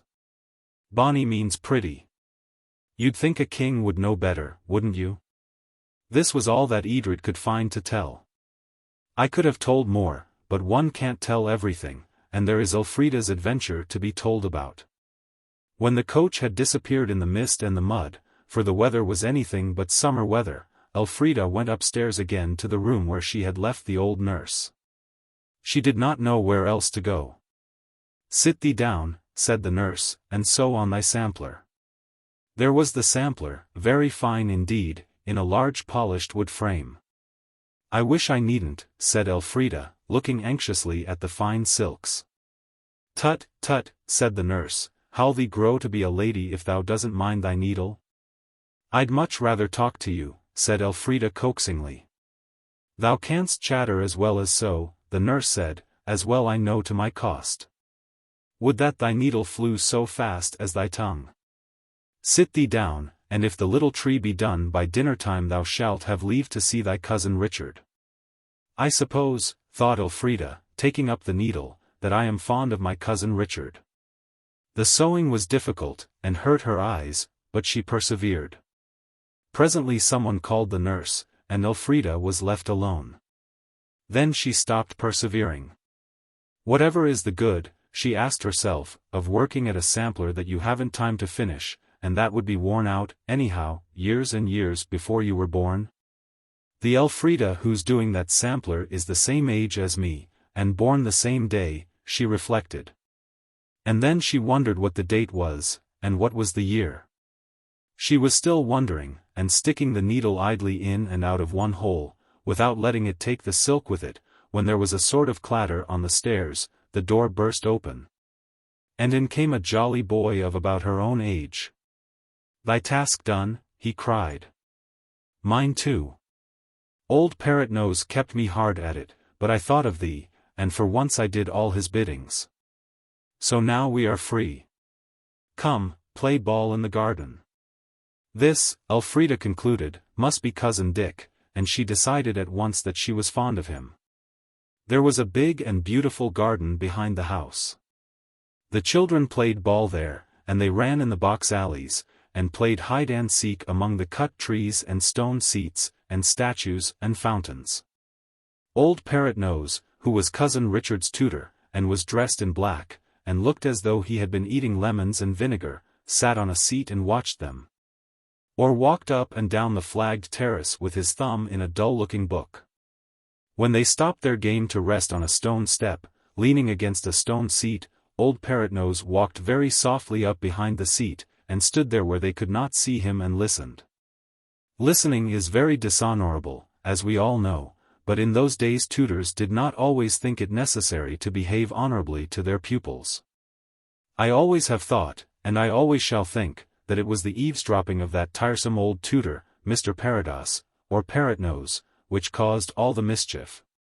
But Elfrida has always believed, and always will believe, that the disaster was caused by her knowing too much history. That is why she is so careful to make sure that no misfortune shall ever happen on that account, anyway. That is one of the reasons why she never takes a history prize at school. "You never know," she says. And, in fact, when it comes to a question in an historical examination, she never does know.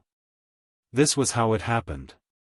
Elfrida, now that she was no longer running about in the garden, remembered the question that she had been asking herself over the embroidery frame. And it now seemed sensible to ask the question of someone who could answer it. So she said, "I say, Cousin Richard, what day is it?" Elfrida understood him to say that it was the 5th of November. "Is it really?" she said. "Then it's Guy Fawkes' Day. Do you have fireworks?" And in pure lightness of heart began to hum. Please to remember. The 5th of November. The gunpowder treason and plot. I see no reason why gunpowder treason should ever be forgot. 'Tis not a merry song, cousin, said Cousin Richard, nor a safe one. 'Tis best not to sing of treason. But it didn't come off, you know, and he's always burnt in the end, said Elfrida. Are there more verses? Cousin Dick asked. No. I wonder what treason the ballad deals with, said the boy. Don't you know? It was then that Elfrida made the mistake of showing off her historical knowledge. I know. And I know some of the names of the conspirators, too, and who they wanted to kill, and everything. Tell me, said Cousin Richard idly. The king hadn't been fair to the Catholics, you know, said Elfrida, full of importance, so a lot of them decided to kill him and the Houses of Parliament. They made a plot, there were a whole lot of them in it. They said Lord Arden was, but he wasn't, and some of them were to pretend to be hunting, and to seize the Princess Elizabeth and proclaim her queen. And the rest were to blow the Houses of Parliament up when the king went to open them. I never heard this tale from my tutor, said Cousin Richard laughing. Proceed, cousin. Well, Mr. Piercy took a house next the Parliament House, and they dug a secret passage to the vaults under the Parliament Houses. And they put 36 casks of gunpowder there and covered them with faggots. And they would have been all blown up, only Mr. Tresham wrote to his relation, Lord Monteagle, that they were going to blow up the King Anne. What king? Said Cousin Richard. King James I, said Elfrida. Why, what, for Cousin Richard had sprung to his feet, and old Parrotnose had Elfrida by the wrist. He sat down on the seat and drew her gently till she stood in front of him, gently, but it was like the hand of iron in the velvet glove, of which, no doubt, you have often read. Now, Mistress Arden, he said softly, tell me over again this romance that you tell your cousin. Elfrida told it. And where did you hear this pretty story? He asked. Where are we now? Gasped Elfrida, who was beginning to understand. Here in the garden, where else? Said Cousin Richard, who seemed to understand nothing of the matter. Here, in my custody, said the tutor, who thought he understood everything. Now tell me all, every name, every particular, or it will be the worse for thee and thy father. Come, sir, said Cousin Richard, you frighten my cousin. It is but a tale she told. She is always merry, and full of many inventions. It is a tale she shall tell again before those of higher power than I, said the tutor, in a thoroughly disagreeable way, and his hand tightened on Elfrida's wrist. But, it's history, cried Elfrida, in despair. It's in all the books. Which books? He asked keenly. I don't know, all of them, she sullenly answered. Sullenly, because she now really did understand just the sort of adventure in which her unusual knowledge of history, and, to do her justice, her almost equally unusual desire to show off, had landed her. Now, said the hateful tutor, for such Elfrida felt him to be, tell me the names of the conspirators. It can't do any harm, Elfrida told herself. This is James I's time, and I'm in it. But it's 300 years ago all the same, and it all has happened, and it can't make any difference what I say, so I'd better tell all the names I know. The hateful tutor shook her. Yes, all right, she said, and to herself she added, it's only a sort of dream, I may as well tell. Yet when she opened her mouth to tell all the names she could remember of the conspirators of the poor old Gunpowder Plot that didn't come off, all those years ago, she found herself not telling those names at all. Instead, she found herself saying, I'm not going to tell. I don't care what you do to me. I'm sorry I said anything about it. It's all nonsense, I mean, it's only history, and you ought to be ashamed of yourself, listening behind doors, I mean, out of doors behind stone seats, when people are talking nonsense to their own cousins. Elfrida does not remember very exactly what happened after this. She was furiously angry, and when you are furiously angry things get mixed and tangled up in a sort of dreadful red mist.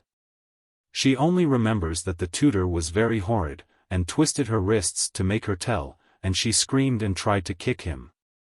That cousin Richard, who did not scream, did, on the other hand, succeed in kicking the tutor, that she was dragged indoors and shut up in a room without a window, so that it was quite dark. If only I'd got Edred here, she said to herself, with tears of rage and mortification, I'd try to make some poetry and get the Mouldiwarp to come and fetch us away. But it's no use till he comes home. When he did come home, after the bear baiting and the cockfighting and the banquet and the mask, Lord and Lady Arden came with him, of course. And they found their house occupied by an armed guard, and in the dark little room a pale child exhausted with weeping, who assured them again and again that it was all nonsense, it was only history. And she hadn't meant to tell, indeed she hadn't. Lady Arden took her in her arms and held her close and tenderly, in spite of the grand red velvet and the jewels. "Thou'st done no harm," said Lord Arden, "a pack of silly tales. Tomorrow I'll see my Lord Salisbury and prick this silly bubble. Go thou to bed, sweetheart," he said to his wife, "and let the little maid lie with thee, she is all a-tremble with tears and terrors. Tomorrow, my Lord Secretary shall teach these popinjays their place, and Arden House shall be empty of them. And we shall laugh at this fine piece of work that a solemn marplot has made out of a name or two and a young child's fancies. By tomorrow night all will be well, and we shall lie down in peace." But when tomorrow night came it had, as all nights have, the day's work behind it. Lord Arden and his lady and the little children lay, not in Arden House in Soho, not in Arden Castle on the Downs by the sea, but in the Tower of London, charged with high treason and awaiting their trial.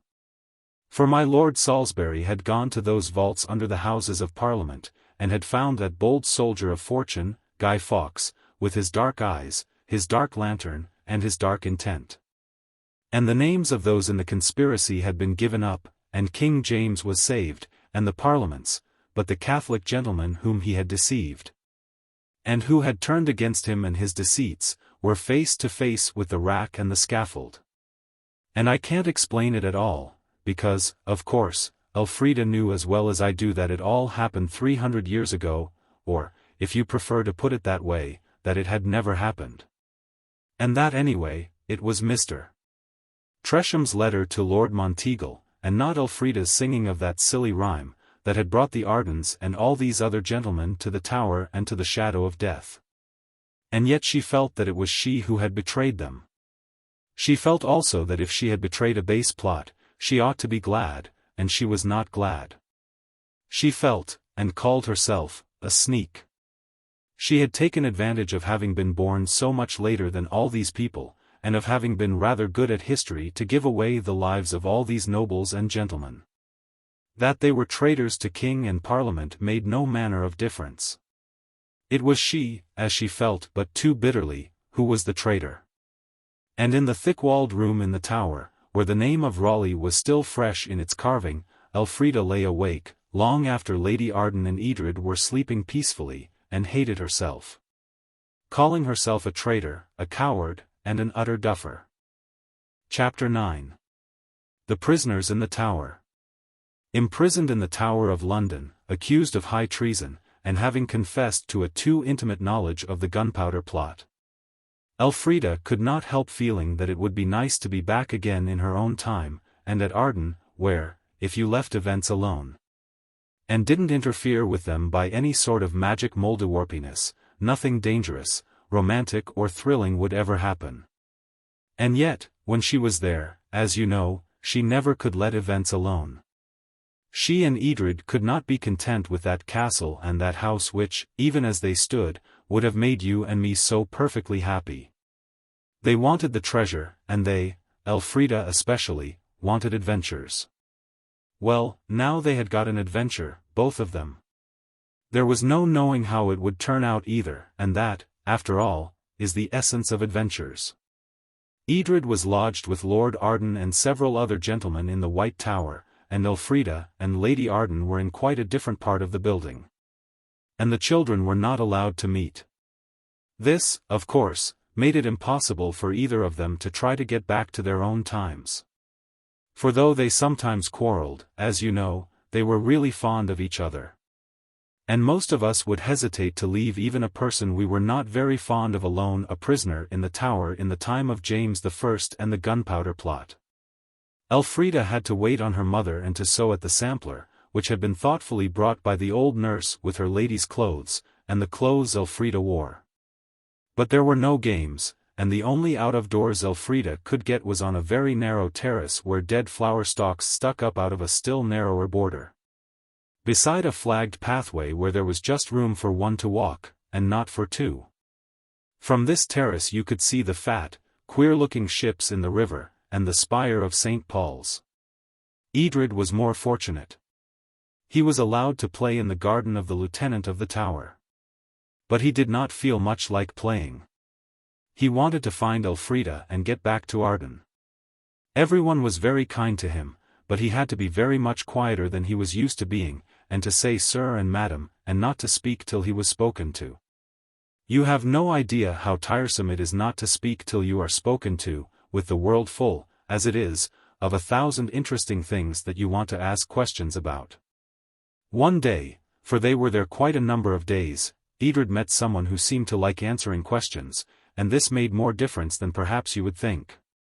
Edred was walking one bright winter morning in the private garden of the lieutenant of the Tower, and he saw coming towards him a very handsome old gentleman dressed in very handsome clothes, and, what is more, the clothes blazed with jewels. Now, most of the gentlemen who were prisoners in the Tower at that time thought that their very oldest clothes were good enough to be in prison in. So this splendor that was coming across the garden was very unusual as well as very dazzling, and before Edred could remember the rules about not speaking till you're spoken to, he found that he had suddenly bowed and said, "Your servant, sir." Adding, "You do look ripping." "I do not take your meaning," said the gentleman, but he smiled kindly. "I mean, how splendid you look." The old gentleman looked pleased. "I am happy to command your admiration," he said. "I mean your clothes," said Edred, and then feeling with a shock that this was not the way to behave, he added, "Your face is splendid too, only I've been taught manners. And I know you mustn't tell people they're handsome in their faces. Praise to the face is open disgrace, Mrs. Honeysett says so." "Praise to my face isn't open disgrace," said the gentleman, "it is a pleasant novelty in these walls." "Is it your birthday or anything?" Edred asked. "It is not my birthday," said the gentleman smiling. "But why the question?" "Because you're so grand," said Edred. "I suppose you're a prince then?" "No, not a prince, a prisoner." "Oh, I see," said Edred, as people so often do when they don't. "And you're going to be let out today, and you've put on your best things to go home in. I am so glad. At least, I'm sorry you're going, but I'm glad on your account." "Thou art a fine, bold boy," said the gentleman. "But no. I am a prisoner, and like to remain so. And for these gods," he swelled out his chest so that his diamond buttons and ruby earrings and gem-set collar flashed in the winter sun, "for these gods. Never shall it be said that Walter Raleigh let the shadow of his prison tarnish his pride in the proper arraying of a body that has been honored to kneel before the Virgin Queen." He took off his hat at the last words and swept it, with a flourish, nearly to the ground. "Oh," cried Edred, "are you really Sir Walter Raleigh? Oh, how splendid!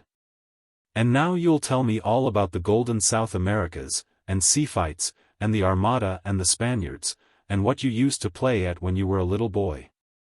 "Aye," said Sir Walter, "I'll tell thee tales enow. They'll not let me from speaking with thee, I warrant." "I would," he said, looking round impatiently, "that I could see the river again. From my late chamber I saw it, and the goodly ships coming in and out, the ships that go down into the great waters." He sighed, was silent a moment, then spoke. "And so thou didst not know thine old friend Raleigh? He was all forgot, all forgot. And yet thou hast rid astride my sword ere now, and I have played with thee in the courtyard at Arden. When England forgets so soon, who can expect more from a child? I'm sorry, said Edred humbly. Nay, said Sir Walter, pinching his ear gently, 'tis 2 years agone, and short years have short memories. Thou shalt come with me to my chamber and I will show thee a chart and a map of Windargocoa, that her dear glorious majesty permitted me to rename Virginia, after her great and gracious self. So Edred, very glad and proud, went hand in hand with Sir Walter Raleigh to his apartments, and saw many strange things from overseas, dresses of feathers from Mexico, and strange images in gold from strange islands, and the tip of a narwhal's horn from Greenland, and many other things.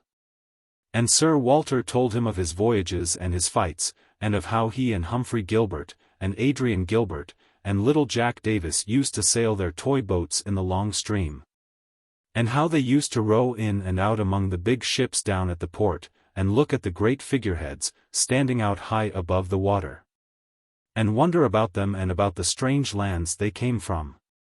And often, said Sir Walter, we found a sea captain that would tell us lads' travellers' tales like these I have told thee. And we sailed our little ships, and then we sailed our big ships, and here I lie in dock, and shall never sail again. But it's to see the Devon moors, and the clear reaches of the long stream again. And that I never shall. And with that he leaned his arm on the windowsill, and if he had not been the great Sir Walter Raleigh, who is in all the history books, Edred would have thought he was crying. Oh, do cheer up, do, said Edred awkwardly. I don't know whether they'll let you go to Devonshire, but I know they'll let you go back to America some day. With 12 ships. I read about it only yesterday. And your ship will be called the Destiny, and you'll sail from the Thames, and Lord Arden will see you off and kiss you for farewell, and give you a medal for a keepsake. Your son will go with you. I know it's true. It's all in the book. The book? Sir Walter asked. A prophecy, belike? You can call it that if you want to, said Edred cautiously, but, anyhow, it's true. He had read it all in the history of Arden. If it should be true, said Sir Walter, and the smile came back to his merry eyes, and if I ever sail to the Golden West again, shrew me but I will sack a Spanish town. And bring thee a collar of gold and pieces of 8, a big bag full. Thank you, very much, said Edred, it is very kind of you, but I shall not be there. And all Sir Walter's questions did not make him say how he knew this, or what he meant by it. After this he met Sir Walter every day in the lieutenant's garden, and the two prisoners comforted each other. At least Edred was comforted, and Sir Walter seemed to be. But no one could be sure if it was more than seeming. This was one of the questions that always puzzled the children, and they used to talk it over together till their heads seemed to be spinning round. The question of course was, did their being in Pastimes make any difference to the other people in Pastimes? In other words, when you were taking part in historical scenes, did it matter what you said or did? Of course, it seemed to matter extremely, at the time. But then if this going into the past was only a sort of dream, then, of course, the people in the past would know nothing about it, unless they had dreamed the same sort of dream, which, as Elfrida often pointed out, was quite likely, especially if time didn't count, or could be cheated by white clocks. On the other hand, if they really went into the real past, well, then, of course, what they did must count for real too, as Edred so often said. And yet how could it, since they took with them into the past all that they learned here? And with that knowledge they could have revealed plots, shown the issue of wars and the fate of kings, and, as Elfrida put it, made history turn out quite different. You see the difficulties, don't you? And Betty Lovell's having said that they could leave no trace on times past did not seem to make much difference somehow, one way or the other. However, just now Elfrida and Edred were in the tower, and not able to see each other, so they could not discuss that or any other question. And they always hoped that they would meet, but they never did. But by and by the Queen thought of Lady Arden, and decided that she and her son Edred ought to be let out of the tower, and she told the king so, and he told Lord somebody or other, who told the lieutenant of the tower, and behold Lady Arden and Edred were abruptly sent home in their own coach, which had been suddenly sent for from Arden House. But Elfrida was left in charge of the wife of the lieutenant of the Tower, who was a very kind lady. So now Elfrida was in the Tower, and Edred was at Arden House in Soho, and they had not been able to speak to each other or arrange any plan for getting back to 1908 and Arden Castle by the sea. Of course Elfrida was kept in the Tower because she had sung the rhyme about "Please to remember the 5th of November, the gunpowder treason and plot." And this made people think, or seem to think, that she knew all about the gunpowder plot. And so of course she did, though it would have been very difficult for her to show anyone at that time how she knew it, without being a traitor. She was now allowed to see Lord Arden every day, and she grew very fond of him. He was curiously like her own daddy, who had gone away to South America with Uncle Jim, and had never come back to his little girl. Lord Arden also seemed to grow fonder of her every day. "Thou art a bold piece," he'd tell her, "and thou growest bolder with each day. Hast thou no fear that thy daddy will have thee whipped for answering him so pert?" "No," Elfrida would say, hugging him as well as she could for his rough. "I know you wouldn't beat your girl, don't I, Daddy?" And as she hugged him it felt almost like hugging her own daddy, who would never come home from America. So she was almost contented. She knew that Lord Arden was not one of those to suffer for the gunpowder plot. She knew from the history of Arden that he would just be banished from the court, and end his days happily at Arden, and she was almost tempted just to go on and let what would happen. And stay with this new daddy who had lived 300 years before, and pet him and be petted by him. Only she felt that she must do something because of Edred. The worst of it was that she could not think of anything to do. She did not know at all what was happening to Edred, whether he was being happy or unhappy. As it happened he was being, if not unhappy, at least uncomfortable. Mr.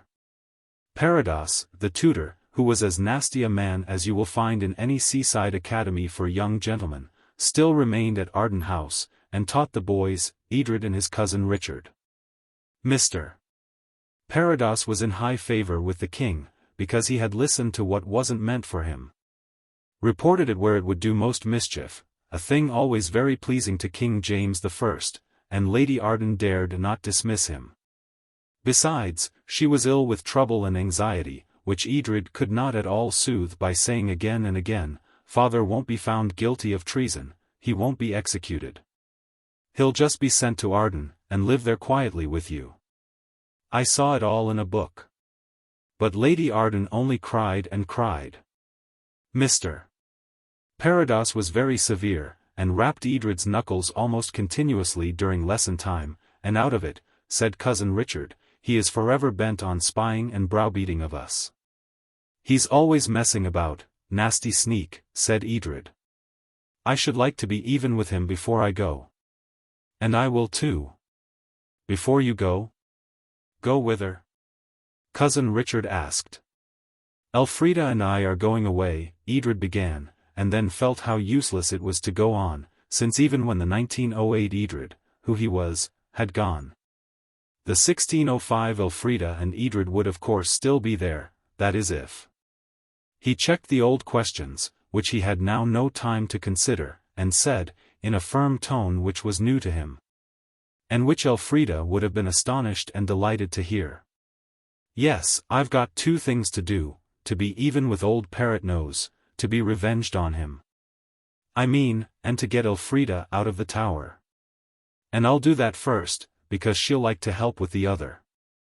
The boys were on the leads, their backs to a chimney and their faces towards the trapdoor, which was the only way of getting on to the roof. It was very cold, and the north wind was blowing, but they had come there because it was one of the few places where Mr. Parrot Nose could not possibly come creeping up behind them to listen to what they were saying. "Get her out of the tower?" Dick laughed and then was sad. "I would we could," he said. "We can," said Edred earnestly. "I've been thinking about it all the time, ever since we came out of the tower, and I know the way. I shall want you to help me, Dick. You and one grown-up." He spoke in the same grim, self-reliant tone that was so new to him. "One grown-up?" Dick asked. "Yes. I think nurse would do it. And I'm going to find out if we can trust her." "Trust her?" said Dick. "Why, she'd die for any of us Ardens. Aye, and die on the rack before she would betray the lightest word of any of us." "Then that's all right," said Edred. "What is thy plot?" Dick asked, and he did not laugh, though he might well have wanted to. You see, Edred looked so very small and weak and the tower was so very big and strong. "I'm going to get Elfrida out," said Edred, "and I'm going to do it like Lady Nithsdale got her husband out. It will be quite easy. It all depends on knowing when the guard is changed, and I do know that. But how did my Lady Nithsdale get my Lord Nithsdale out, and from what?" Dick asked. "Why, out of the tower, you know," Edred was beginning, when he remembered that Dick did not know and couldn't know, because Lord Nithsdale hadn't yet been taken out of the tower. Hadn't even been put in, perhaps, for anything Edred knew, wasn't even born yet. So he said, "Never mind.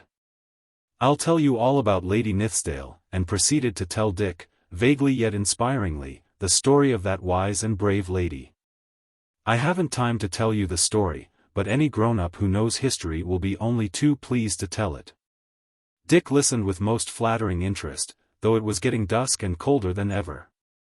The lights were lighted in the house and the trapdoor had become a yellow square. A shadow in this yellow square warned Dick, and he pinched Edred's arm. "Come," he said, "and let us apply ourselves to our books. Virtuous youths always act in their preceptor's absence as they would if their preceptors were present. I feel as though mine were present. Therefore, I take it, I am a virtuous youth." On which the shadow disappeared very suddenly, and the two boys, laughing in a choking inside sort of way, went down to learn their lessons by the light of two guttering tallow candles in solid silver candlesticks. The next day Edred got the old nurse to take him to the court, and because the Queen was very fond of Lady Arden he actually managed to see Her Majesty and, what is more, to get permission to visit his father and sister in the tower. The permission was written by the Queen's own hand and bade the lieutenant of the tower to admit Master Edred Arden and Master Richard Arden and an attendant. Then the nurse became very busy with sewing, and 2 days went by, and Mr. Parados rapped the boys' fingers and scolded them and scowled at them and wondered why they bore it all so patiently.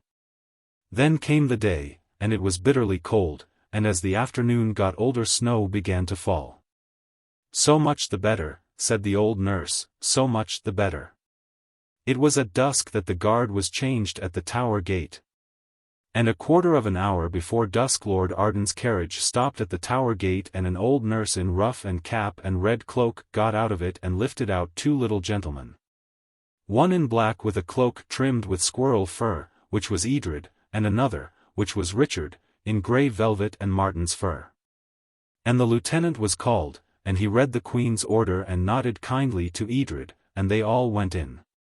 And as they went across the yard to the White Tower, where Lord Arden's lodging was, the snow fell thick on their cloaks and furs and froze to the stuff, for it was bitter cold.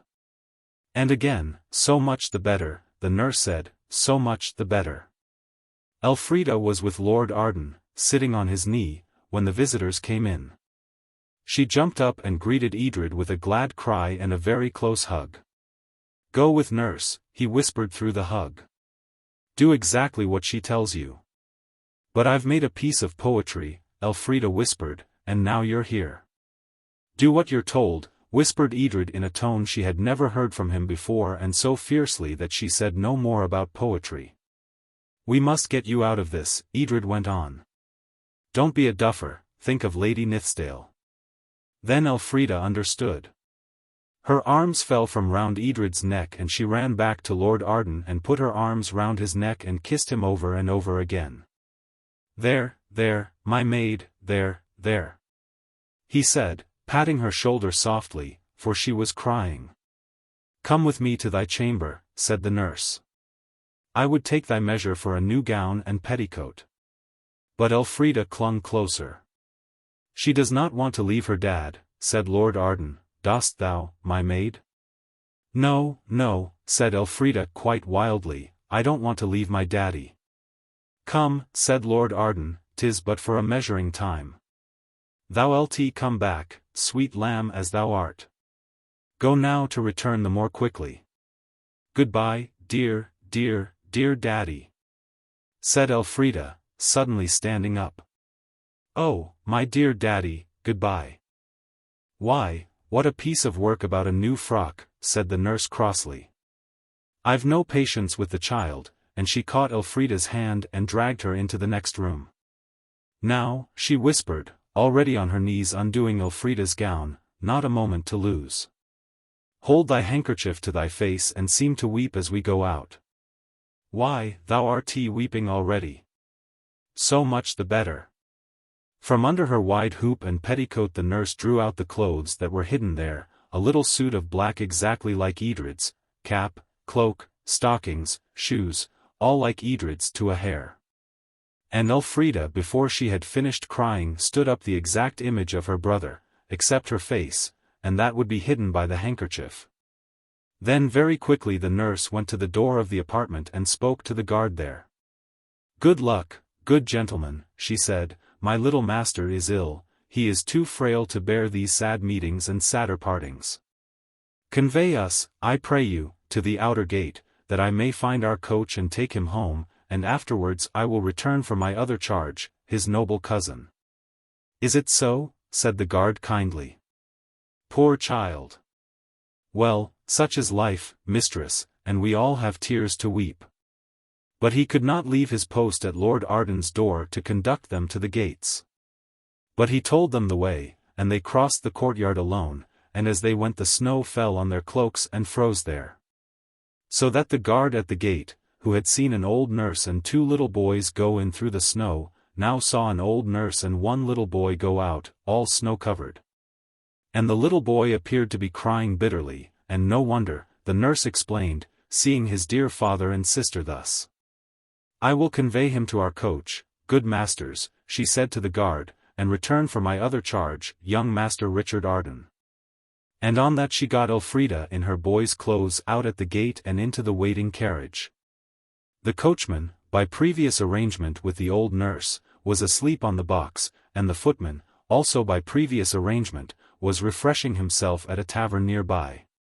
"Under the seat," said the old nurse, and thrusting Elfrida in, shut the coach door and left her. And there was Elfrida, dressed like a boy, huddled up among the straw at the bottom of the coach. So far, so good. But the most dangerous part of the adventure still remained. The nurse got in again easily enough, she was let in by the guard who had seen her come out. And as she went slowly across the snowy courtyard she heard ring under the gateway the stamping feet of the men who had come to relieve guard, and to be themselves the new guard. So far, again, so good. The danger lay with the guard at the door of Lord Arden's rooms, and in the chance that some of the old guard might be lingering about the gateway when she came out. Not with one little boy as they would expect, but with two. But this had to be risked. The nurse waited as long as she dared so as to lessen the chance of meeting any of the old guard as she went out with her charges. She waited quietly in a corner while Lord Arden talked with the boys. And when at last she said, "The time is done, my lord," she already knew that the guard at the room door had been changed. "So now for it," said Edred, as he and Richard followed the nurse down the narrow steps and across the snowy courtyard. The new guard saw the woman and two boys, and the captain of the guard read the Queen's paper, which the old nurse had taken care to get back from the lieutenant. And as plainly Master Edred Arden and Master Richard Arden, with their attendant, had passed in, so now they were permitted to pass out. And 2 minutes later a great coach was lumbering along the snowy streets, and inside it 4 people were embracing in rapture at the success of their stratagem. "But it was Edred thought of it," said Richard, as in honor bound, "and he arranged everything and carried it out." "How splendid of him," said Elfrida warmly. And I think it was rather splendid of her not to spoil his pride and pleasure in this, the first adventure he had ever planned and executed entirely on his own account. She could very easily have spoiled it, you know, by pointing out to him that the whole thing was quite unnecessary. And that they could have got away much more easily by going into a corner in the tower and saying poetry to the Mouldiwarp. So they came to Arden House. The coachman was apparently asleep again, and the footman went round and did something to the harness after he had got the front door opened. And it was quite easy for the nurse to send the footman who opened the door to order a meal to be served at once for Mr. Arden and Mr. Richard. So that no one saw that instead of the two little boys who had left Arden House in the afternoon, three came back to it in the evening. Then the nurse took them into the parlour and shut the door. "Now," she said, "Master Richard will go take off his fine suit, and Miss Arden will go into the little room and change her raiment. And for you, Master Edred, you wait here with me." When the others had obediently gone, the nurse stood looking at Edred with eyes that grew larger and different, and he stood looking at her with eyes that grew rounder and rounder. "Why," he said at last, "you're the witch we took the tea and things to." "And if I am," said she, "do you think you're the only people who can come back into other times? You're not all the world yet, Master Arden of Arden. But you've got the makings of a fine boy and a fine man, and I think you've learned something in these old ancient times." He had, there is no doubt of it. Whether it was being thought important enough to be imprisoned in the tower, or whether it was the long talks he had with Sir Walter Raleigh, that fine genius and great gentleman. Or whether it was Mr. Parados's knuckle-rappings and scowlings, I do not know. But it is certain that this adventure was the beginning of the change in Edred which ended in his being brave and kind and wise, as the old rhyme had told him to be. "And now," said the nurse, as Elfrida appeared in her girl's clothes, "there is not a moment to lose. Already at the tower they have found out our trick. You must go back to your own times." "She's the witch," Edred briefly answered, the open amazement in Elfrida's eyes. "There is no time to lose," the nurse repeated. "I must be even with old Parados first," said Edred. And so he was, and it took exactly 20 minutes, and I will tell you all about it afterwards. When he was even with old Parados, the old nurse sent Richard to bed. And then Elfrida made haste to say, "I did make some poetry to call the Mouldiwarp, but it's all about the tower, and we're not there now. It's no use saying, 'Oh, Mouldiwarp, you have the power to get us out of this beastly tower,' when we're not in the tower, and I can't think of anything else, and—" But the nurse interrupted her. "Never mind about poetry," she said, "poetry's all very well for children, but I know a trick worth two of that." She led them into the dining room, where the sideboard stood covered with silver, set down the candle, lifted down the great salver with the arms of Arden engraved upon it, and put it on the table. She breathed on the salver and traced triangles and a circle on the drilled surface. And as the mistiness of her breath faded and the silver shone out again undimmed, there, suddenly, in the middle of the salver, was the live white Mouldiwarp of Arden, looking extremely cross. "You've no manners," it said to the nurse, "bringing me here in that offhand, rude way, without, with your leave, or, by your leave." Elfrida could easily have made some poetry. "You know well enough," it added angrily, "that it's positively painful to me to be summoned by your triangles and things. Poetry's so easy and simple." "Poetry's too slow for this night's work," said the nurse shortly. "Come, take the children away, I have done with it." "You make everything so difficult," said the Mouldiwarp, more crossly than ever.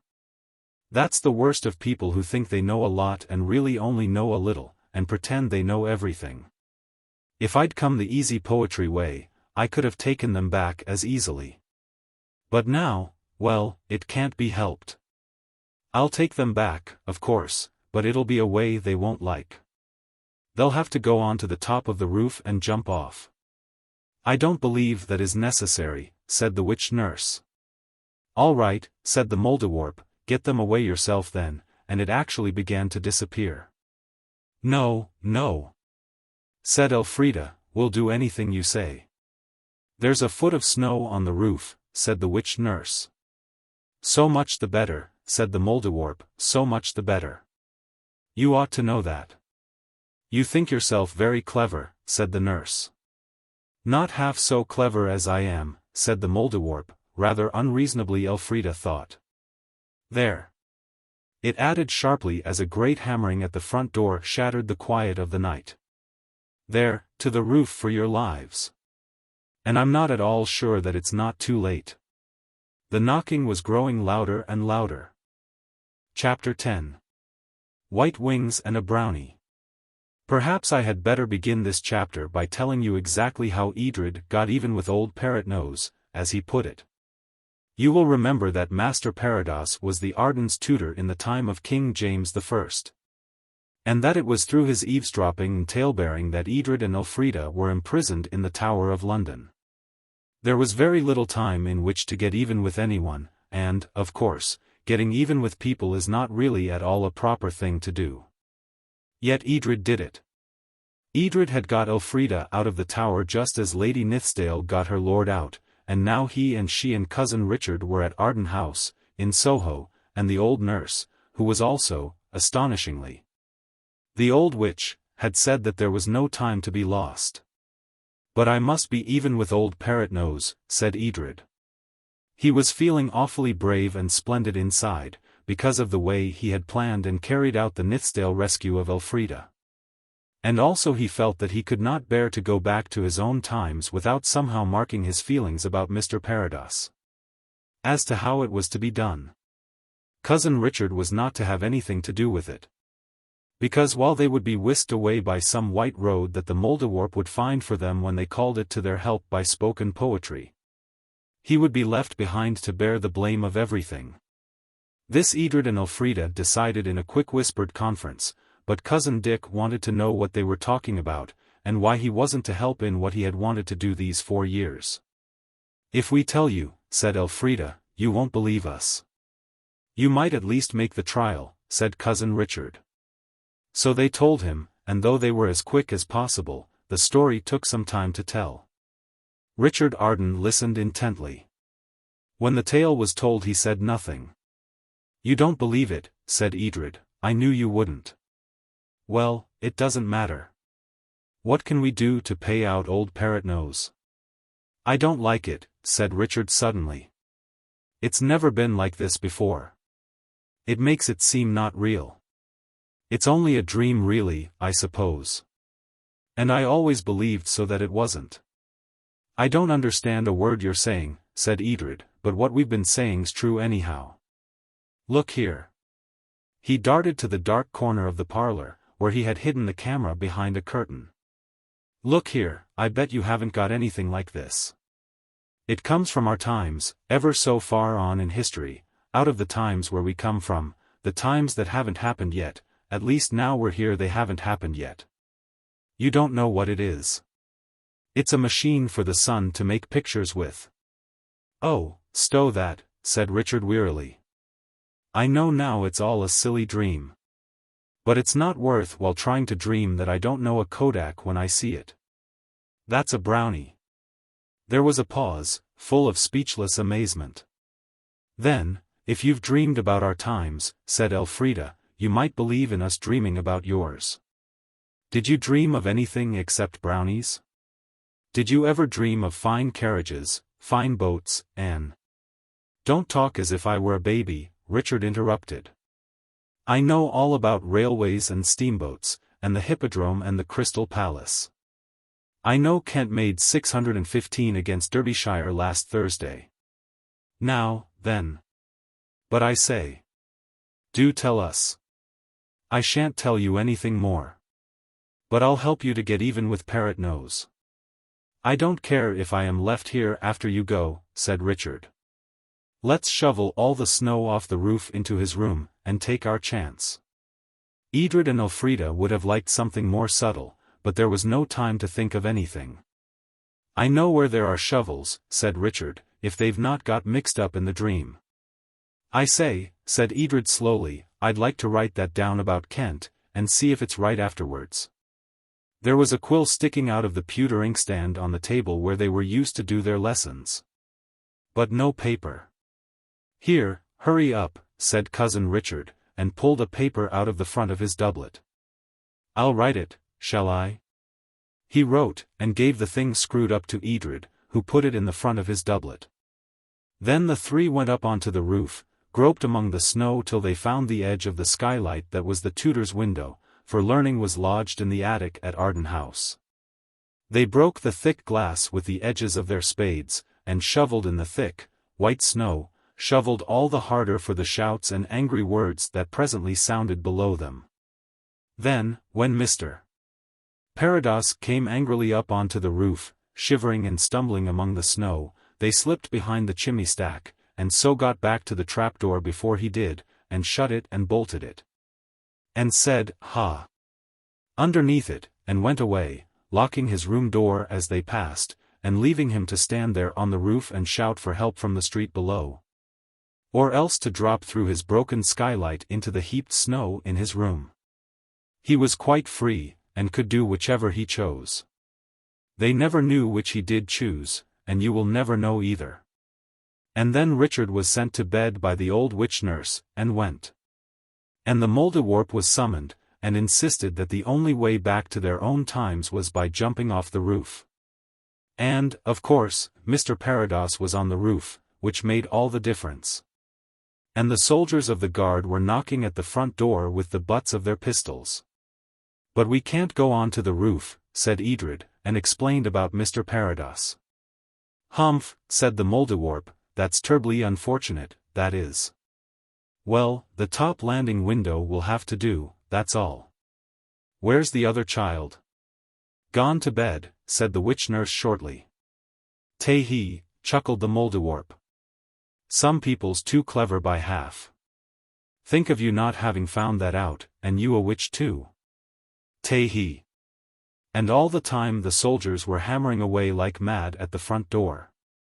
Elfrida caught the Mouldiwarp and the nurse caught Edred's hand, and the four raced up the stairs to the very top landing, where there was a little window at the very end. The air was keen and cold. The window opened difficultly, and when it was opened the air was much colder than before. "Now, then, out with you, ladies first," cried the Mouldiwarp. "You don't really mean," said Elfrida, "you can't mean that we're to jump out into nothing?" "I mean you're to jump out right enough," said the Mouldiwarp. "What you're to jump into's any pair of shoes, and it's my lookout, anyway." "It's ours a little too, isn't it?" said Elfrida timidly, and her teeth were chattering. She always said afterwards that it was with cold. "Then get along home your way," said the Mouldiwarp, beginning to vanish. "Oh, don't go!" Elfrida cried, and the pounding on the door downstairs got louder and louder. "If I don't then you must," said the Mouldiwarp testily. But it stopped vanishing. "Put me down," it said. "Put me down and jump, for goodness sake." She put it down. Suddenly the nurse caught Elfrida in her arms and kissed her many times. "Farewell, my honey love," she said. "All partings are not forever, else I could scarce let thee go. Now, climb up, set thy foot here on the beam, now thy knee on the sill. So, jump." Elfrida crouched on the window ledge, where the snow lay thick and crisp. It was very, very cold. Have you ever had to jump out of a top-floor window into the dark when it was snowing heavily? If so, you will remember how much courage it needed. Elfrida set her teeth, looking down into black nothing dotted with snowflakes. Then she looked back into a black passage, lighted only by the rushlight the nurse carried. "Edred'll be all right?" she asked. "You're sure he'll jump all right?" "Of course I shall," said Edred, in his new voice. "Here, let me go first, to show you I'm not a coward." Of course, Elfrida instantly jumped. And next moment Edred jumped too. It was a horrible moment because, however much you trusted the Mouldiwarp, you could not in an instant forget what you had been taught all your life, that if you jumped out of top-floor windows you would certainly be smashed to pieces on the stones below. To remember this and, remembering it, to jump clear, is a very brave deed. And brave deeds, sooner or later, have their reward. The brave deed of Edred and Elfrida received its reward sooner. As Elfrida jumped, she saw the snowflakes gather and thicken into a cloud beneath her. The cloud was not the sort that lets you through either. It was solid and soft as piled eiderdown feathers. She knew this as it rose up and caught her, or as she fell on it, she never knew which. Next moment Edred was beside her, and the white, downy softness was shaping itself round and under them into the form of a seat, a back, arms, and place for the feet to rest. What's that in your hand?" Elfrida asked. "Reins," said Edred, with certainty. "White reins. It's a carriage." It was, a carriage made of white snowflakes, the snowflakes that were warm and soft as feathers. There were white, soft carriage rugs that curled round and tucked themselves in entirely of their own accord. The reins were of snowflakes, joined together by some magic weaving, and warm and soft as white velvet. "And the horses?"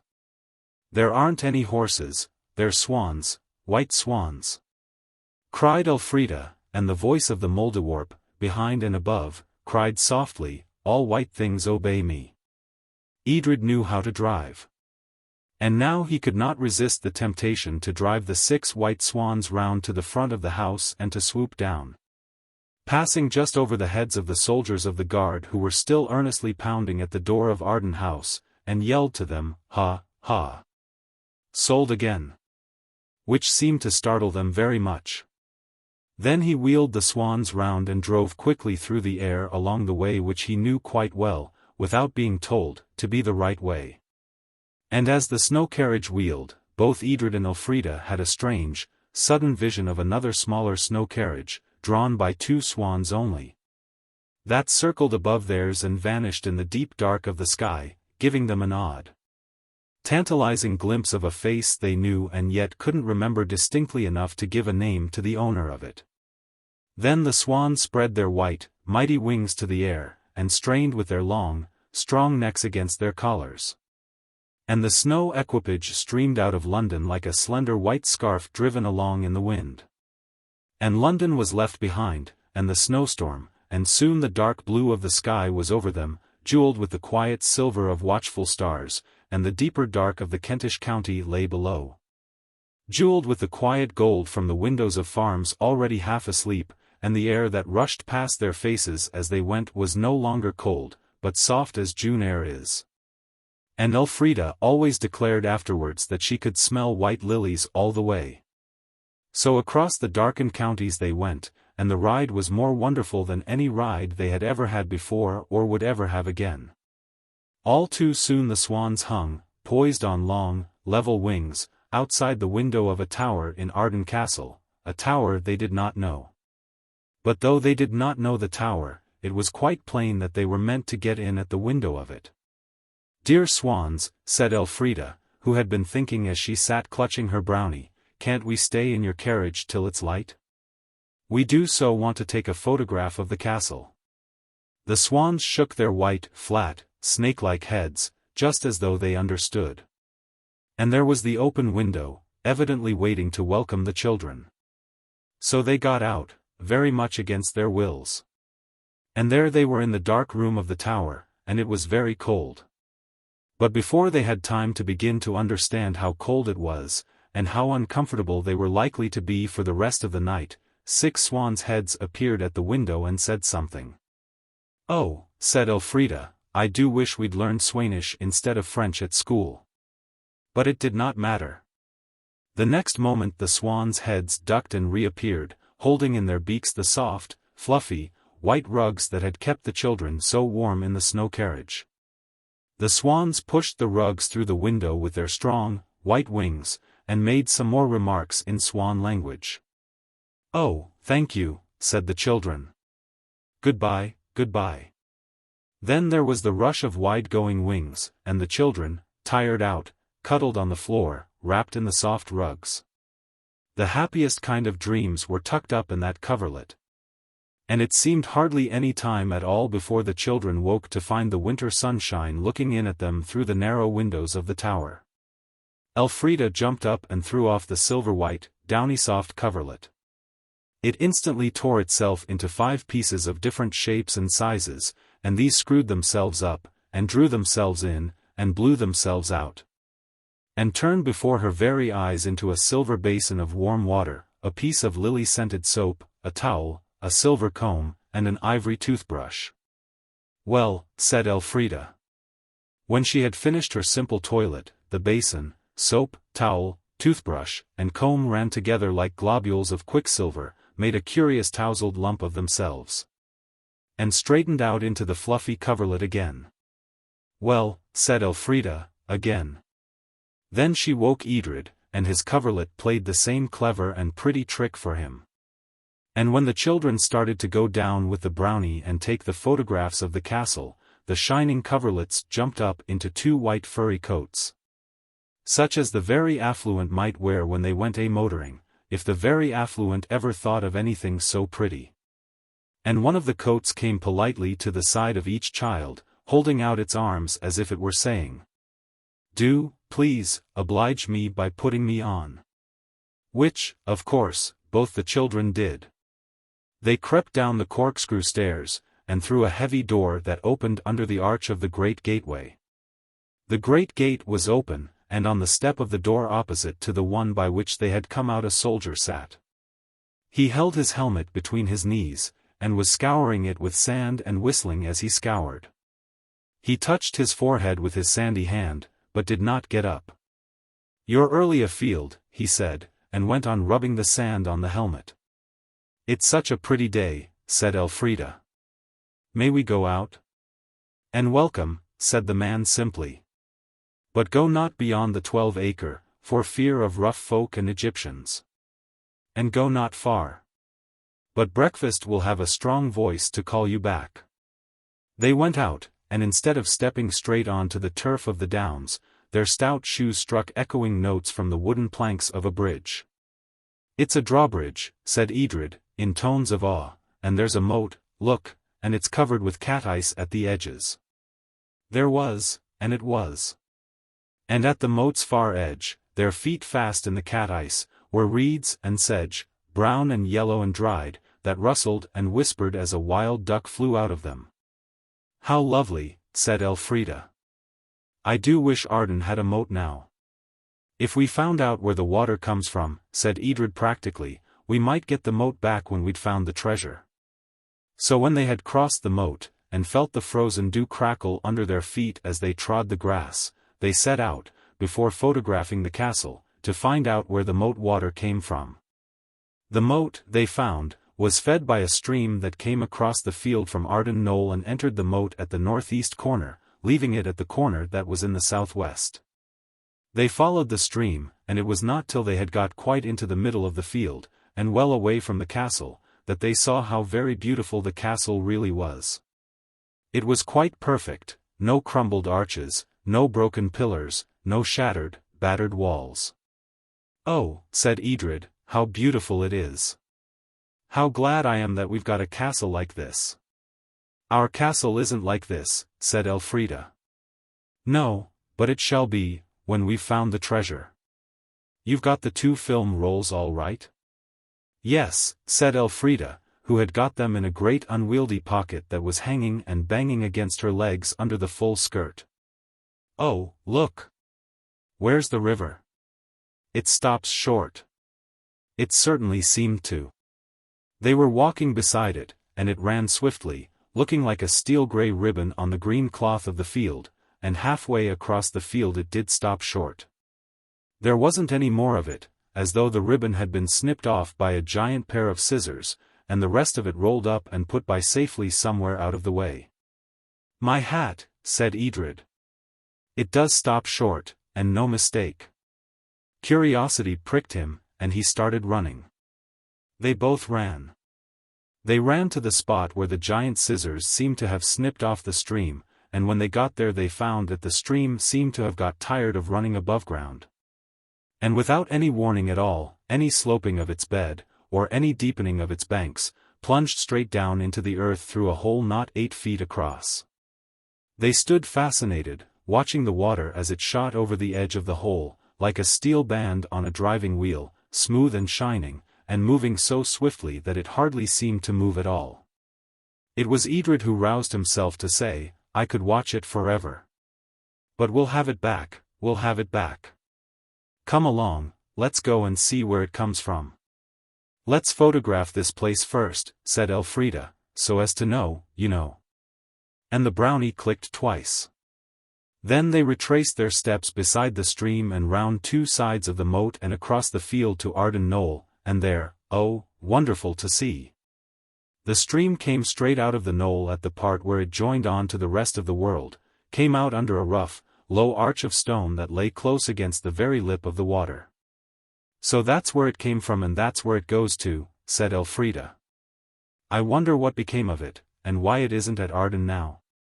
"We'll bring it back," said Edred firmly, "when we find the treasure." And again the Brownie clicked.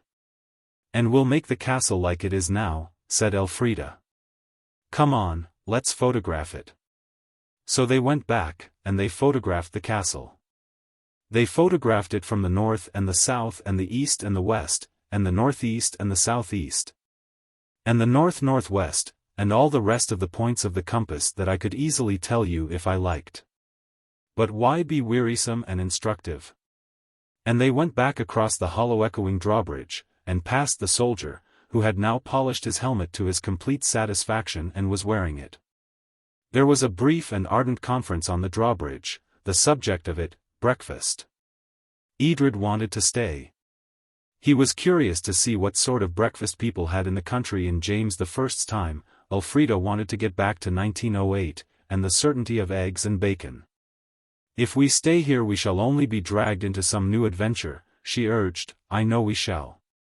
I never in my life knew such a place as history for adventures to happen in. And I'm tired, besides." "Oh, Edred, do come along." "I believe it's ducks," said Edred, and he sniffed questioningly. "It smells like onion stuffing." "Stuff and nonsense," said Elfrida. "That's for dinner, most likely. I expect breakfast for us would be bread and water. You'd find we'd done something wrong, as likely as not." "Oh, come along, do, before we get punished for it. Besides, don't you want to know whether what Cousin Richard said about the cricket was right?" "Well, yes," said Edred, "and we can always come back here, can't we?" "Of course we can," Elfrida said eagerly. "Oh, come on." So they climbed up to the twisty-twiny, corkscrew staircase, and found the door of the room where they had slept under the wonderful white coverlets that now were coats. Then they stood still and looked at each other, with a sudden shock. "How are we to get back?" was the unspoken question that trembled on each lip. The magic white coats cuddled close round their necks. There was, somehow, comfort and confidence in the soft, friendly touch of that magic fur. When you are wearing that sort of coat, it is quite impossible to feel that everything will not come perfectly right the moment you really, earnestly, and thoroughly wish that it should come right. "Our clothes," said Elfrida. "Oh, yes, of course," said Edred, "I was forgetting." "You may as well go on forgetting," said his sister, "because the clothes aren't here. They're the other side of that twisty-twiny, inside-out, upside-down shakiness that turned the attic into the tower. I suppose the tower would turn back into the attic if we could only start that shaky upside-downness going, wrong way before, you know." "I suppose it would," said Edred, stopping short, with his fingers between the buttons of his doublet. "Hullo! What's this?" He pulled out a folded paper. "It's the thing about cricket that Cousin Richard gave you. Don't bother about that now. I want to get back. I suppose we ought to make some poetry." But Edred pulled out the paper and unfolded it. "It might vanish, you know," he said, "or get stuck here, and when we got home we should find it gone when we came to look for it. Let's just see what he says Kent did make." He straightened out the paper, looked at it, looked again, and held it out with a sudden arm's-length gesture. "Look at that," he said. If that's true, Richard has dreamed our times, and no mistake. And, what's more, he's brought things back here out of our times. Elfrida took the paper and looked at it, and her mouth dropped open. If it's true, said she. But it must be true. The paper almost fell from her hand, for it was a bill from Gamages for 3 ships' guns, a compass, and a half-dozen flags, and the bill was made out to Mr. R.D. Arden, 117 Laurie Grove, New Cross, London, S.E.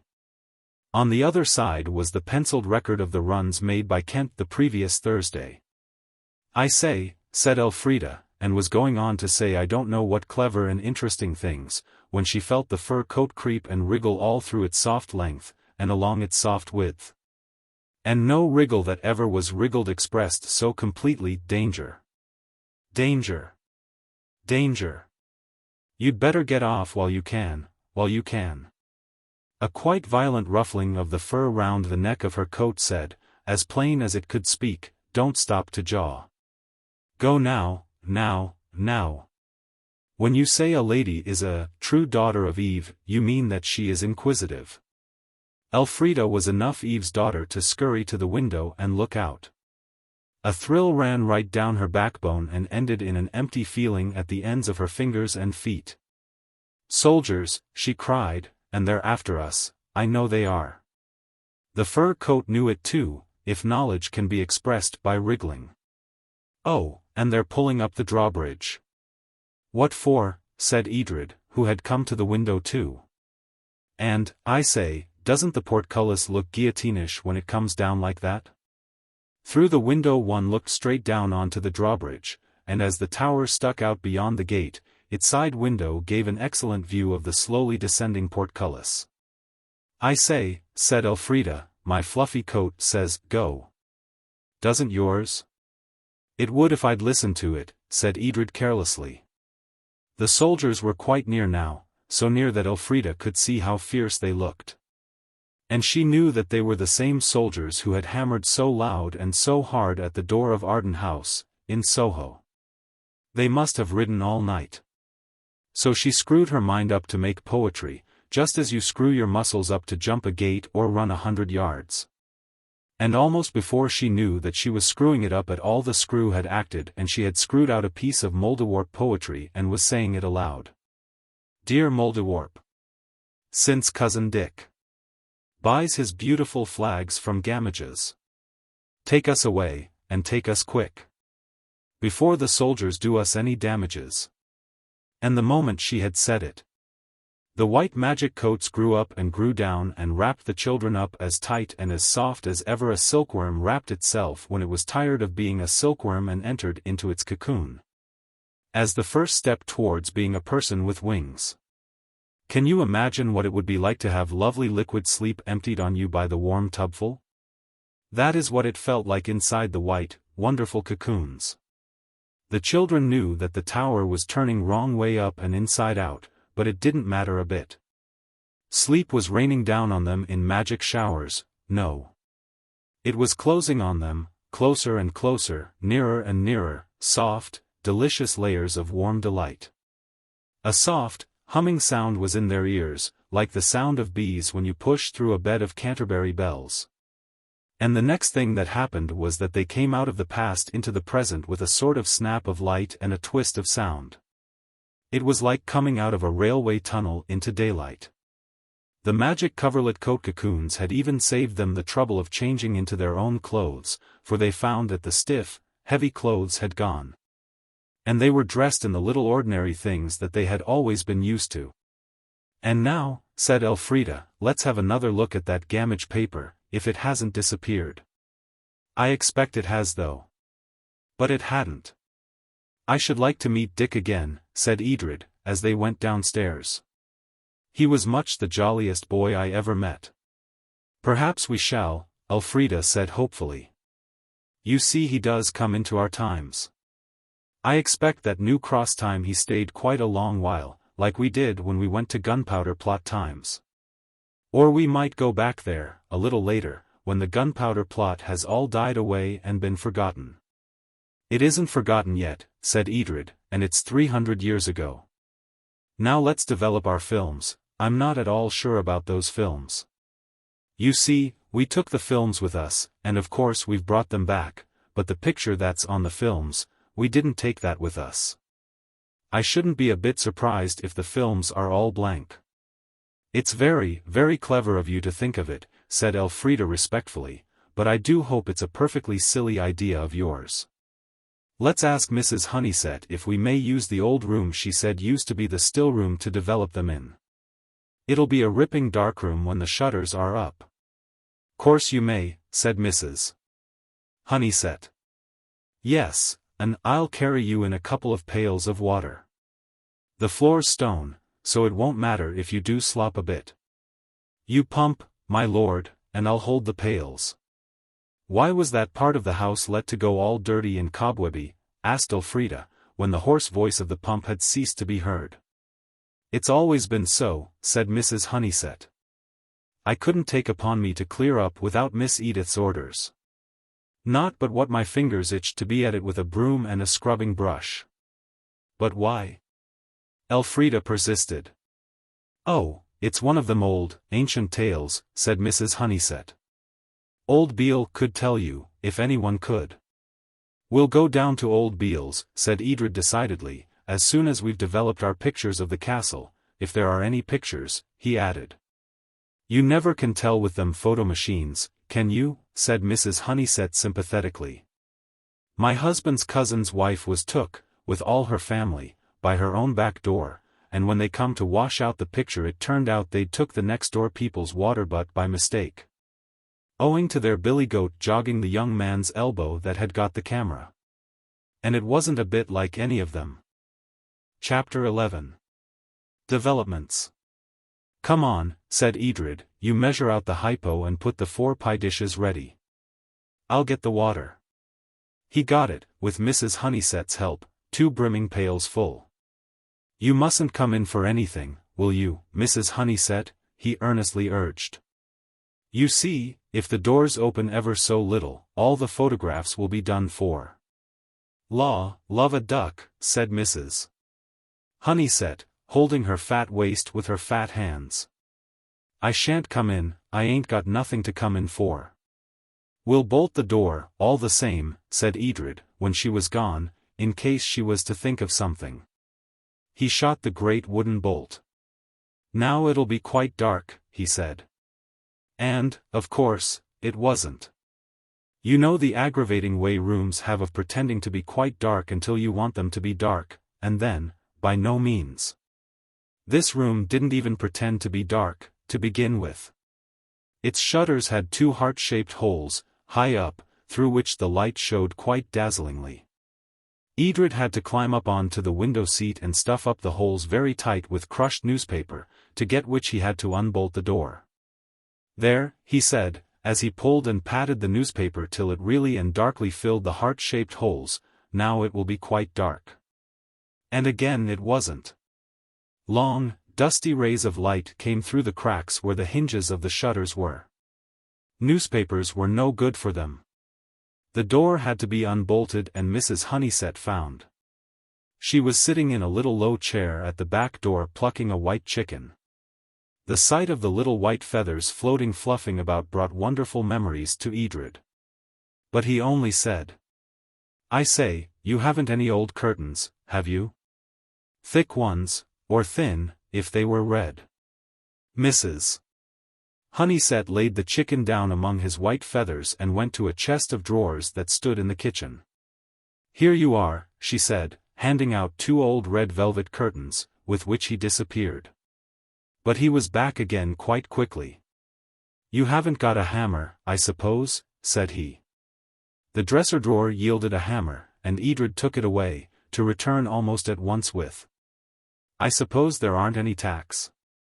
I suppose, said Mrs. Honeysett, laughing, there ain't much sense locking that still-room door on the inside when it ain't me that keeps all popping in, but you that keeps all popping out. However, she gave him the tacks, rusty ones, in a damp screw of paper.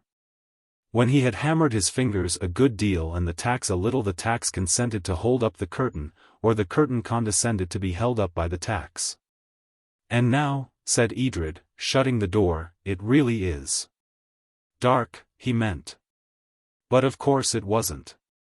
There was a gap under the door so wide, as Elfrida said, that you could have almost crawled through it.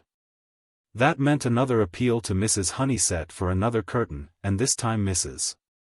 Honeysett told him to go along with him for a little whirret, and threw a handful of downy soft white feathers at him. But she laughed, too, and gave him the curtain. At last it really was dark, and then they had to unbolt the door again, because Elfrida had forgotten where she had put the matches.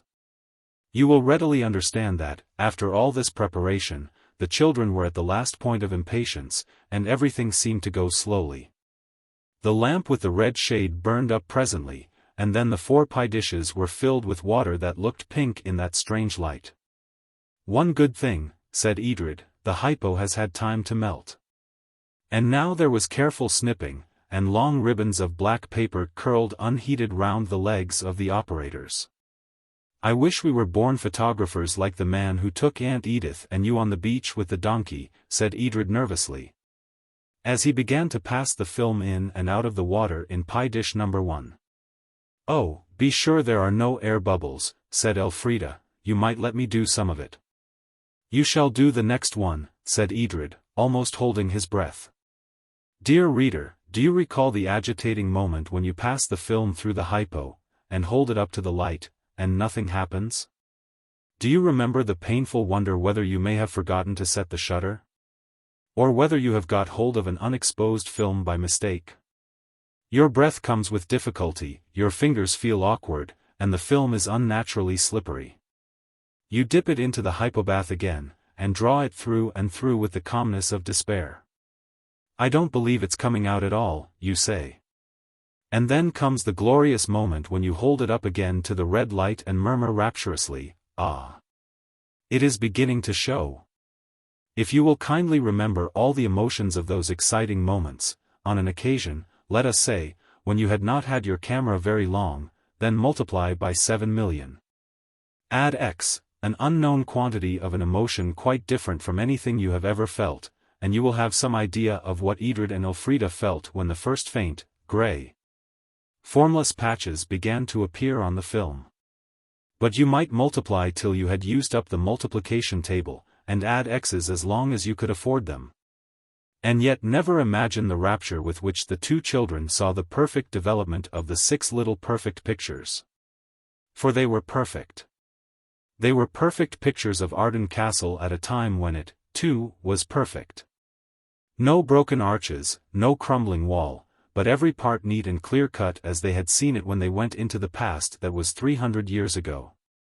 They were equally fortunate with the second film. It, too, had its 6 faultless pictures of Arden Castle 300 years ago. And the last film developed just as finely. Only, just before the moment which was the right moment for taking the film out of the hypobath and beginning to wash it, a tiny white feather fell out of Edred's hair into the dish. It was so tiny that in that dim light he did not notice it. And it did not stick to the film or do any of those things which you might have feared if you had seen the little, white thing flutter down. It may have been the feather's doing, I don't know. I just tell you the thing as it happened. Of course, you know that films have to be pinned up to dry. Well, the first film was pinned on the right-hand panel of the door and the second film was pinned on the left-hand panel of the door. And when it came to the third, the one that had had the little white feather dropped near it. There was nothing wooden left to pin it to, for the walls were of stone, nothing wooden except the shutters. And it was pinned across these. "It doesn't matter," said Edred, "because we needn't open the shutters till it's dry." And with that he stuck in 4 pins at its 4 corners, and turned to blow out the lamp and unbolt the door. He meant to do this, but the door, as a matter of fact, wasn't bolted at all, because Edred had forgotten to do it when he came back with the dusters, so he couldn't have unbolted it anyway. But he could blow out the red-sided lamp, and he did. And then the wonderful thing happened. Of course the room ought to have been quite dark. I'm sure enough trouble had been taken to make it so. But it wasn't. The window where the shutters were, the shutters that the film was pinned on, the film on which the little white feather had fallen, the little white feather that had settled on Edred's hair when Mrs. Honeysett was plucking that chicken at the back door. That window now showed as a broad oblong of light. And in that broad oblong was a sort of shining, a faint sparkling movement, like the movement of the light on the sheet of a cinematograph before the pictures begin to show. "Oh!" said Elfrida, catching at Edred's hand.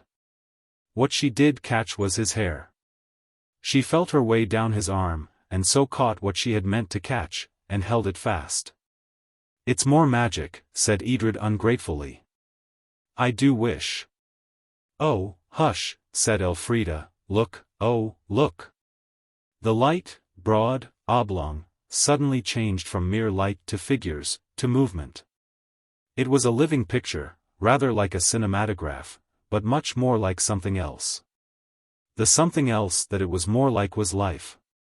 It seemed as though the window had been opened, as though they could see through it into the world of light and sunshine and blue sky, the world where things happen. There was the castle, and there were people going across the drawbridge, men with sacks on their backs. And a man with a silver chain round his neck and a tall stick in his hand, was standing under the great gateway telling them where to take the sacks. And a cart drove up, with casks, and they were rolled across the drawbridge and under the tall arch of the gate tower. The men were dressed. Then something blinked, and the scene changed. It was indoors now, a long room with many pictures on one side of it and many windows on the other. A lady, in a large white collar and beautiful long curls, very like Aunt Edith, was laying fine dresses in a chest. A gentleman, also with long hair, and with a good deal of lace about his collar and cuffs, was putting jugs and plates of gold and silver into another chest. And servants kept bringing more golden grand things, and more and more. Edred and Elfrida did not say a word. They couldn't. What they were looking at was far too thrilling. But in each heart the same words were uttered. "That's the treasure." And each mind held the same thought. "If it only goes on till the treasure's hidden, we shall see where they put it, and then we can go and find it." I think myself that the white Mouldiwarp was anxious to help a little. I believe it had arranged the whole of this exhibition so that the children might get an idea of the whereabouts of the treasure. And so ceased to call on it at all hours of the day and night with the sort of poetry which even a mole must see not to be so very good. However this may be, it was a wonderful show. One seemed to see things better somehow like that, through the window that looked into the past, than one did who was really in the past taking an active part in what was going on. There appeared, at any rate, to be no doubt that this really was the treasure, and still less that it was a treasure both plentiful and picturesque. Quickly and more quickly the beautiful rich things were being packed into the chests. More and more pale looked the lady, more and more anxious the gentleman. The lady was taking from her waiting woman little boxes and bundles with which the woman's apron was filled. And the chest before which she was kneeling was nearly full when the door at the end of the gallery opened suddenly, and Elfrida and Edred, in the dark in the still room, were confronted with the spectacle of themselves coming down the long picture gallery towards that group of chests and treasure, and hurried human people. They saw themselves in blue silk and lace and black velvet, and they saw on their own faces fear and love, and the wonder what was to happen next. They saw themselves embraced by the grown-ups, who were quite plainly father and mother. They saw themselves speak, and the grown-ups reply. "I'd give all my pocket money for a year to hear what they're saying," Edred told himself. "That daddy's just like my daddy," Elfrida was telling herself. "And just like the daddy in the tower that was so like my own daddy." Then the children in the picture kneeled down, and the daddy in the picture laid his hands on their heads, and the children out of the picture bent their own heads there in the dark still room. For they knew what was happening in the picture. Elfrida even half held out her arms, but it was no good. Again the scene changed. A chest was being carried by 4 men, who strained and staggered under its weight. They were carrying it along a vaulted passage by ropes that passed under the chest and over their shoulders. Every now and then they set it down and stretched, and wiped their faces. And the picture kept on changing so that the children seemed to be going with the men down a flight of stairs into a spacious hall full of men, all talking, and very busy with armor and big boots. And then across the courtyard, full of more men, very busy too, polishing axes and things that looked like spears. Cleaning muskets and fitting new flints to pistols and sharpening swords on a big grindstone. Edred would have loved to stay and watch them do these things, but they and their work were gone quite quickly, and the chest and the men who carried it were going under an archway. Here one of the men wanted to rest again, but the others said it was not worth while, they were almost there. It was quite plain that they said this, though no sound could be heard. Now we shall really know, said Edred to himself. Elfrida squeezed his hand. That was just what she was thinking, too. The men stopped at a door, knocked again, and yet once more. And, curiously enough, the children in the still room could hear the sound of the knocking quite plainly, though they had heard nothing else. The men looked at each other across the chest that they had set down. Then one man set his shoulder to the door. There was a scrunching sound and the picture disappeared, went out. And there were the shutters with the film pinned across them, and behind them the door, open, and Mrs. Honeysett telling them that dinner, which was roast rabbit and a boiled hand of pork, would be cold if they didn't make haste and come along. Oh, Mrs. Honeysett, said Elfrida, with deep feeling, you are too bad, you really are. I hope I've not spoiled the photos, said Mrs. Honeysett. But I did knock 3 times, and you was that quiet I was afraid something had happened to you, poisoned yourselves without thinking or something of that. It's too bad, said Edred bitterly. It's much too bad. I don't want any dinner, I don't want anything. Everything's spoiled. Perhaps, said Mrs. Honeysett patiently, I might have gone on knocking longer, only I thought the door was bolted. You did so keep on bolting of it at the beginning, didn't you? So I just got hold of the handle to try, and it come open in my hand. Come along, lovey, don't bear malice now. I didn't go for to do it. And I'll get you some more of whatever it is that's spoiled, and you can take some more photos tomorrow. You might have known we were all right, said Edred, still furious. But both thought it only fair to say, it wasn't the photographs that were spoiled, and they said it at the same moment. Then what was it, said Mrs. Honeysett. And do come along, for goodness sake, and eat your dinner while it's hot. It was a different sort of picture, said Elfrida, with a gulp, and it was a pity. Never mind, love, said Mrs. Honeysett, who was as kind as a grandmother, and I can't say more than that. There's a lovely surprise coming by and by for good little gels and boys, and the rabbit'll be stone cold if you don't make haste, leastways. It would have been if I hadn't thought to pop it in the oven when I came to call you, knowing full well what your hands would be like after all that messing about with poison in dishes. And if I was your aunt I'd forbid it downright. And now come along and wash your hands, and don't let's have any more nonsense about it. Do you hear? I dare say you noticed that Mrs. Honeysett was quite cross at the end of this speech and quite coaxing and kind at the beginning. She had just talked herself into being cross. It's quite easy. I dare say you have often done it. It was a silent dinner, the first silent meal since the children had come to Arden Castle.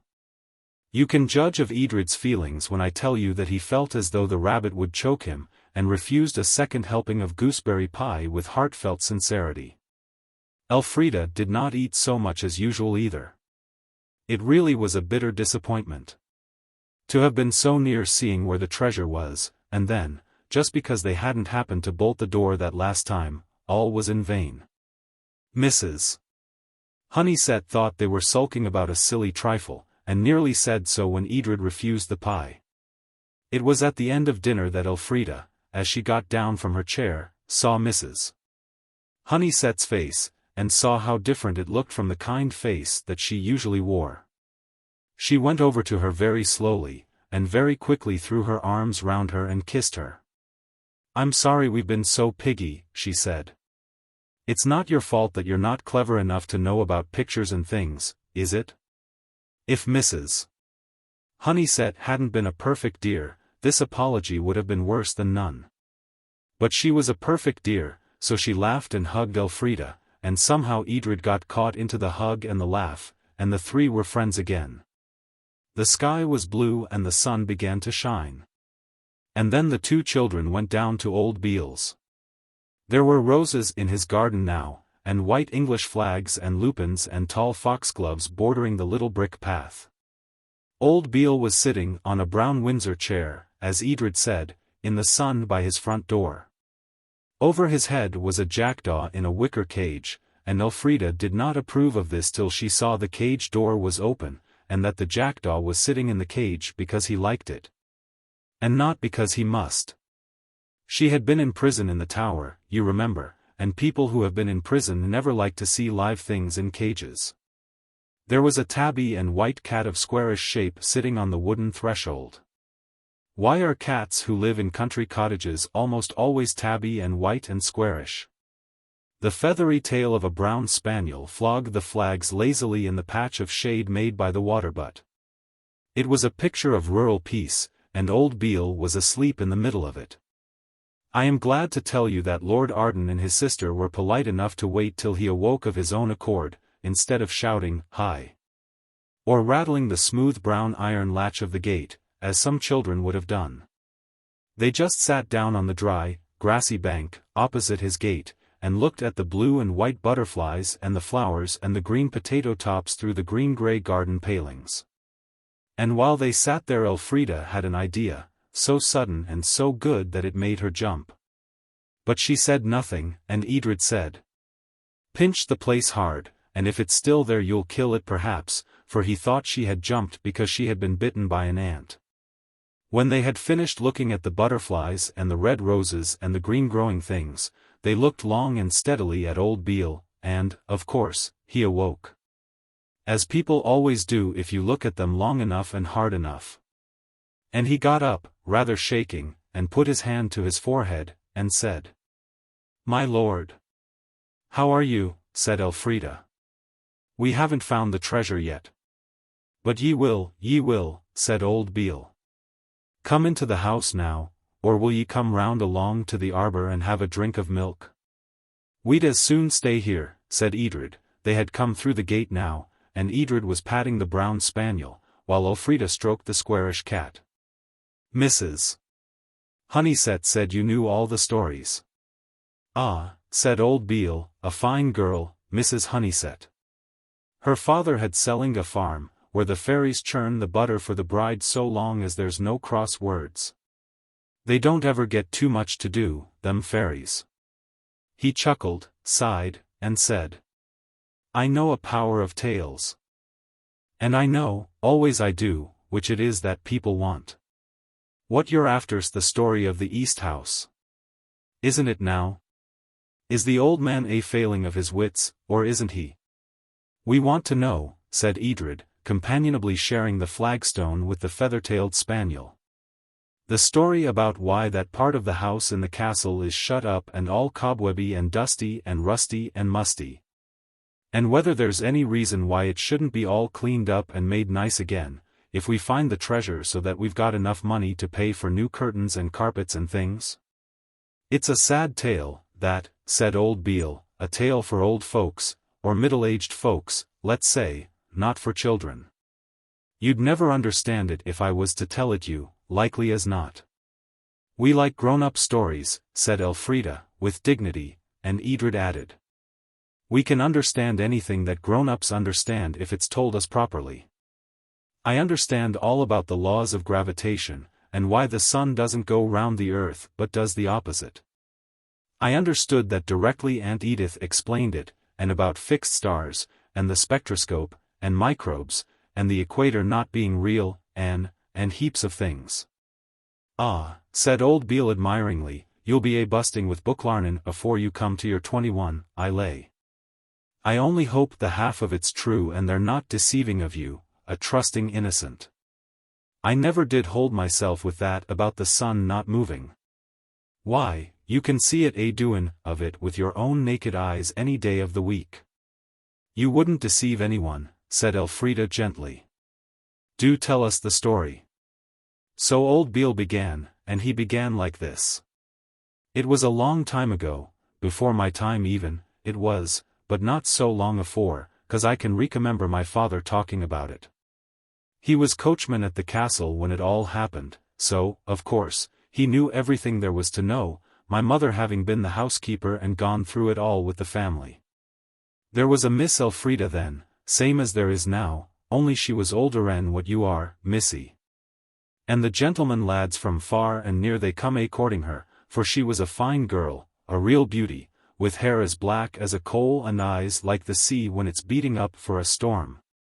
Before the white horses comes along. So I've heard my father say, not that I ever see her myself. And she kept her pretty head in the air and wouldn't turn it this way or that for e'er a one of them all. And the old lord he loved her too dear to press her against her wish and will, and her so young. So she stayed single and watched the sea. What did she do that for? Edred asked. To see if her sweetheart's ship wasn't coming home. For she'd got a sweetheart right enough, she had, unbeknown to all. It was her cousin Dick, an ear-do-wheel, if ever there was one, and it turned out afterwards she'd broken the sixpence with him and swore to be ever true, and he'd gone overseas to find a fortune. And so she watched the sea every day regular, and every day regular he didn't come. But every day another young chap used to come riding, a fine young gentleman and well-to-do, but he was the same kidney as Master Dick, only he'd got a fine fortune. So his wild oats never got a chance to grow strong like Dick's. Poor Dick, said Elfrida. Not so fast, missy, said the old man.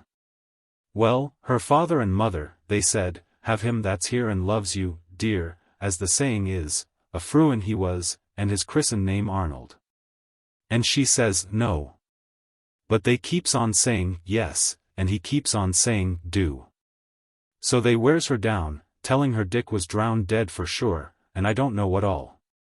And at last she says, very well, then, I'll marry you, if you can stand to marry a girl that's got all her heart in the sea along of a dead young chap as she was promised to. And the wedding was set for Christmas. Miss Elfrida, she slept in the room in the east house that looks out towards Arden Knoll, and the servants in the attics, and the old people in the other part of the house. And that night, when all was asleep, I think she heard a tap at her window, and at first she'd think it was the ivy, but no. So presently she'd take heart to go to the window, and there was a face outside that had climbed up by the ivy, and it was her own true love that they'd told her was drowned. How splendid! Said Edred. How dreadful for Mr. Fruin, said Elfrida. That's what she thought, miss, and she couldn't face it. So she puts on her riding coat and she gets out of window and down the ivy with him, and off to London. And in the morning, when the bells began to ring for her wedding, and the bridegroom came, there wasn't no bride for him. She left a letter to say she was very sorry, but it had to be. So then they shut up the east house. So that's the story, said Elfrida. Half of it, miss, said old Beale, and he took out a black clay pipe and a screw of tobacco, and very slowly and carefully filled the pipe and lighted it, before he went on. They shut up the east house, where she'd been used to sleep. But it was kept swept and dusted, and the old folks was broken-hearted, for never a word come from Miss Elfrida. And, if I know anything of the feelings of a parent, they kept on saying to each other, she might ha' trusted us. She might, known we'd never denied her nothing. And then one night there was a knock at the door, and there was Miss Elfrida, that was, Mrs. Dick now, with her baby in her arms. Mr. Dick was dead, sudden in a accident, and she'd come home to her father and mother. They couldn't make enough of the poor young thing and her baby. She had her old rooms and there she lived, and she was getting a bit happier and worshipping of her baby and the old people worshipping it and her too. And then one night someone comes up the ivy, same as Master Dick did, and takes away, not her, but the baby. How dreadful, breathed Elfrida. Did they get it back? Never. And never a word was ever found out about who took it, or why, or where they took it to. Only a week or two after Mr. Fruin was killed in the hunting field, and as they picked him up he said, "Elfrida, tell Elfrida," and he was trying to say what they was to tell her, when he died. Some folks hold as 'twas him stole the baby, to be even with her for jilting of him, or else to pretend to find it and get her to marry him out of gratitude. But no one'll ever know. And the baby's mother, she wore away bit by bit, to a shadow, and then she died, and after that the East House was shut up for good and all, to fall into rot and ruin like it is now. Don't you cry, missy. I knowed you wouldn't like the story, but you would have it, but don't you cry. It's all long ago, and she and her baby and her young husband's all been happy together in heaven this long time now, I lay. I do like the story, said Elfrida, gulping, but it is sad, isn't it? Thank you for telling it, Edred said, but I don't think it's any good, really, being unhappy about things that are so long ago, and all over and done with. I wish we could go back into the past and find the baby for her, Elfrida whispered, and Edred whispered back. It's the treasure we've got to find. Excuse our whispering, Mr. Beale. Thank you for the story, oh, and I wanted to ask you who owns the land now, all the land about here, I mean, that used to belong to us Ardens? That Jackson chap, said old Beale, him that made a fortune in the soap boiling. The Tallow King, they call him. But he's got too rich for the house he's got. He's bought a bigger place in Yorkshire, that used to belong to the Duke of Sanderstead, and the Arden lands are to be sold next year, so I'm told. Oh, said Edred, clasping his hands, if we could only find the treasure, and buy back the land. We haven't forgotten what we said the first time, if we found the treasure we'd make all the cottages comfortable, and new thatch everywhere. That's a good lad, said old Beale, you make haste and find the treasure. And if you don't find it, never fret, there's ways of helping other folks without finding of treasure, so there is. You come and see old Beale again, my lord, and I shouldn't wonder but what I'd have a white rabbit for you next time you come along this way. He is an old dear, said Elfrida, as they went home, and I do think the films will be dry by the time we get back, but perhaps we'd better not print them till tomorrow morning. There's plenty of light today, said Edred, and Elfrida said. I say? Well? Did you notice the kind of clothes we wore in those pictures, where they were stowing away the treasure? Oh! Groaned Edred, recalled to a sense of his wrongs. If only Mrs. Honeysett hadn't opened the door just when she did, we should know exactly where the treasure was. It was the West Tower they took it to, wasn't it? I'm not sure, said Elfrida, but... And if it had gone on we should have been sure, we should have seen them come away again. Yes, said Elfrida, and again she remarked, I say? Edred again said, well? Well, suppose we looked in the chests we should be sure to find clothes like those, and then we should be back there, living in those times, and we could see the treasure put away. And then we really should know. A1, first class, ripping, was Edred's enthusiastic rejoinder. Come on, I'll race you to the gate. He did race her, and won by about 30 white Mouldiwarp's lengths. There had been no quarrel now for quite a long time, if you count as time the days spent in the Gunpowder Plot adventure, so the attic was easily found. And once more the children stood among the chests, with the dusty roof, and the dusty sunbeams, and the clittering pigeon feet, and the soft pigeon noises overhead. Come on, cried Elfrida joyously. I shall know the dress directly I see it. Mine was blue silk with sloping shoulders, and yours was black velvet and a Vandyke collar. Together they flung back the lid of a chest they had not yet opened. It held clothes far richer than any they had seen yet. The doublets and cloaks and bodices were stiff with gold embroidery and jewels. But there was no blue silk dress with sloping shoulders and no black velvet suit and Vandyke collar. Oh, never mind, said Edred, bundling the splendid clothes back by double armfuls. Help me to smooth these down so that the lid will shut properly, and we'll try the next chest. But the lid would not shut at all till Elfrida had taken all the things out and folded them properly, and then it shut quite easily. Then they went on to the next chest. "I have a magic inside feeling that they're in this one," said Elfrida gaily. And so they may have been. The children never knew, for the next chest was locked, and the utmost efforts of 4 small arms failed to move the lid a hair's breadth. "Oh, bother," said Edred, "we'll try the next." But the next was locked, too, and the next, and the one after that, and the one beyond, and, well, the fact is, they were all locked. The children looked at each other in something quite like despair. "I feel," said the boy, "like a baffled burglar." "I feel," said the girl, "as if I was just going to understand something. Oh, wait a minute, it's coming.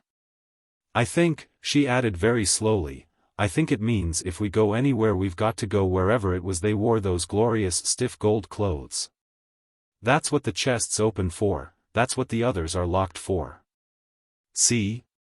Then let's put them on and go," said Edred. "I don't think I want any more Tower of Londons," said Elfrida doubtfully. "I don't mind what it is," said Edred. "I've found out one thing. We always come safe out of it, whatever it is. And besides," he added, remembering many talks with his good friend, Sir Walter Raleigh, "an English gentleman must be afraid of nothing save God and his conscience." "All right," said Elfrida, laying hands on the chest lid that hid the golden splendor. "You might help," she said. But Edred couldn't. He laid hands on the chest, of course, and he pulled and Elfrida pulled, but the chest lid was as fast now as any of the others. "Done in the eye," said Edred. It was a very vulgar expression, and I can't think where he picked it up. "He that will not when he may. He shall not when he would, eh?" said Elfrida, and I do know where she learned that. It was from an old song Mrs. Honeysett used to sing when she blackleaded the stoves. "I suppose we must chuck it for today," said Edred, when he had quite hurt his fingers by trying all the chests once more, and had found that every single one was shut tight as wax. "Come on, we'll print the photographs." But the films were not dry enough. They never are when you just expect them to be. So they locked the stillroom door on the outside, and hung the key on a nail high up in the kitchen chimney. Mrs. Honeysett was not in the kitchen at that moment, but she came hurrying in the next. "Here you are, my lambs," she said cheerily, and just in time for the surprise. "Oh, I'd forgotten the surprise." "That makes 2 of it, doesn't it?" said Elfrida. "Do tell us what it is. We need a nice surprise to make up for everything, if you only knew." "Ah," said Mrs. Honeysett, "you mean because of me opening that there door. Well, there is 2 surprises. One's roast chicken. For supper," she added impressively. "Then I know the other," said Edred. "Aunt Edith's coming." And she was, indeed, at that very moment, as they looked through the window, they saw her blue dress coming over the hill, and joyously tore out to meet her. It was after the roast chicken, when it was nearly dark and almost bedtime, that Aunt Edith said, suddenly, "Children, there's something I wanted to tell you. I've hesitated about it a good deal, but I think we oughtn't to have any secrets from each other." Edred and Elfrida exchanged guilty glances. "Not real secrets, of course," said Edred, hastily. "But you don't mind our having magic secrets, do you?" "Of course not," said Aunt Edith, smiling, "and what I'm going to tell you is rather like magic, if it's true. I don't know yet whether it's true or not." Here Aunt Edith put an arm round each of the children as they sat on the broad window seat, and swallowed something in her throat and sniffed. "Oh, it's not bad news, is it?" Elfrida cried. "Oh, darling Auntie, don't be miserable, and don't say that they've found out that Arden isn't ours, or that Edred isn't really Lord Arden, or something. Would you mind so very much," said Aunt Edith gently, "if you weren't Lord Arden, Edred? Because—" Chapter 12. Films and Clouds. The films were quite dry by bedtime, when, after a delightful evening with no magic in it at all but the magic of undisturbed jolliness, Edred slipped away, unpinned them and hid them in Elfrida's corner drawer, which he rightly judged to be a cleaner resting place for them than his own was likely to be. So there the precious films lay between Elfrida's best lace collar and the handkerchief case with 3 fat buttercups embroidered on it that Aunt Edith had given her at Christmas. And Edred went back to the parlour for one last game of Proverbs before bed. As he took up his cards he thought how strange it was that he, who had been imprisoned in the tower and had talked with Sir Walter Raleigh, should be sitting there quietly playing Proverbs with his aunt and his sister, just like any other little boy. "Aha," said Edred to himself, "I am living a double life, that's what I'm doing." He had seen the expression in a book and the idea charmed him. "How pleased Edred looks with himself," said Aunt Edith. "I'm sure he's got a whole proverb, or nearly, in his hand already." "You'll be looking pleased presently," he said, "you always win." And when she did, for Edred's thoughts were wandering off after the idea how pleased Aunt Edith would look when he and Elfrida should come to her, take her by the hand, and lead her to the hiding place of the treasure, and then say, "Behold the treasure of our house. Now we can rebuild the castle and mend the broken thatch on the cottages, and I can go to Eton and Oxford, and you can have a diamond tiara, and Elfrida can have a pony to ride, and so can I." Elfrida's thoughts were not unlike his, so Aunt Edith won the game of Proverbs. "You have been very good children, Mrs. Honeysett tells me," said Aunt Edith, putting the cards together. "Not so extra," said Edred, "I mean it's easy to be good when everything's so jolly." "We have quarrelled once or twice, you know," said Elfrida virtuously. "Yes, we have," said Edred firmly. They needn't, they felt, have confessed this, and that made them feel that they were good now, if never before. "Well, don't quarrel any more. I shall be coming over for good quite soon, then we'll have glorious times. Perhaps we'll find the treasure." "You've heard about the treasure?" "I should jolly well think we had," Edred couldn't help saying. And Elfrida added, "And looked for it, too, but we haven't found it." "Did you ever look for it?" "No," said Aunt Edith, "but I always wanted to. My grandfather used to look for it when he was a little boy." "Was your grandfather Lord Arden?" Edred asked. "No. He was the grandson of the Lord Arden who fought for King James III, as they called him, the Pretender, you know, when he was quite a boy. And they let him off because of his being so young. And then he mortgaged all the Arden lands to keep the young Pretender, Prince Charlie, you know, in the ballads. He got money to send to him, and of course Prince Charlie was going to pay it back when he was king. Only he never was king," she sighed. "And is that why the Tallow King got all the Arden land?" "Yes, dear, that's why English people prefer Tallow Kings to Stuart Kings. And old Lord Arden mortgaged everything. That means he borrowed money, and if he didn't pay back the money by a certain time he agreed to let them take the land instead. And he couldn't pay. So they took the land, all except a bit in the village and Arden Knoll, that was fixed so that he couldn't part from it. When we get the treasure we'll buy back the land again," said Edred. "The Tallow King's going to sell it. He's got so tallowy that Arden land isn't good enough for him. Old Beale told us.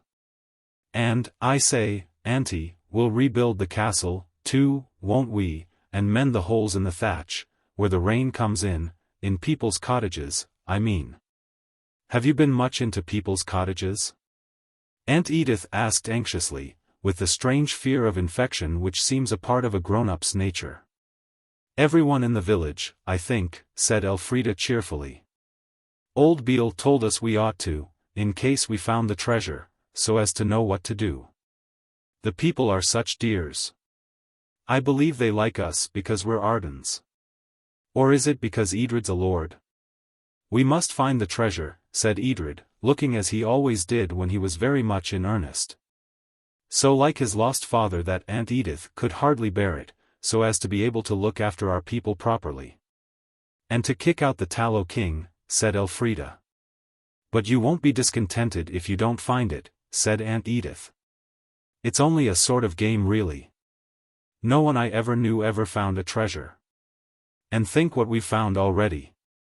Arden Castle instead of Sea View Terrace, and the lodgers.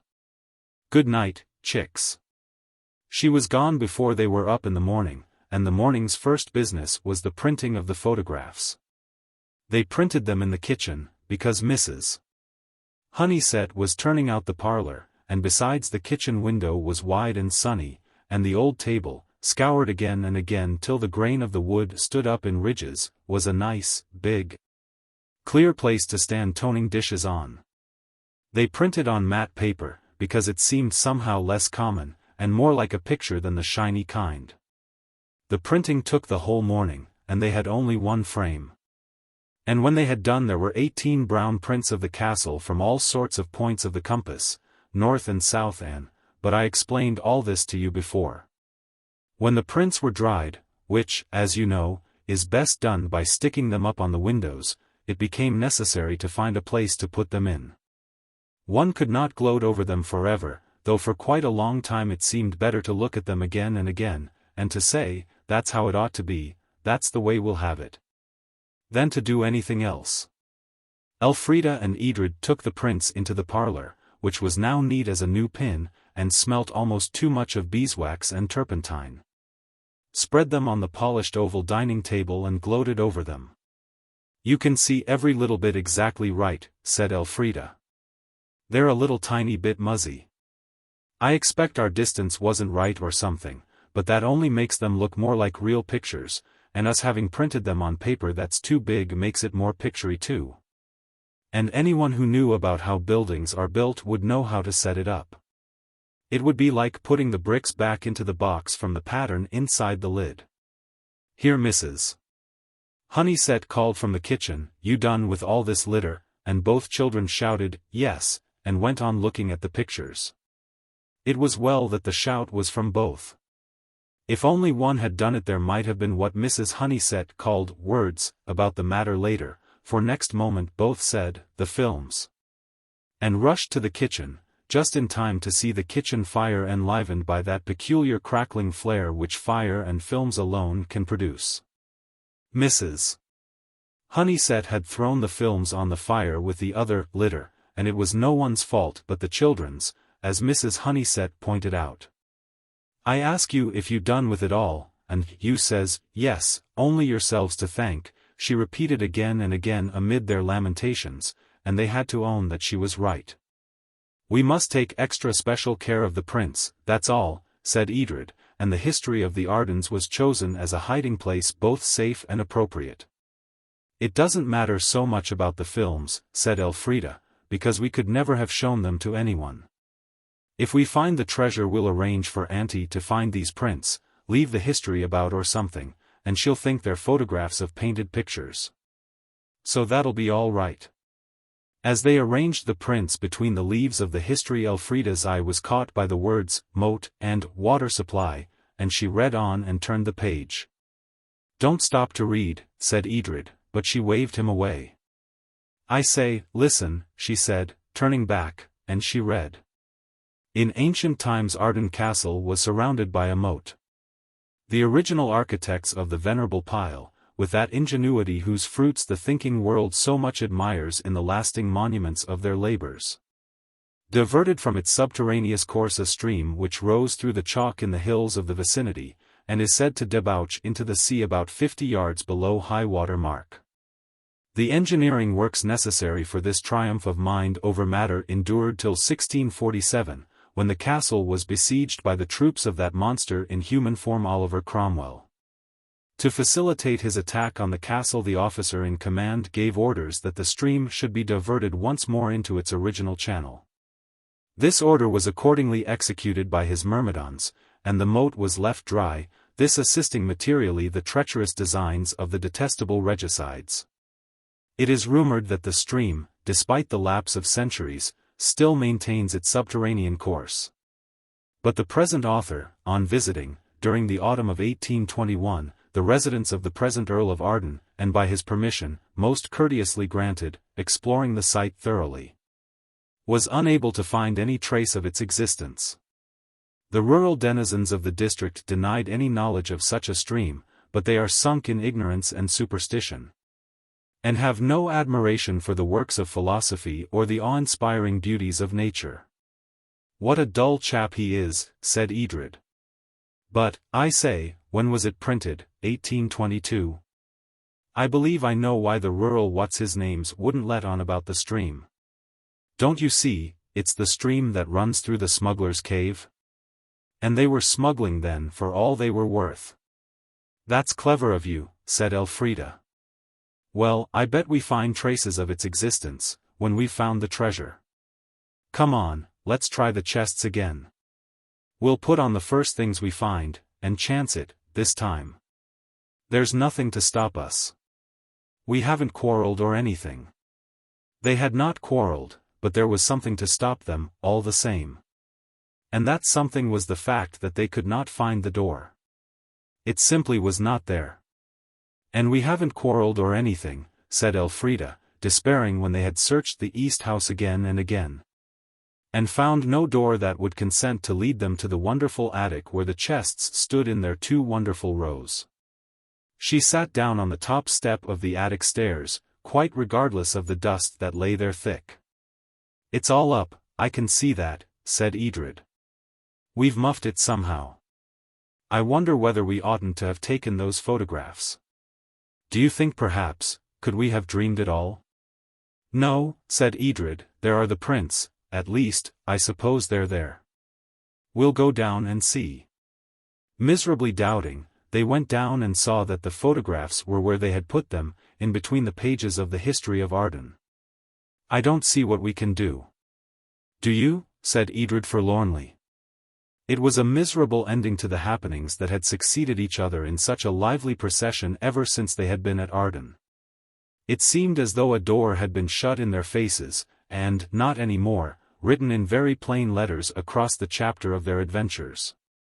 "I wish we could find the witch again," said Elfrida, but she said she couldn't come into these times more than once. "I wonder why," said Edred, kicking his boots miserably against the leg of the table on which he Saturday, "that Dicky chap must have been here pretty often, to have an address at New Cross. I say, suppose we wrote to him? It would be something to do." So they wrote.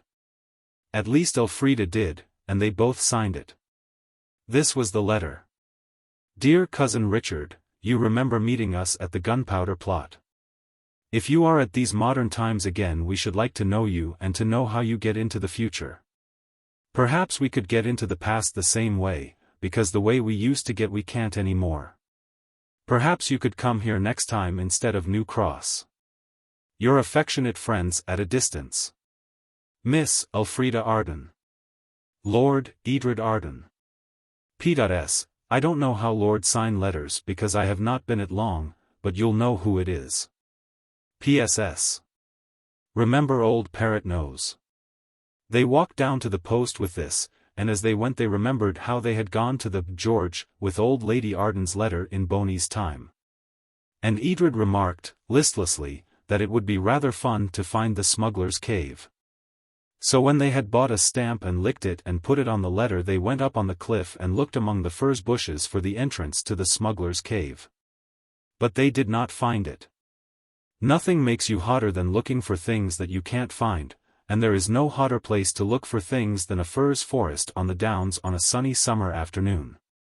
The children were glad to sit down on a clean, smooth, grassy space and look out at the faint blue line of the sea. They had not really enjoyed looking for the smuggler's cave. Vain regrets were busy in each breast. Edred gave voice to them when he said, "Oh, if only we had put those gold clothes on when we had the chance." And Elfrida echoed the useless heartfelt wail with, "Oh, if we only had." And then they sat in silence and looked at the sea for quite a long time. Now, if you sit perfectly silent for a long time and look at the sea, or the sky, or the running water of a river, something happens to you, a sort of magic. Not the violent magic that makes the kind of adventures that I have been telling you about, but a kind of gentle but very strong inside magic, that makes things clear. And shows you what things are important, and what are not. You try it next time you are in a very bad temper, or when you think someone has been very unjust to you, or when you are very disappointed and hurt about anything. The magic worked in Edred and Elfrida till Edred said, "After all, we've got the castle," and Elfrida said, "And we have had some ripping times." And then they looked at the sea in more silence, during which Hope came and whispered to Elfrida, who instantly said, "The Mouldiwarp. Perhaps it's not all over. It told us to find the door. And we did find the door. Perhaps it would tell us something new if we called it now, and if it came." "And if it came," said Edred. "Don't talk, make poetry," said Elfrida. But that was one of the things that Edred never could do. Trying to make poetry was, to him, like trying to remember a name you have never heard, or to multiply a number that you've forgotten by another number that you don't recollect. But Elfrida, that youthful poet, frowned and bit her lips and twisted her hands, and reached out in her mind to words that she just couldn't quite think of. Till the words grew tame and flew within reach, and she caught them and caged them behind the bars of rhyme. This was her poem. "Dear Mouldiwarp, do come if you can. And tell us if there is any plan that you can tell us of for us too. To get into the past like we used to do. Dear Mouldiwarp, we don't want to worry you, but we are in a frightful hurry. So you be always," said the white Mouldiwarp, suddenly appearing between them on the yellowy dry grass. "Well, well. Youth's the season for silliness. What's to do now? I be turble tired of all this. I wish I'd only got to give ye the treasure and go my ways. You don't give a poor Mouldiwarp a minute's rest. You do terrify me same's flies, you do." "Is there any other way," said Elfrida, "to get back into the past? We can't find the door now." "Course you can't," said the mole. "That's a chance gone, and gone forever. He that will not when he may. He shall not when he would, eh? Well, tell me where you want to go, and I'll make you a backways working white clock." "Anywhere you like," said Edred incautiously. "TCH, said the mole, rubbing its nose with vexation. "There's another chance gone, and gone forever. You be terrible spending with your chances, you be. Now, answer sharp as weasel's nose. Be there anyone in the past you'd like to see? If you don't know, then you don't go. And that's poetry as good as yours any day of the week." "Cousin Richard," said Elfrida and Edred together. This was the only name they could think of. "Bide ye still, my dears," said the Mouldiwarp, "and I'll make you a white road right to where he is." So they sat still, all but their tongues. "Is he in the past?" said Elfrida, "because if he is, it wasn't much good our writing to him." "You hold your little tongues," said the Mouldiwarp, "and keep your little mouths shut, and your little eyes open, and wish well to the white magic." "There never was a magic yet," the mole went on, "that was the worse for being well-wished." "May I say something?" said Elfrida, "without it stopping the magic? Put your white handkerchief over your face and talk through it, and then you may." By a most fortunate and unusual chance, Elfrida's handkerchief was white. It was, in fact, still folded in the 16 blameless squares into which the laundress had ironed it. She threw it over her face as she lay back on the turf and spoke through it. "I'd like to see the nurse witch again," she said. "Instead of Cousin Richard?" "No, as well as." "That's right," said the magic mole. "You shouldn't change your wishes, but there's no rule against enlarging them, on the contrary. Now look." Elfrida whisked away the handkerchief and looked. "Have you ever noticed the way the bath water runs away when you pull up the bath tap? Have you ever seen bottles filled through a funnel?" The white Mouldiwarp reached up its hands, its front feet I ought perhaps to say, towards the deep blue sky, where white clouds herded together like giant sheep. And it spoke. At least, it did not speak, but it sang. Yet I don't know that you could call it singing either. It was more like the first notes that a violin yields to the bow wielded by the hand of a master musician. And the white clouds stooped to answer it. Round and round in the blue sky they circled, drawing together and swirling down.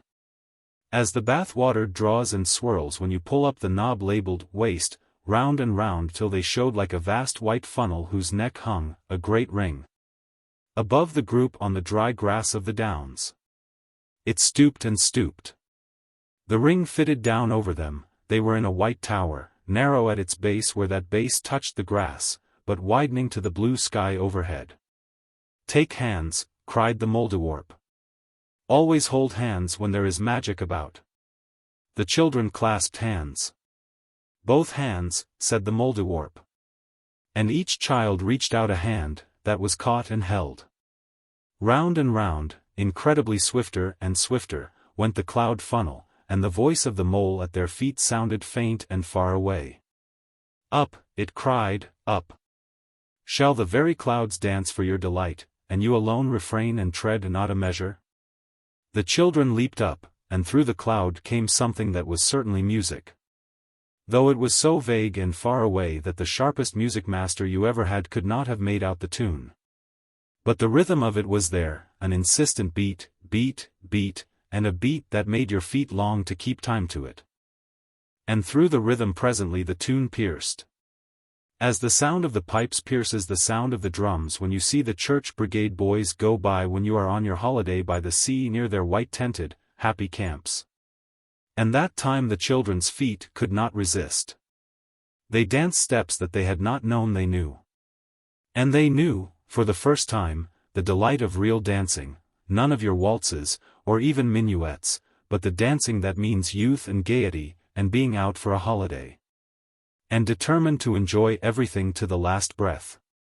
And as they danced the white cloud funnel came down and closed about them, so that they danced, as it were, in a wrapping of white cotton wool too soft for them even to feel it. And there was a sweet scent in the air. They did not know in that cloudy, soft whiteness, what flower bore that scent, but they knew that it smelt of the spring, and of fields and hedges far away from the ugliness of towns. The cloud thinned as the scent thickened, and green lights showed through it. The green lights grew, the cloud funnel lifted. And Edred and Elfrida, still dancing, found themselves but two in a ring of some 30 children, dancing on a carpet of green turf between walls of green branches. And every child wore a wreath of white may blossoms on its head. And that was the magic scene that had come to them through the white cloud of the white Mouldiwarp's magic. "What is it? Why are we dancing?" Edred incautiously asked of the little girl whose hand, and not Elfrida's, he found that his left hand was holding. The child laughed, just laughed, she did not answer. It was Elfrida who had his right hand, and her own right hand was clasped in that of a boy dressed in green. "Oh," she said, with a note of glad recognition. "It's you. I'm so glad. What is it? Why are we dancing?" "It's May Day," said Cousin Richard, "and the king is coming to look on at the revels." "What king?" she asked. "Who but King Harry," he said.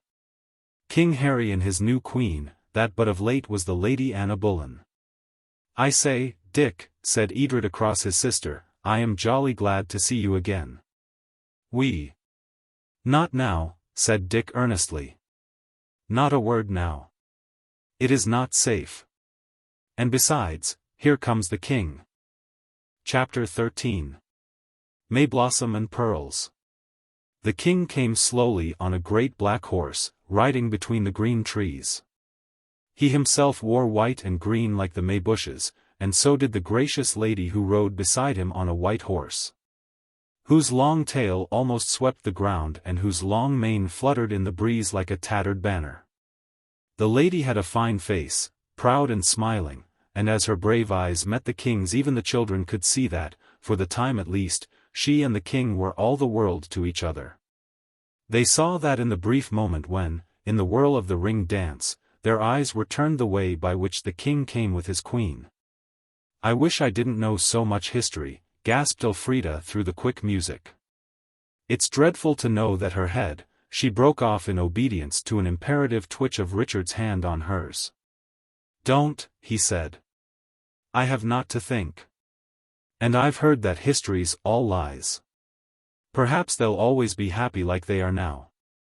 The only way to enjoy the past is not to think of the future, the past's future, I mean, and I've got something else to say to you presently, he added rather sternly. The ring broke up into an elaborate figure. The children found themselves fingering the colored ribbons that hung from the maypole that was the center of their dance, twining, intertwining, handing on the streamers to other small, competent fingers. In and out, a most complicated dance. It was pleasant to find that one's feet knew it, though one's brain could not have foreseen, any more than it could have remembered, how the figures went. There were 2 rings round the maypole, the inner ring, where Edred and Elfrida were, of noble children in very fine clothes, and the outer ring of village children in clothes less fine but quite as pretty. Music from a band of musicians on a raised platform decked with mayboughs and swinging cowslip balls inspired the dancers. The king and queen had reined up their horses and watched the play, well pleased. And suddenly the dance ended and the children, formed into line, were saluting the royal onlookers. "A fair dance and footed right featly," said the king in a great, jolly voice. "Now get you wind, my merry men all, and give us a song for the honor of the May Queen and of my dear lady here." There was whispering and discussion. Then Richard Arden stepped out in front of the group of green-clad noble children. "With a willing heart, my liege," he said, "but first a song of the king's good majesty." And with that all the children began to sing. "The hunt is up, the hunt is up. And it is well nigh day. And Harry our king is gone a-hunting, to bring his deer to bay." It is a rousing tune, and it was only afterwards that Edred and Elfrida were surprised to find that they knew it quite well. But even while they were singing Elfrida was turning over in her mind the old question, could anything they did have any effect on the past? It seemed impossible that it should not be so. If one could get a word alone with that happy, stately lady on the white horse, if one could warn her, could help somehow. The thought of the bare scaffold and the black block came to Elfrida so strongly that she almost thought she saw them darkling among the swayed, sun-dappled leaves of the greenwood. Somebody was pulling at her green skirt. An old woman in a cap that fitted tightly and hid all her hair, an old woman who was saying, "Go to her. Go," and pushing her forward. Someone else put a big bunch of wild flowers into her hand, and this person also pushed her forward. And forward she had to go, quite alone, the nosegay in her hand, across the open space of greensward under the eyes of several hundreds of people, all in their best clothes and all watching her. She went on till she came to the spot where the king and queen were, and then she paused and dropped 2 curtsies, one to each of them. Then, quite without meaning to do it, she found herself saying, "May-day! May-day! This is the happy play day. All the woods with flowers are gay.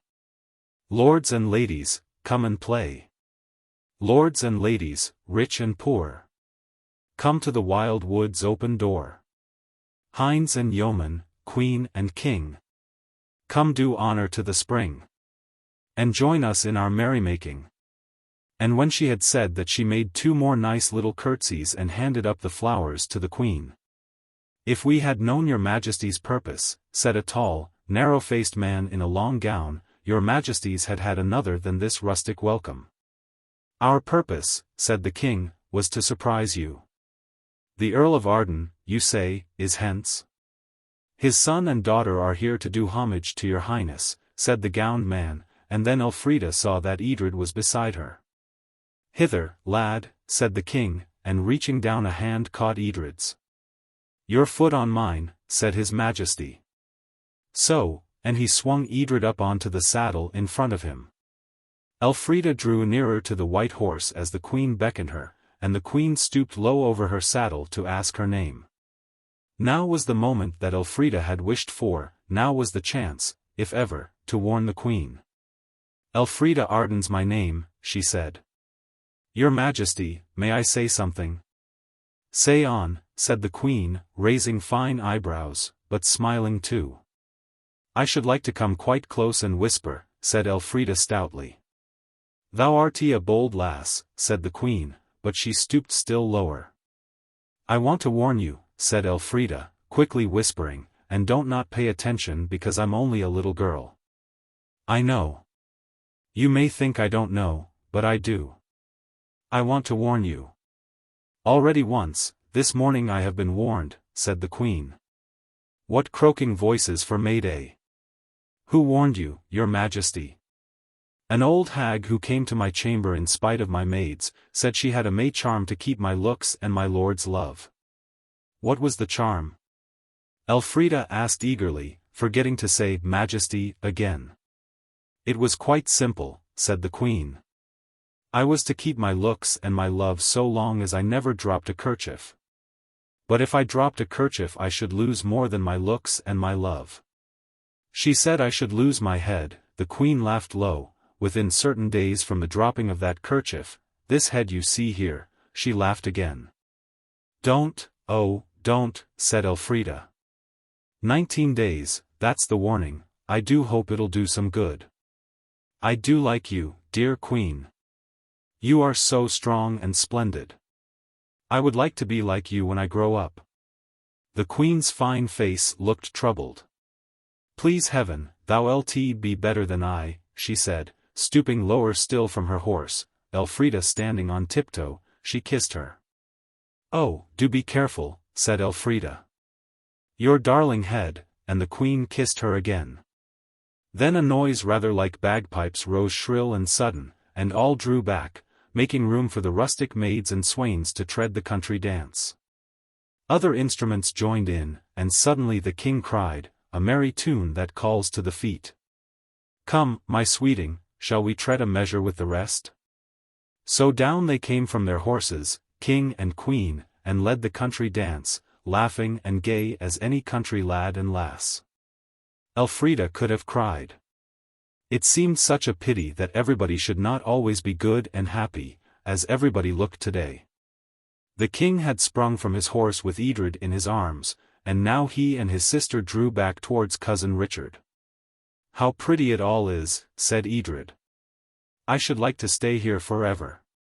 If I were you, said Richard, very disagreeably indeed, would not stay here an hour. Why? Is it dangerous? Will they cut our heads off? Not that I know of, said cousin Richard, still thoroughly disagreeable. I wasn't thinking about your heads. There are more important things than your heads in the world, I should think. Not so very much more, said Elfrida meekly, to us, I mean. And what are you so cross about? I should have thought, Richard was beginning, when the old woman who told Elfrida to go forward with the nosegay of ceremony sidled up to them. Into the woods, my children, she whispered quickly, into the woods. In a moment the queen will burst into tears, and the king will have scant kindness for those whose warnings have set his queen to weeping. They backed into the bushes, and the green leaves closed behind the four. Quick, said the witch, this way. They followed her through the wood under oaks and yew trees, pressing through hazels and chestnuts to a path. Now run, she said, and herself led the way nimbly enough for one of her great age. Their run brought them to a thinning of the wood, then out of it, onto the downs, whence they could see Arden Castle and its moat, and the sea. Now, the old woman said, mark well the spot where the moat stream rises. It is there that the smuggler's cave was, when Betty Lovell foretold the landing of the French. Why, said Edred and Elfrida, you're the witch again. You're Betty Lovell. Who else, said the old woman. Now, call on the Mouldiwarp and hasten back to your own time. For the king will raise the country against the child who has made his sweeting to shed tears. And she will tell him, she keeps nothing from him, and, yet. She won't tell him about the kerchief? She will, and when she drops it on that other May Day at Greenwich he will remember. Come, call your Mouldiwarp and haste away. But we've only just come, said Edred, and what's Elfrida been up to? Oh, bother, said Elfrida. I want to know what Richard meant about our heads not being important. Your heads will be most important if you wait here much longer, said the witch sharply. Come, shall I call the Mouldiwarp, or will you? You do, said Elfrida. I say, Dickie, what did you mean? Do tell us, there's a dear. Betty Lovell was tearing up the short turf in patches, and pulling the lumps of chalk from under it. Help me, she cried, or I shan't be in time. So they all helped. Couldn't Dick go with us, if we have to go? Said Elfrida suddenly. No, said Richard, I'm not going to, so there. Why? Elfrida gasped, tugging at a great piece of chalk. Because I shan't. Then tell us what you meant before the Mouldiwarp comes. You can't, said a little voice, because it's come now. Everyone sat back on its heels, and watched where out of the earth the white Mouldiwarp was squeezing itself between two blocks of chalk, into the sunlight. Why, I hadn't said any poetry, said Elfrida. I hadn't made the triangle and the arch, said old Betty Lovell. Well, if ever I did. I've been here, said the mole, looking round with something astonishingly like a smile of triumph, all the time. Why shouldn't I go where I do please, nows and again?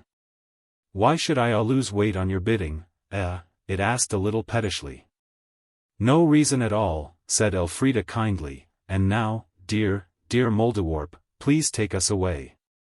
A confused sound of shouting mixed with the barking of dogs hurried her words a little. The hunt is up, said the old witch nurse.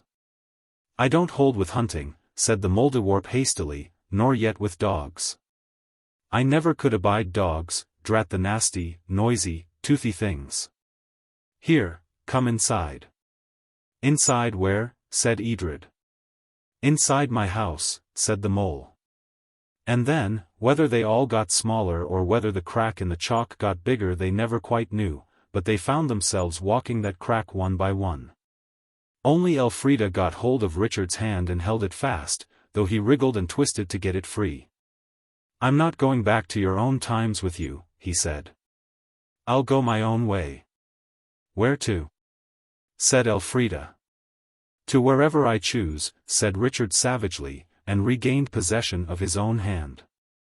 It was too late, the chalk had closed over them all. As the chalk had closed so thoroughly that not a gleam of daylight could be seen, you might have expected the air they had to breathe to be close and stuffy. Not a bit of it.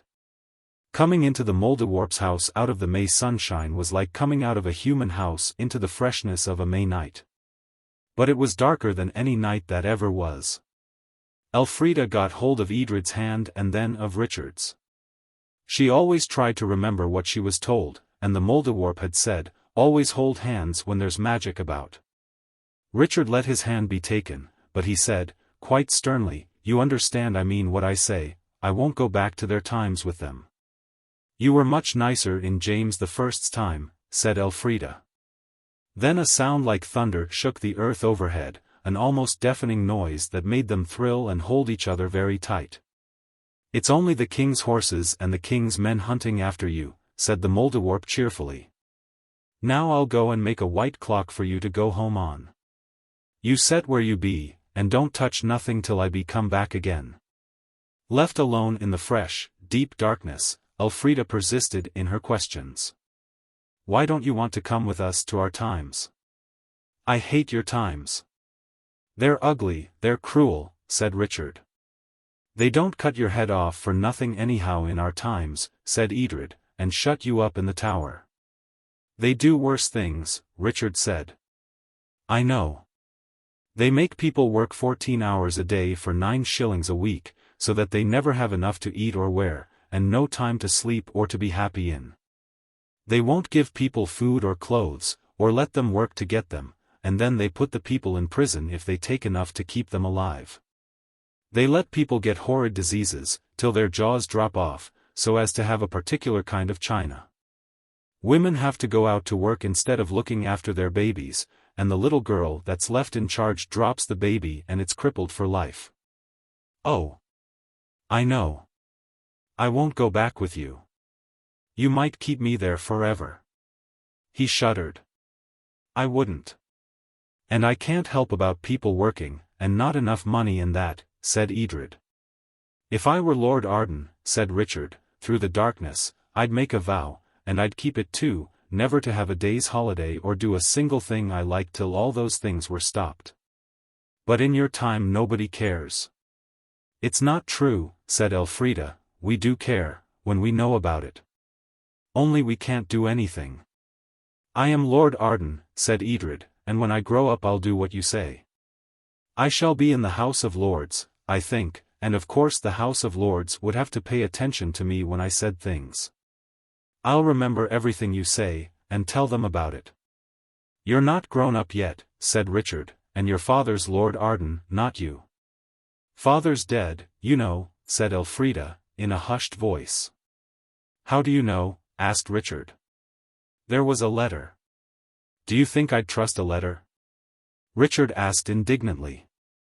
"If I hadn't seen my daddy lying dead, do you think I'd believe it? Not till I'd gone back and seen how he died, and where, and had vengeance on the man who'd killed him. But he wasn't killed." "How do you know?" "You've been hunting for the beastly treasure, and never even tried to go back to the time when he was alive, such a little time ago, and find out what really did happen to him." "I didn't know we could," said Elfrida, choking. "And even if we could, it wouldn't be right, would it? Aunt Edith said he was in heaven. We couldn't go there, you know. It isn't like history, it's all different." "Well, then," said Richard, "I shall have to tell you. You know, I rather took a fancy to you two kids that Gunpowder Plot time. And after you'd gone back to your own times asked Betty Lovell who you were, and she said you were Lord Arden. So the next time I wanted to get away from where I was, I gave orders to be taken to Lord Arden. And it—" "Come along, do, dear," said the sudden voice of the Mouldiwarp. "The clock's all ready." A soft light was pressing against their eyes, growing. They saw now that they were in a great chalk cave, the smuggler's cave, Edred had hardly a doubt. And in the middle of its floor of smooth sand was a great clock face, figures and hands and all, made of softly gleaming pearls set in ivory. Light seemed to flow from this, and to be reflected back on it by the white chalk walls. It was the most beautiful piece of jeweler's work that the children, or, I imagine, anyone else, had ever seen. "Sit on the minute hand," said the Mouldiwarp, "and home you go." "But I can't go," said Edred grimly, "till I've heard what Richard was saying." "You'll be caught, then, by the king and his soldiers," said the witch. "I must risk that," said Edred quite quietly. "I will not go near the white clock till Richard has told me what he means." "I'll give him 1 minute," said the Mouldiwarp crossly, "not no more than that. I'm sick to death of it, so I am." "Oh, don't be cross," said Elfrida. "I bain't," said the Mouldiwarp, "not under my fur. It's this chop and change, and I will and I won't as makes me so worritable.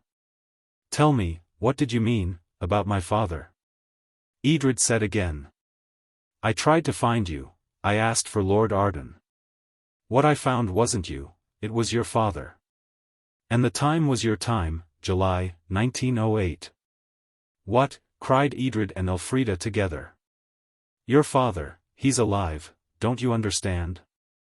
And you've been bothering about finding treasure instead of about finding him. Daddy, alive." Elfrida clung to her brother. "Oh, it's not right, mixing him up with magic and things. Oh, you're cruel, I hate you. I know well enough I shall never see my daddy again." "You will if you aren't little cowards as well as little duffers," said Richard scornfully. "You go and find him, that's what you've got to do. So long." And with that, before the Mouldiwarp or the nurse could interfere, he had leapt on to the long pearl and ivory minute hand of the clock and said, "Home." Just as duchesses, and other people, do to their coachmen, or footmen.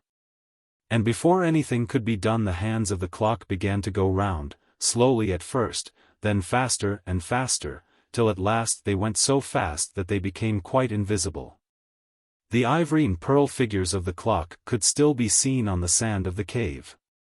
Edred and Elfrida, still clinging together, turned appealing eyes to the Mouldiwarp.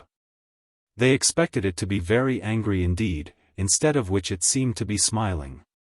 Did you ever see a white mole smile? No? But then, perhaps you have never seen a white mole, and you cannot see a smile without seeing the smiler, except of course in the case of Cheshire cats. He's a bold boy, a brave boy, said the witch. Ah, said the Mouldiwarp, he be summat like an Arden, he be. Edred detached himself from Elfrida and stiffened with a resolve to show the Mouldiwarp that he too was not so unlike an Arden as it had too hastily supposed. Can't we get home? Elfrida asked timidly. Can't you make us another white clock, or something? Waste not, want not, said the mole. Always wear out your old clocks afore you buys new uns. Soon's he gets off the hand the clock'll stop, then you can get on it and go safe home. But suppose the king finds us, said Elfrida. He shan't, said Betty Lovell. You open the chalky door, Mouldy, my love, and I'll keep the king quiet till the young people's gone home. They'll duck you for a witch, said the Mouldiwarp, and it did not seem to mind the familiar way in which Betty spoke to it. Well, it's a warm day, said Betty. By the time they get me to the pond you'll be safe away. And the water'll be nice and cool. Oh, no, said Edred and Elfrida together. You'll be drowned. And Edred added, I couldn't allow that. Bless your silly little hearts, said the Mouldiwarp, she won't drown. She'll just get home by the back door, that's all. There's a door at the bottom of every pond, if you can only find it. So Betty Lovell went out through the chalk to meet the anger of the king, with 2 kisses on her cheeks. And suddenly there was the pearl and ivory clock again, all complete, minute hand and hour hand and second hand. Edred and Elfrida sat down on the minute hand, and before the Mouldiwarp could open its long, narrow mouth to say a word Edred called out in a firm voice, Take us to where Daddy is. For he had learned from Richard that white clocks can be ordered about. And the minute hand of pearl and ivory began to move, faster and faster and faster, till, if there had been anyone to look at it, it would have been invisible. But there wasn't anyone to look at it, for the Mouldiwarp had leaped on to the hour hand at the last moment, and was hanging on there by all its claws. Chapter 14. The Finding of the Treasure. To Richard Arden, shouted the Mouldiwarp of Arden as it leaped on the hour hand of the pearl and ivory clock. And then the hands went round far too fast for speech to be possible. When the clock stopped, which it did quite suddenly, Edred caught his breath and shouted, To my daddy, at the top of his voice. And the hands began to move again so quickly that neither of the children had time to see where they had stopped. They just saw that they were in a room, and that the Mouldiwarp, who seemed suddenly to have grown to the size of an enormous polar bear, leaned over the edge of the clock and caught at something with a paw a foot long. And then someone called out something that they couldn't hear, and almost at once the clock stopped, and they saw something climb off the clock. And the clock was in the cave again. And there was Cousin Richard in quite different clothes from those he had worn at King Henry VIII's maying. They were the kind of clothes Edred had worn in Boney's time, and the cave was just as it had been then, with kegs and bales, and the stream running through it. You must come with us, said the Mouldiwarp, slowly resuming its ordinary size. Don't you see? If these children let their father see them, they'll have to explain the whole magic, and when once magic's explained all the magic's gone. Like the scent out of scent when you leave the cork out of the bottle. But you can see him and help, if he wants help, without having to explain anything. All right, said Richard, and muttered something about the head of the house. Only, he added, I dropped my magic here. He stooped to the sand and picked up a little stick with silver bells hung round it, like the one that Folly carries at a carnival. It's got the Arden arms and crest on it, he said, pointing, and by the light of the pearl and ivory clock the children could see the shield and the checkers and the Mouldiwarp above. Now I'm ready. Cousins, I take back everything I said. You see, my father's dead, and if I'd only had half your chance. That was what I thought. See? So give us your hand. The hands were given. But oh, said Elfrida, this is different from all the rest. That was a game, and this is real, my sock lamb, said the Mouldiwarp, with unusual kindness. Now your cousin Richard will help you, and when you get your father back, as I make no doubts but what you will, then your cousin Dick he'll go back to his own time and generation. And be seen no more, and your father won't never guess that you was there so close to him as you will be. I don't believe we shall, said Elfrida, nodding stubbornly, and for the first time in this story she did not believe. Oh, well, said the Mouldiwarp bitterly, of course if you don't believe you'll find him, you'll not find him. That's plain as a currant loaf. But I believe we shall find him, said Edred, and Elfrida's only a girl. It might be only a dream, of course, he added thoughtfully. Don't you think I don't know that? But if it's a dream, I'm going to stay in it. I'm not going back to Arden without my father. Do you understand, said the Mouldiwarp, that if I take you into any other time or place in your own century, it's the full stop? There isn't any more. It means there's no chance of our getting into the past again, to look for treasure or anything. Oh, chance, said the Mouldiwarp. I mean no magic clock'll not never be made for you no more, that's what I mean. And if you find your father you'll not be Lord Arden any more either. I hope it will not shock you very much when I tell you that at that thought a distinct pang shot through Edred's breast. He really felt it, in his flesh and blood breast, like a sharp knife. It was dreadful of him to think of such a thing, when there was a chance of his getting his daddy in exchange for just a title. It was dreadful, but I am a truthful writer, and I must own the truth.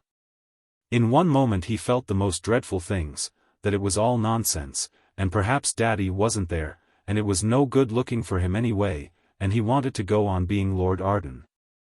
And hadn't they better go home? The thoughts came quite without his meaning them to, and Edred pushed them from him with both hands, so to speak, hating himself because they had come to him. And he will hate himself for those thoughts, though he did not mean or wish to have them, as long as he lives, every time he remembers them. That is the worst of thoughts, they live forever. I don't want to be Lord Arden, was what he instantly said, I want my father. And what he said was true, in spite of those thoughts that he didn't mean to have and can never forget. Shall I come along of you, said the Mouldiwarp, and everyone said, yes, very earnestly. A friendly Mouldiwarp is a very useful thing to have at hand when you are going you don't know where. Now, you won't make any mistake, the mole went on. This is the wind-up and the end-all. So it is. No more chestses in attics. No more fine clotheses out of them neither. And no more white clocks. All right, said Edred impatiently, we understand. Now let's go. You wait a bit, said the Mouldiwarp aggravatingly. You've got to settle what you'll be, and what way your father'd better come out. I think through the chink of the chalk. Any way you like, said Elfrida. And Mouldiwarp, dear, shan't we ever see you again? Oh, I don't say that, it said. You'll see me at dinner every day. At dinner? I'm on all the spoons and forks, anyhow, it said, and sniggered more aggravatingly than ever. Mouldy, cried Edred suddenly, I've got it. You disguise us so that father won't know us, and then we shan't be out of it all, whatever it is. I think that's a first-rate idea, said Richard, and me too. Not you, said the Mouldiwarp. But it waved a white paw at Edred and Elfrida, and at once they found themselves dressed in tight-fitting white fur dresses. Their hands even wore fat, white fur gloves with tiger claws at the ends of the fingers. At the same moment the Mouldiwarp grew big again, to the size of a very small polar bear, while Cousin Richard suddenly assumed the proportions of a giant. Now, said the Mouldiwarp, and they all leaped on the white clock, which started at once.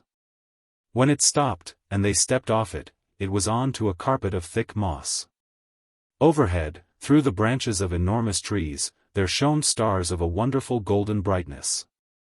The air was warm-scented as if with flowers, and warm to breathe, yet they did not feel that their fur coats were a bit too warm for the weather. The moss was so soft to their feet that Edred and Elfrida wanted to feel it with their hands as well, so down they went on all fours. Then they longed to lie down and roll on it. They longed so much that they had to do it. It was a delicious sensation, rolling in the soft moss.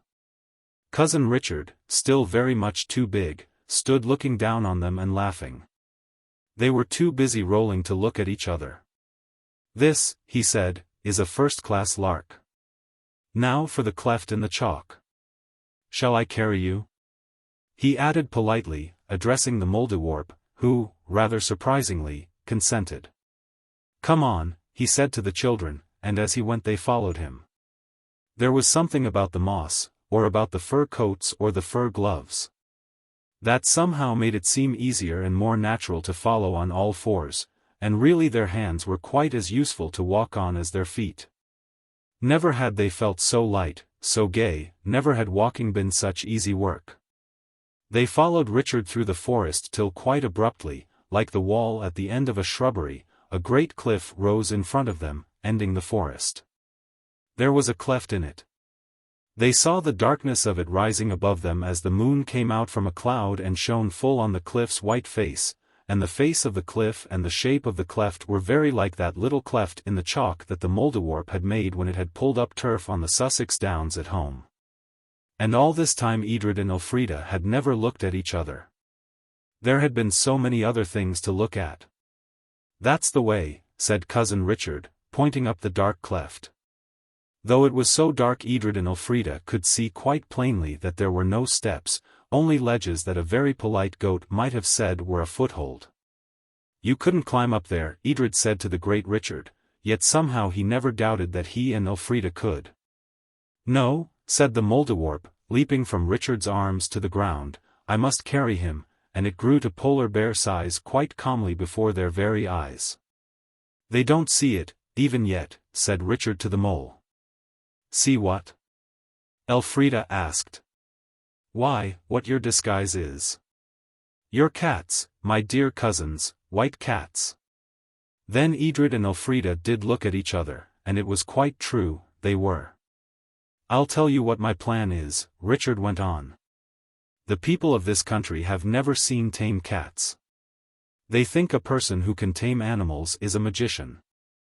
I found that out when I was here before. So now I've got 3 tame animals, all white too, that is, if you'll play," he added to the Mouldiwarp. "You will play, won't you?" "Oh, yes, I'll play," it said, snarling a little. "And you cats must only mew and purr, and do whatever I tell you. You'll see how I work it. Don't do anything for anyone but me and your father." "Is father really here?" asked Elfrida, trembling a little. "He's on the other side of the great cliff," said Richard, "the cliff no man can climb. But you can come." He got on the Mouldiwarp's back and put his arms round its polar bear-like neck, and it began to climb. That was a climb. Even the cats, which Edred and Elfrida now could not help seeing that they were, found it as much as they could do to keep their footing on those little, smooth, shelving ledges.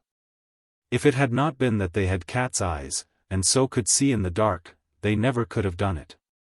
And it was such a long, long climb too, it seemed as though it would last forever. "I've heard of foreign climbs," said Elfrida, "but I never thought they would be like this." "I suppose it is foreign." "South American," said Richard. "You can look for it on the map when you get home, but you won't find it. Come on." And then when they had climbed to the top of the cliff they had to go down on the other side. For the cliff rose like a wall between the forest and a wide plain, and by the time they reached that plain the sun was looking down at them over the cliff. The plain was very large and very wonderful, and a towering wall of cliff ran all round it. The plain was all laid out in roads and avenues and fields and parks. Towns and palaces were dotted about it. A tall aqueduct on hundreds of pillars brought water from an arch in the face of the cliff to the middle of the plain. And from these canals ran out to the cliff wall that bounded the plain all round, even and straight, like the spokes of a wheel, and disappeared under low arches of stone, back under the cliff. There were lakes, there were gardens, there were great stone buildings whose roofs shone like gold where the rising sun struck them. In the fields were long-horned cattle and strange, high-shouldered sheep, which Richard said were llamas. "I know," he explained, "from seeing them on the postage stamps." They advanced into the plain and sat down under a spreading tree. "We must just wait till we're found," said Richard. He had assumed entire command of the expedition, and Edred and Elfrida, being cats, had to submit, but they did not like it. Presently shepherds coming early to attend to their flocks found a boy in strange clothes, attended by a great white bear and 2 white cats, sitting under a tree. The shepherds did not seem afraid of the bear, only curious and interested. But when the Mouldiwarp had stood up on its hind legs and bowed gravely and the cats had stood up and lain down and shaken paws and turned somersaults at the word of command, one of the shepherds wrapped his red woolen cloak round him with an air of determination and, making signs that Richard was to follow, set off with all his might for the nearest town. Quite soon they found themselves in the central square of one of the most beautiful towns in the world. I wish I had time to tell you exactly what it was like, but I have not. I can only say that it was at once clean and grand, splendid and comfortable. There was not a dirty corner nor a sad face from one end of the town to the other. The houses were made of great blocks of stone inlaid wonderfully with gold and silver. Clear streams, or baby canals, ran by the side of every street, and each street had a double row of trees running all along its wide length. There were open, grassy spaces and flower beds set with flowers, some glowing with their natural and lovely colors and some cunningly fashioned of gold and silver and jewels. There were fountains and miniature waterfalls. The faces of the people were dark, but kind and unwrinkled. There was a market with stalls of pleasant fruits and cakes and bright-colored, soft clothes. There was a great hall in the middle of the town with a garden on its flat roof, and to this hall the shepherd led the party. The big doors of inlaid wood were set wide and a crowd, all dressed in soft stuffs of beautiful colors, filled the long room inside. The room was open to the sky. A wrinkled awning drawn close at one side showed that the people could have a roof when it suited them. There was a raised stone platform at one end, and on this 3 chairs. The crowd made way for the shepherd and his following, and as they drew near to the raised platform the 2 white cats, who were Edred and Elfrida, looked up and saw in the middle and biggest chair a splendid, dark-faced man in a kind of fringed turban with 2 long feathers in it, and in the 2 chairs to right and left of him, clothed in beautiful embroidered stuffs, with shining collars of jewels about their necks, Father and Uncle Jim. "Not a word," said Cousin Dick, just in time to restrain the voices of the children who were cats. Their actions he could not restrain. Everyone in that hall saw 2 white cats spring forward and rub themselves against the legs of the man who sat in the right-hand chair, compelled to silence as they were by the danger of their position. Edred and Elfrida rubbed their white cat bodies against their father's legs in a rapture which I cannot describe and purred enthusiastically. It was a wonderful relief to be able to purr, since they must not speak. The king, he who sat on the high seat, stood up, looking down on them with wise, kind eyes, and spoke, seeming to ask a question. Quite as wonderfully as any trained bear, and far more gracefully, the white Mouldiwarp danced before the king of that mysterious hidden kingdom. Then Dick whistled, and Edred and Elfrida withdrew themselves from their passionate caresses of the only parts of their father that they could get at, and stood upon their white hind-cat feet. "The minuet," said Edred, in a rapid whisper. Dick whistled a tune that they had never heard, but the tune was right. And now was seen the spectacle of 2 white cats slowly and solemnly going through the figures of that complicated dance, to the music of Dick's clear whistling, turning, bowing, pacing with all the graces that Aunt Edith had taught them when they were Edred and Elfrida and not white cats. When the last bow and curtsy ended the dance, the king himself shouted some word that they were sure meant, "Well done." All the people shouted the same word, and only Father and Uncle Jim shouted "Bravo." Then the king questioned Dick. No answer. He laid his finger on his lips. Then the king spoke to Father, and he in turn tried questions, in English and French and then in other languages. And still Dick kept on laying his finger on his lips, and the white bear shook its head quite sadly, and the white cats purred aloud with their eyes on their father. Richard stooped. "When your father goes out, follow him," he whispered. And so, when the king rose from his throne and went out, and everyone else did the same, the white cats, deserting Dick, followed close on their father's footsteps. When the king saw this, he spoke to the men about him, who were leading Richard in another direction, and presently the cats and the bear that was the Mouldiwarp. And Richard found themselves alone with Uncle Jim and the father of Elfrida on a beautiful terrace shaded by trees, and set all along its edge with wonderful trailing flowers of red and white and purple that grew out of vases of solid silver. And now, there being none of the brown people near, Richard looked full in the eyes of the father of Edred and Elfrida, and said in a very low voice, "I am English. I've come to rescue you." "You're a bold boy," said Edred and Elfrida's father, "but rescue's impossible." "There's not much time," said Richard again, "they've only let us come here just to see if you know us. I expect they're listening. You are Lord Arden now, the old lord is dead. I can get you out if you do exactly as I say." "It's worth trying," said Uncle Jim, "it's worth trying anyhow, whatever it is. Are you free to go where you like?" "Yes," said Lord Arden, not Edred, but Edred's father, for Edred was now no longer Lord Arden. "You see there's no way out but the one, and that's guarded by 100 men with poisoned arrows." "There is another way," said Richard, "the way we came.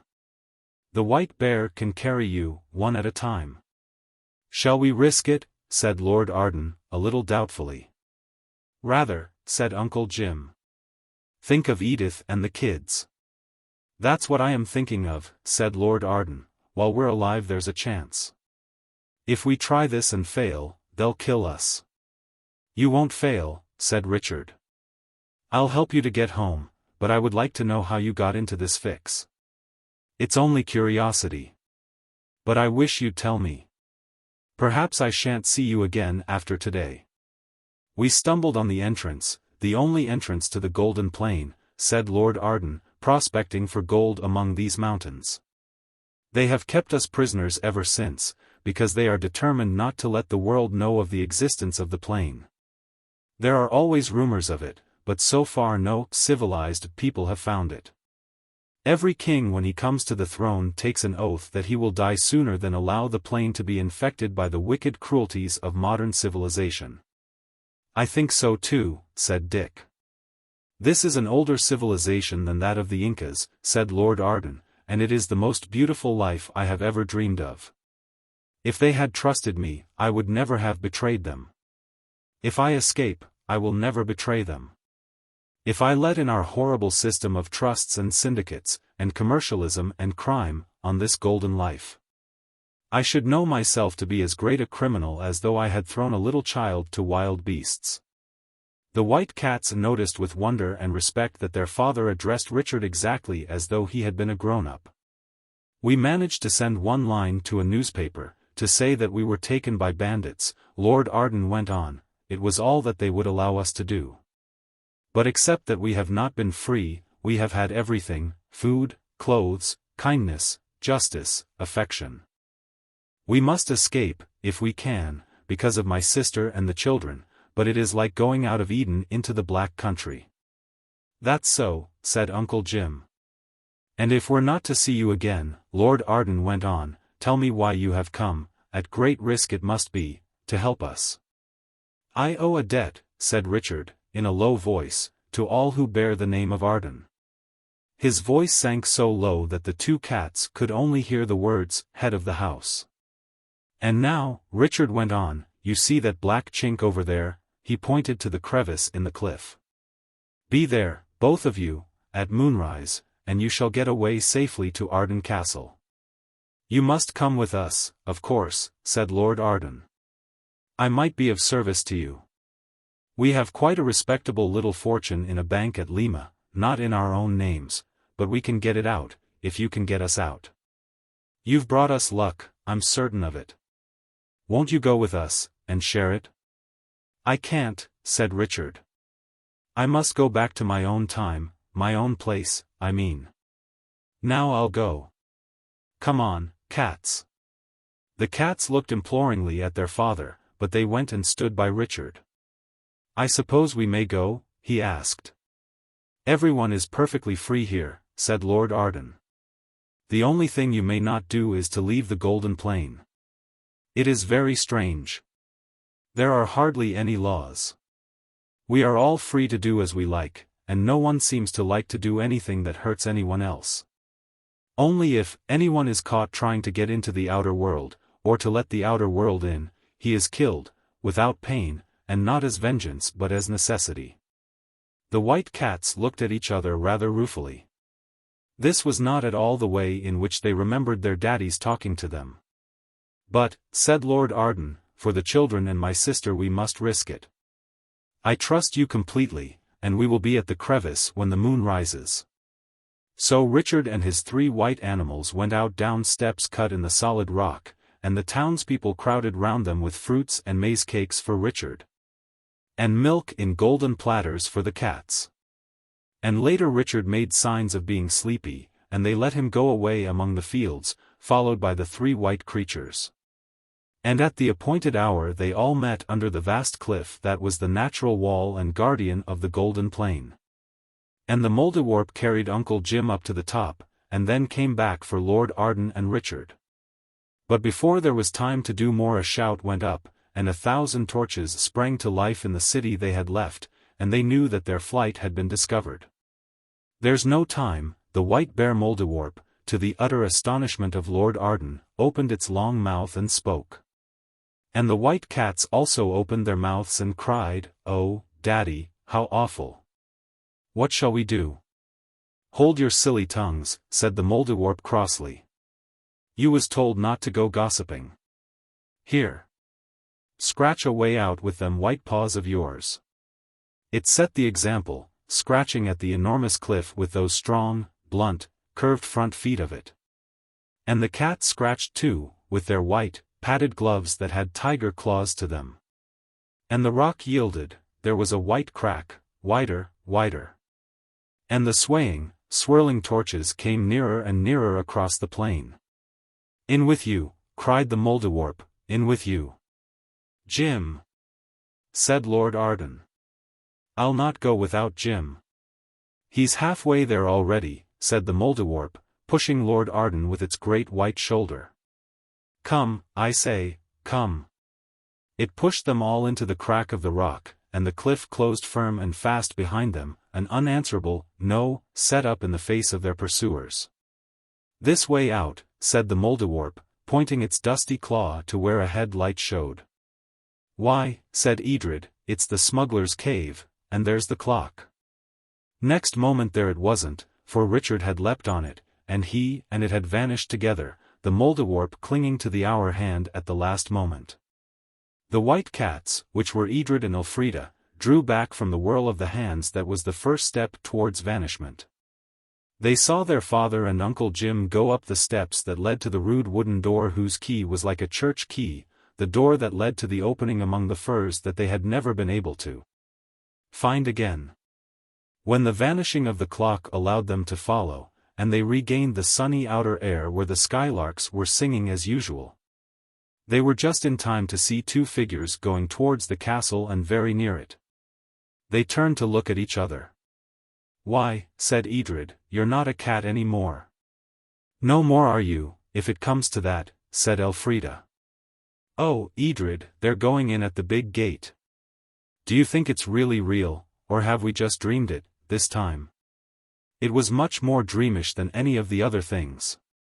"I feel," said Edred, sitting down abruptly, "as if I'd been a cat all my life, and been swung round by my tail every day of my life.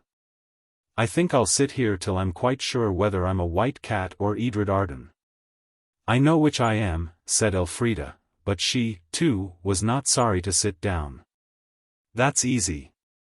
You aren't either of them," said Edred. When, half an hour later, they slowly went down to the castle, still doubtful whether anything magic had ever really happened. Or whether all the magic things that had seemed to happen had really been only a sort of double, or twin, dream. They were met at the door by Aunt Edith, pale as the pearl and ivory of the white clock, and with eyes that shone like the dewdrops on the wild flowers that Elfrida had given to the Queen. "Oh, kiddies," she cried. "Oh, dear, darling kiddies." And she went down on her knees so that she should be nearer their own height and could embrace them on more equal terms. "Something lovely's happened," she said, "something so beautiful that you won't be able to believe it." They kissed her heartily, partly out of affection, and partly to conceal their want of surprise. "Darlings, it's the loveliest thing that could possibly happen. What do you think?" "Daddy's come home," said Elfrida, feeling dreadfully deceitful. "Yes," said Aunt Edith. "How clever of you, my pet. And Uncle Jim. They've been kept prisoners in South America, and an English boy with a performing bear helped them to escape. No mention of cats." The children felt hurt. "And they had the most dreadful time, months and months and months, coming across the interior, no water, and Indians, and all sorts of adventures. And Daddy had fever, and would insist that the bear was the Mouldiwarp, our crest, you know, come to life, and talking just like you or me, and that there were white cats that had your voices. And called him Daddy. But he's all right now, only very weak. That's why I'm telling you all this. You must be very quiet and gentle. Oh, my dears, it's too good to be true, too good to be true." Now, was it the father of Edred and Elfrida who had brain fever and fancied things? Or did they, blameless of fever, and not too guilty of brains, imagine it all? Uncle Jim can tell you exactly how it all happened. There is no magic in his story. Father, I mean Lord Arden, does not talk of what he dreamed when he had brain fever. And Edred and Elfrida do not talk of what happened when they hadn't. At least they do, but only to me. It is all very wonderful and mysterious, as all life is apt to be if you go a little below the crust, and are not content just to read newspapers and go by the tube railway. And buy your clothes ready-made, and think nothing can be true unless it is uninteresting. "I've found the most wonderful photographs of pictures of Arden Castle," said Aunt Edith, later on. "We can restore the castle perfectly from them. I do wish I knew where the original pictures were." "I'm afraid we can't restore the castle," said Lord Arden laughing. "Our little fortune's enough to keep us going quite comfortably, but it won't rebuild Norman masonry."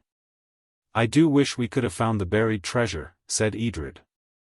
"We've got treasure enough," said Aunt Edith, looking at Uncle Jim.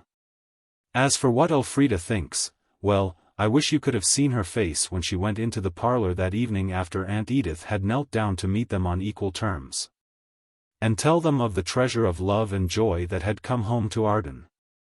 There was Lord Arden, looking exactly like the Lord Arden she had known in the Gunpowder Plot days, and also exactly like the daddy she had known all her life. Sitting at ease in the big chair just underneath the secret panel behind which Sir Edward Talbot had hidden when he was pretending to be the Chevalier St. George. His dear face was just the same, and the smile on it was her own smile, the merry, tender, twinkling smile that was for her and for no one else in the world. It was just a moment that she stood at the door. But it was one of these moments that are as short as a watch tick, and as long as a year. She stood there and asked herself, have I dreamed it all? Isn't there really any Mouldiwarp or any treasure? And then a great wave of love and longing caught at her, and she knew that, Mouldiwarp or no Mouldiwarp, the treasure was hers, and in one flash she was across the room and in her father's arms. Sobbing and laughing and saying again and again, "Oh, my daddy! Oh, my daddy, my daddy!"